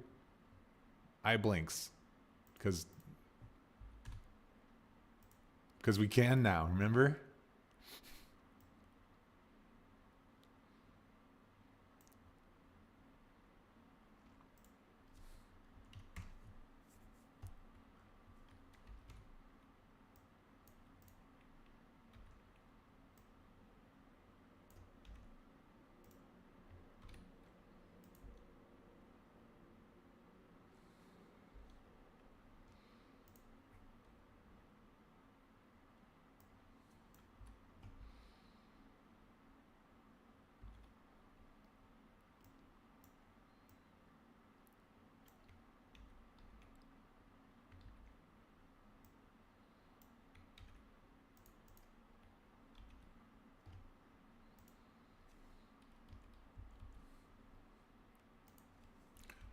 And it's always good to like do make the blinks just a little bit off.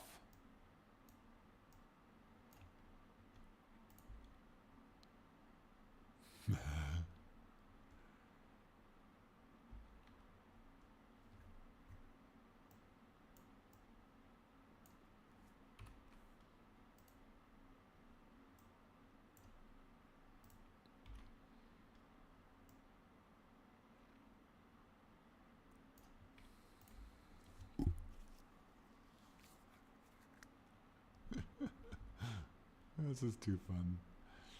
I'm supposed to be eating. I'm busy having fun.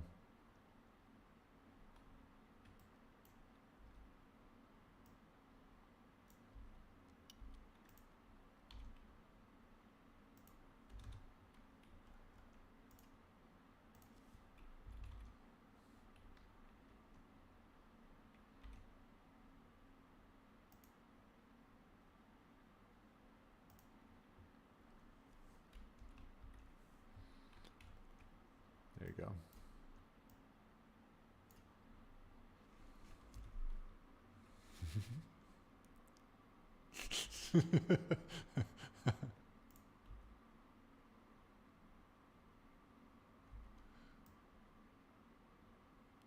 I love this owl.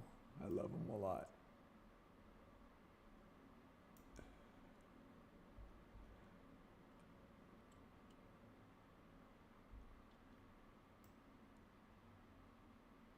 I think the kids are going to love him too. Okay, this is it. Man, I'm done. I got to quit.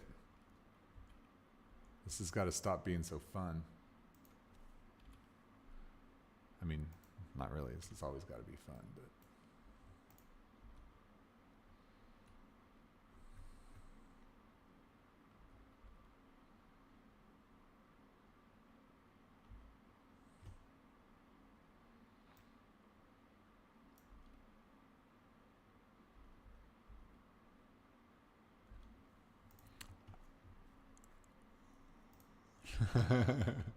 it is so cool.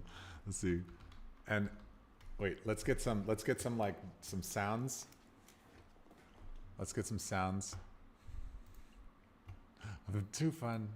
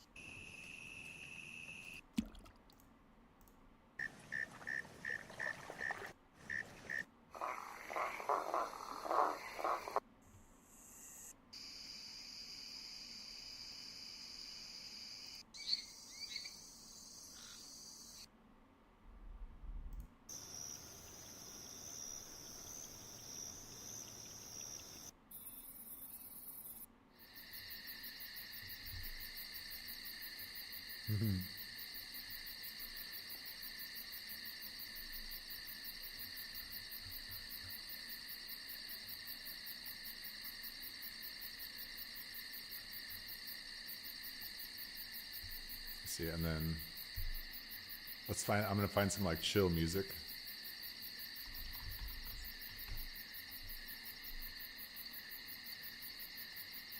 Let's see.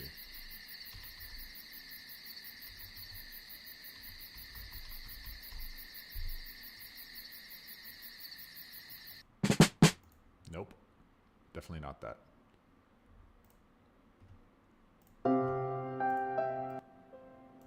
Nah, not too relaxing. That's going to put people to sleep. Let's do like,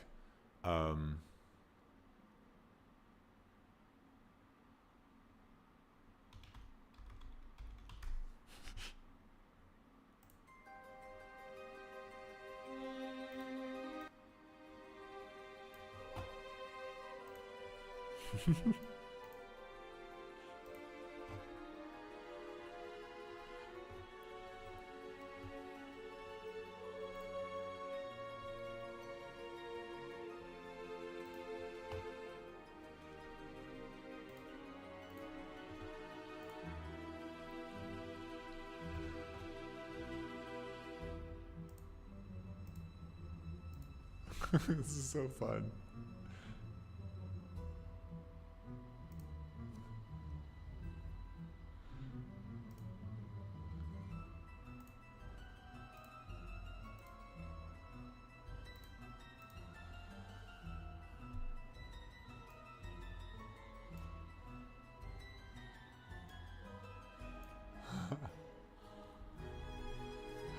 I'm giving the cricket animation too.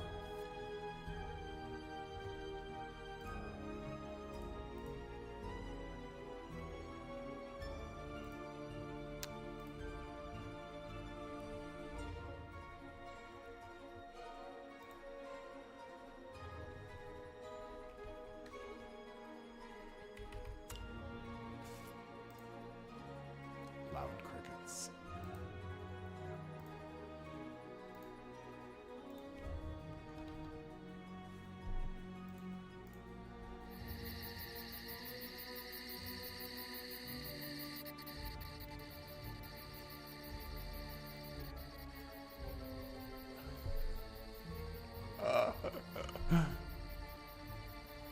Look how you can just make worlds.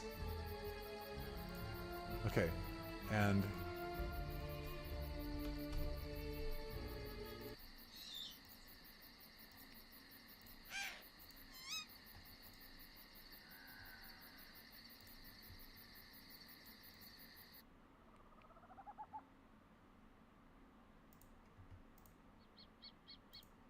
trying to find an owl. I'll go back to that dark music in a minute.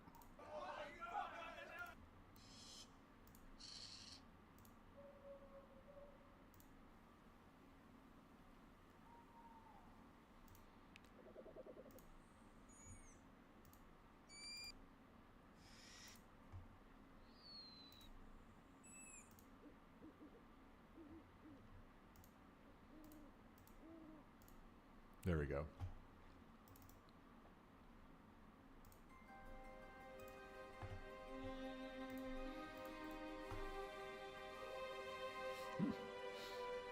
So cool.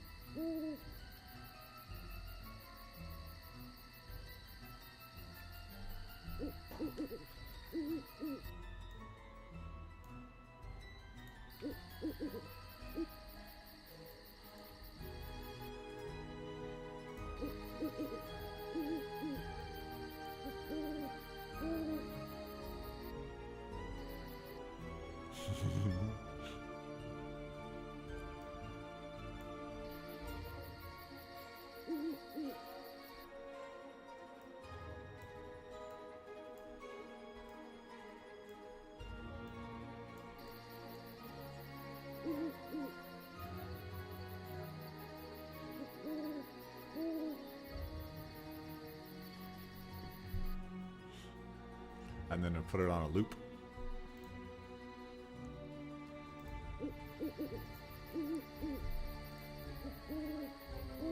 All right, I'm gonna go to lunch. Enjoy this for a bit.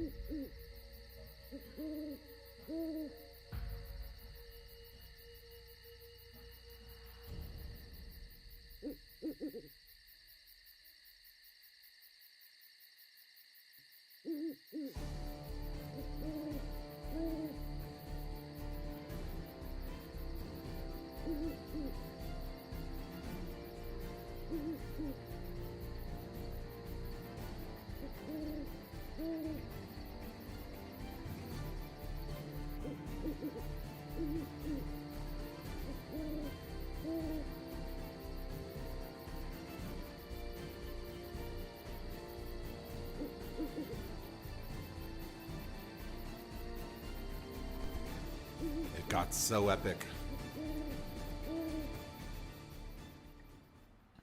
Why did it get so epic all of a sudden?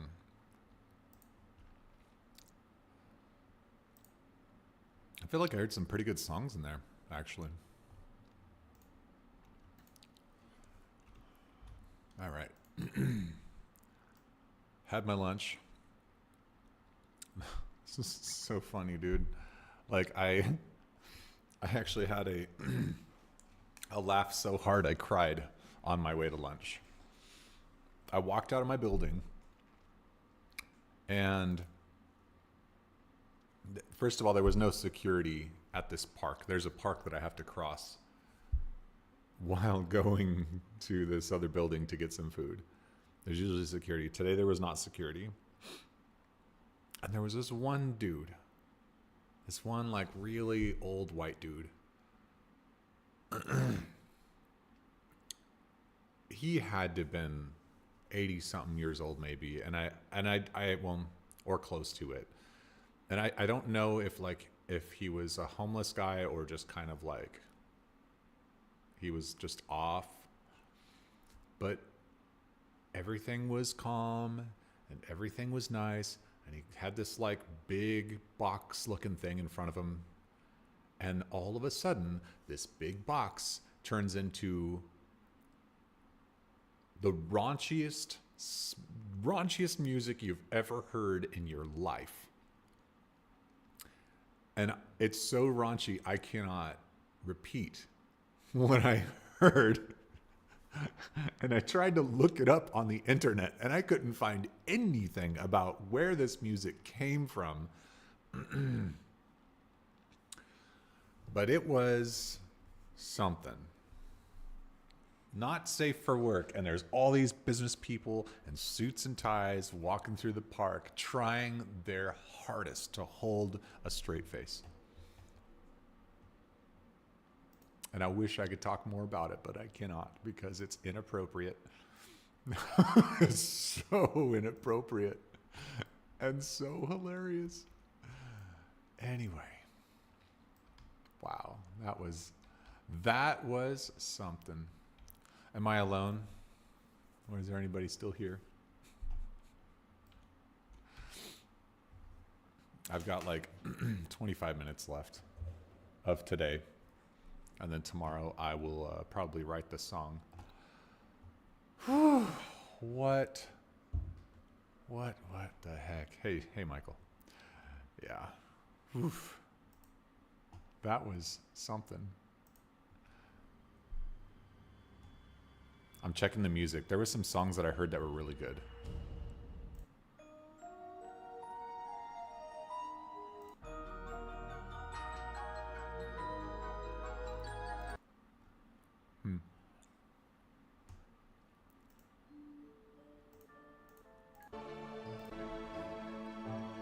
I like these. I'm gonna take these songs for later because I feel like they were good.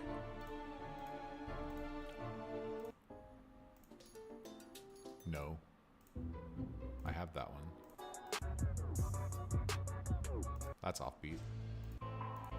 No.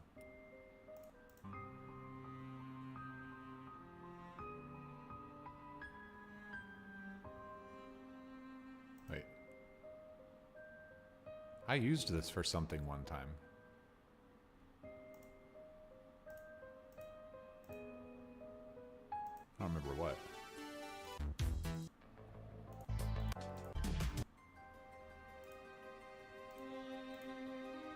All right, enough of that.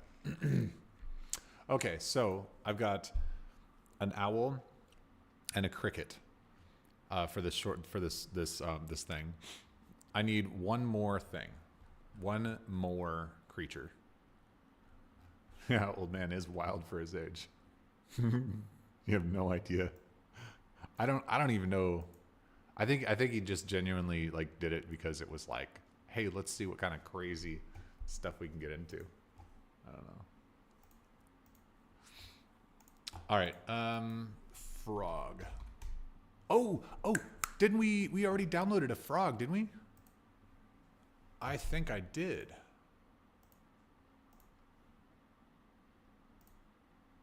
So, it was that really funny frog from earlier. And I don't know if I for sure downloaded it. Flashlight, bugs, owl. Dang it, I didn't. It's in my cart. Wait, I thought I just emptied my cart. Oh man, did I really? Oh wait, or was it?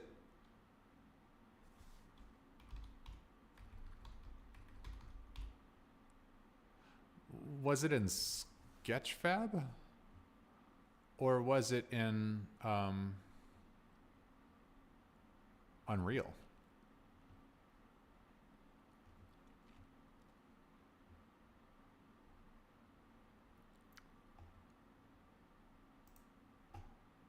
It was in Unreal.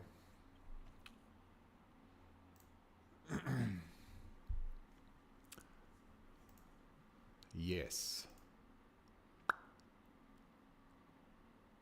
I'll go ahead and purchase it because that's going to be worth it. That was a really good frog. Check out.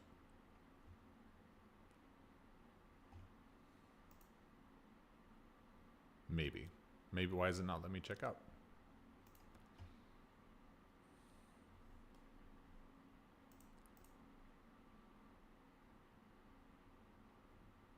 Check out. Weird.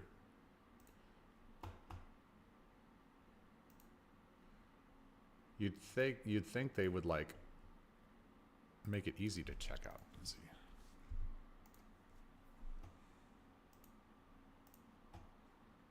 Marketplace. Checkout. There we go.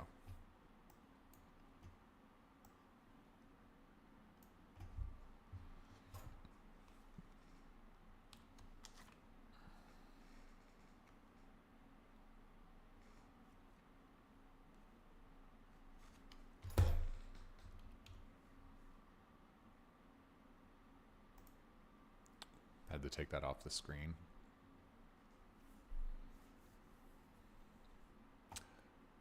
Thank you, it says. Okay. Let's check out our new frog. Frog. Where did I put this? This was in in Silly Crocodile 23.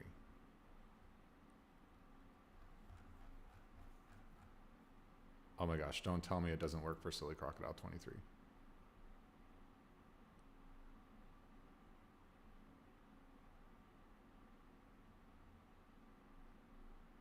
Wait, what? Does it really not?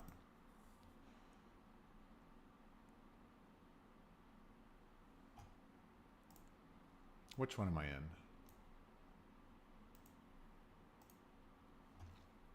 Silly Crocodile 2. Add to project. Ah, there it is. Okay. So let's check out the frog. I hope this frog works for real. Yeah, he looks awesome, dude.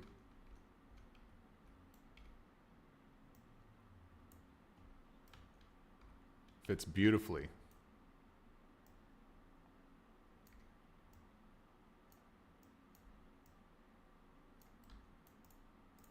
And I'm going to check these animations, make sure they look legit. I don't know what they called them, motions.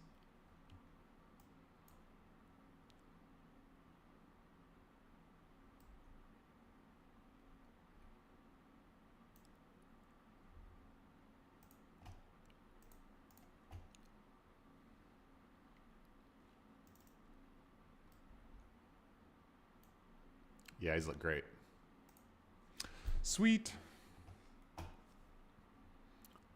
The fun part is this character, I can bring that into iClone as well and like actually be the character and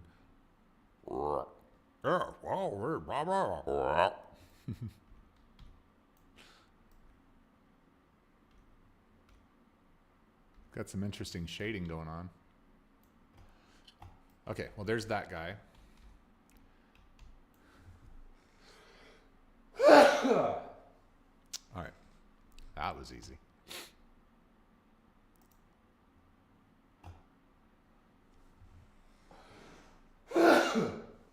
Yeah, so sneezy.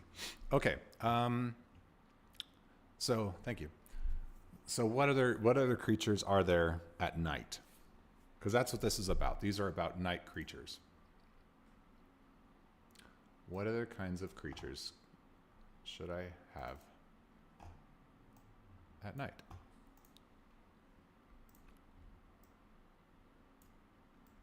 I'm gonna make that grasshopper a little shinier.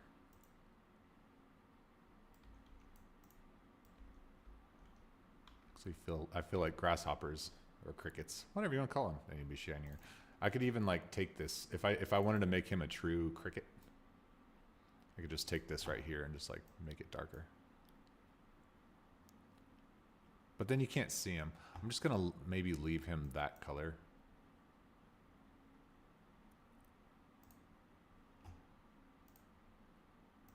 Yeah, that's fine.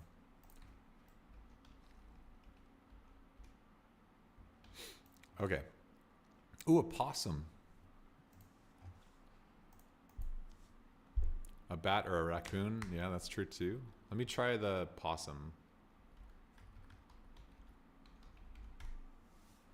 It's got to be stylized though.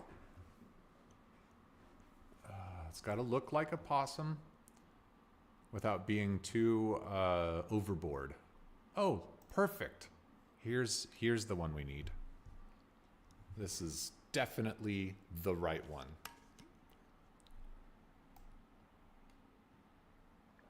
Sometimes people make things. That's all I'm going to say. Sometimes people make things. And that person, they made a thing.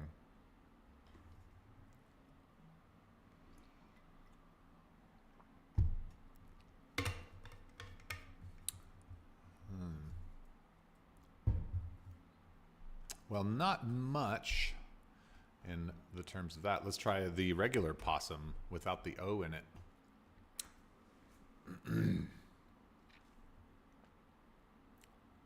There's a possum and like an opossum or something. Oh yeah, look at these guys. Let's see here.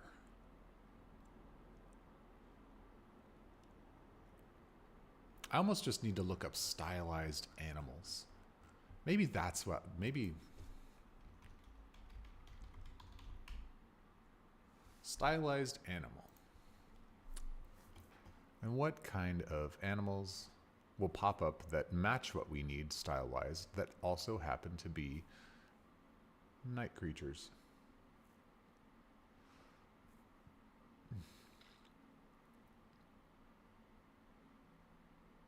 I'm sure the raccoon's going to pop up.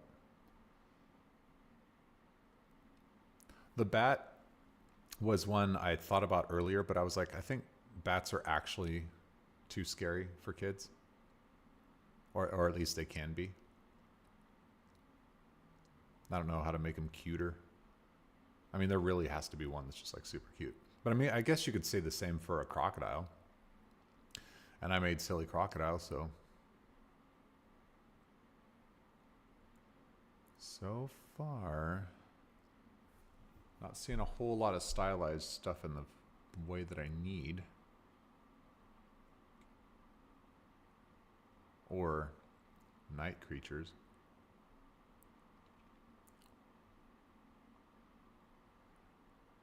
The mouse, like, yeah, a mouse wouldn't be a bad idea.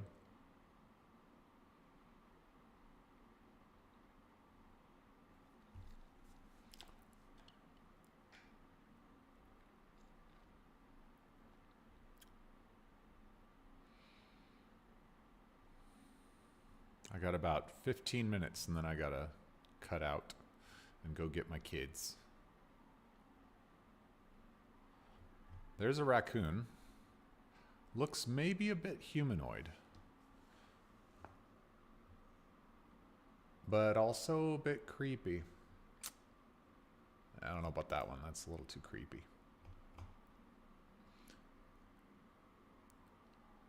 It'd be cool if you had a studio with a character artist. Man, yeah. That's like one of my goals is to raise enough money at some point or save enough money to be able to get an artist who can do this stuff fairly quickly. Where I can be like, hey, I've got this idea for this thing, here's what I need. And then they, they give me a time on how long it's going to take, and then I can pivot based on that time to do other things in the meantime until that's done. That'd be fantastic. I mean, really, a lot of this stuff I could create on my own, but it would take me a lot longer than a typical artist. I've made plenty of stuff. I've spent plenty of time, but yeah, I just don't want to spend a whole lot of time right now. I gotta move. Keep moving. Strike while that iron is hot. Right now, the iron is burning.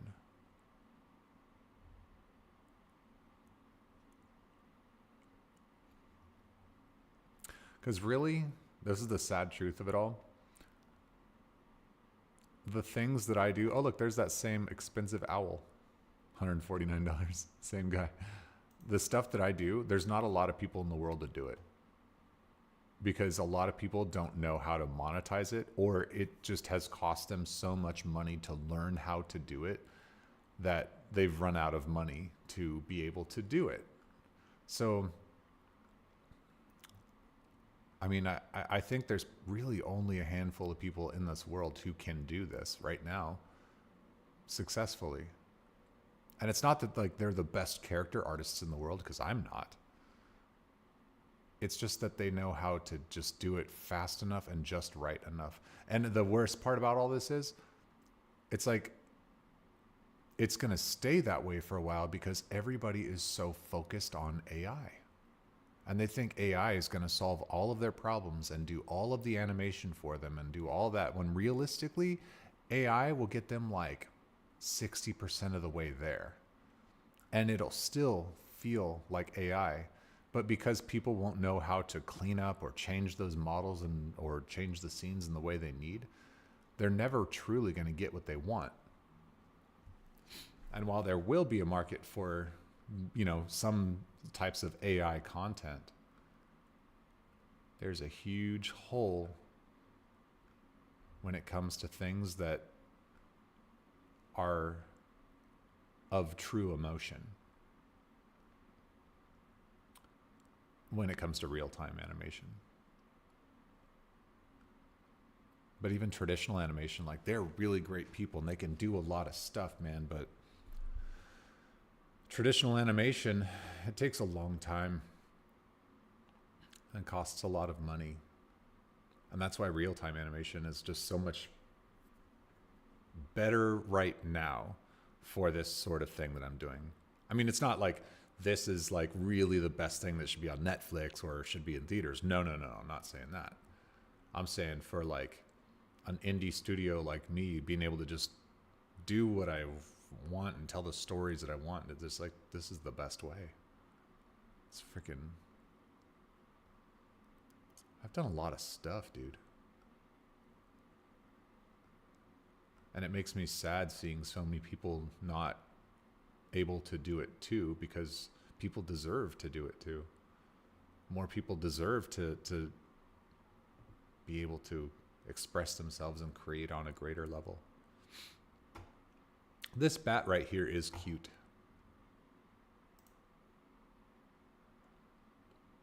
It's only $7.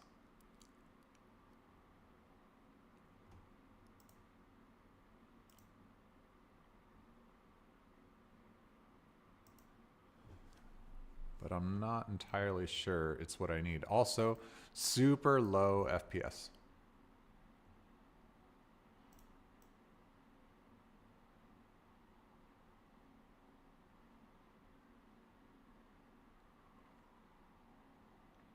I mean, you could just like speed it up.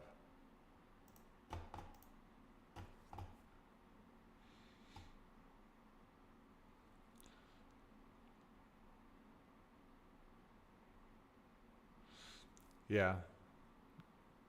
See, oh, it's quite interesting. Quite interesting way of looking at it. Instead of people being depressed about AI, they should be focused more on when people are distracted by it. Yeah. I'll tell you what. This is where I'm going to win. This is where I'm going to be really insanely successful. Is when people stop looking. That's when it's good. They're not paying attention. They're distracted.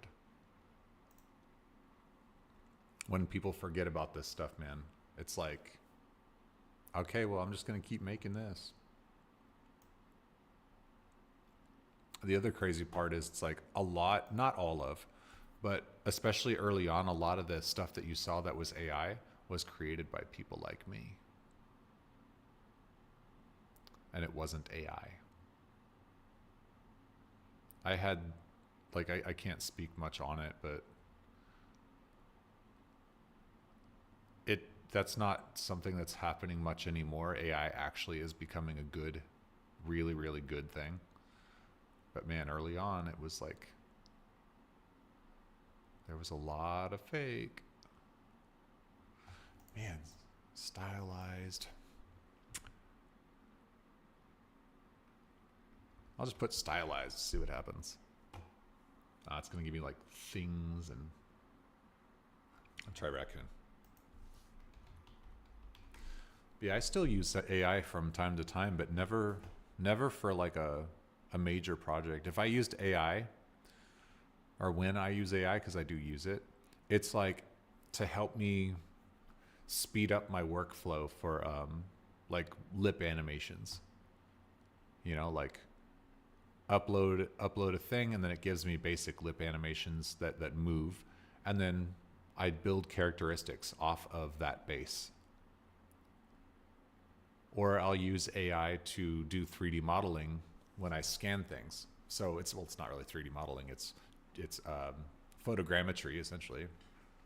So what I used to do is just like take a bunch of pictures from all different angles of one thing, you know, and then turn it into a mesh.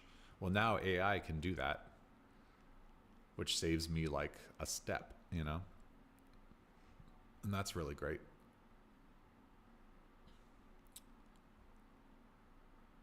But yeah, don't use it for.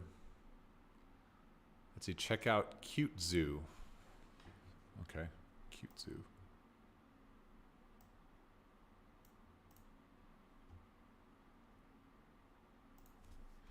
Cute Zoo. Those are cool. The only problem is with Cute Zoo is they're super different in terms of their what they are. Like they're really cute in some way, but I don't know if it works for this. I used something very similar to Cute Zoo. In fact, it might have been Cute Zoo. No. For one of my previous videos where the silly crocodile was running. That is awesome though. I mean, that's super close. I totally get that. Let's see. I'm just going to type in stylized. Oh, environments. Let's do stylized and then do, if I do stylized characters, it's not going to work, but try it. Stylized.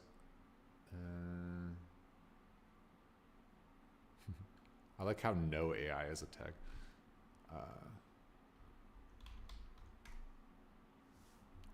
Stylized animals.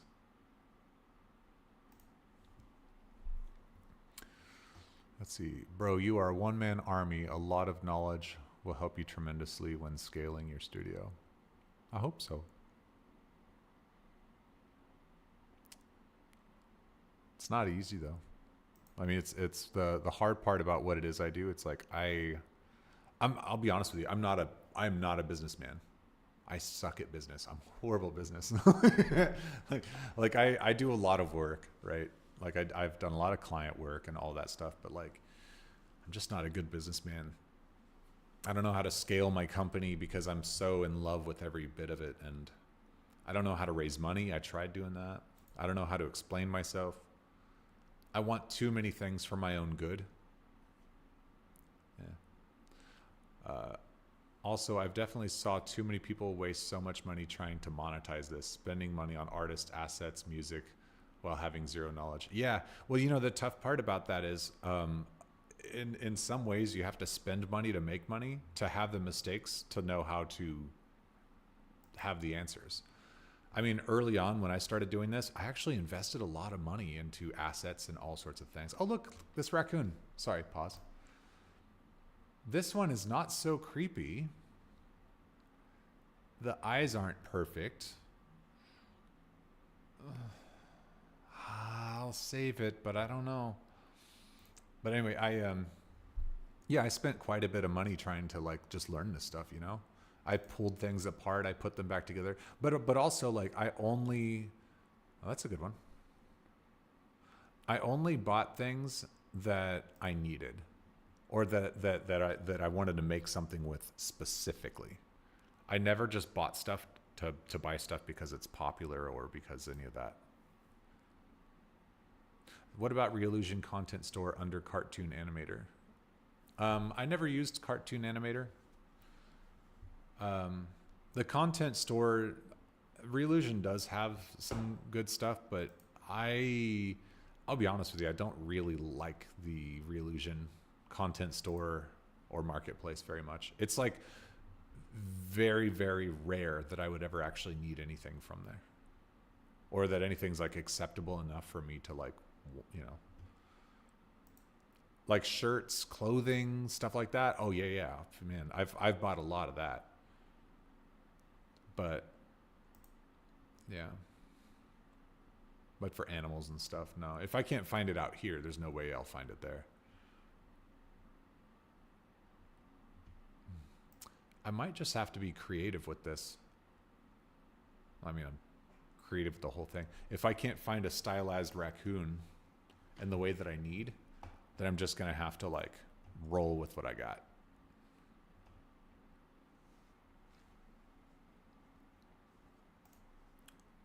What's this one? That's weird. It's not quite a raccoon. I'm like, I kind of like it, but this one's cute. Did I already see this one? Feels wrong.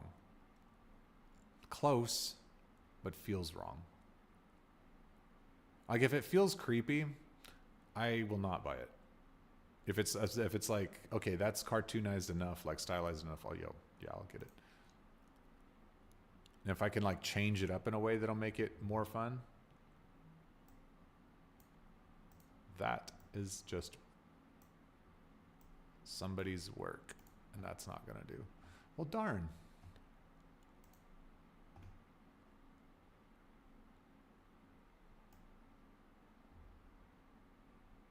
I don't know what's happened here. A raccoon.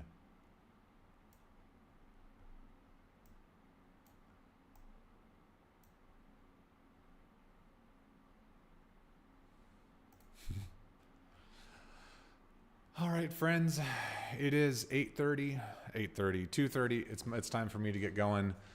So I am going to go ahead and stop the stream, say goodbye. Tomorrow I'll probably jump back on here and finish this thing. Yeah. Thank you all so much for watching, for hanging out with me. I'll see you tomorrow. Bye.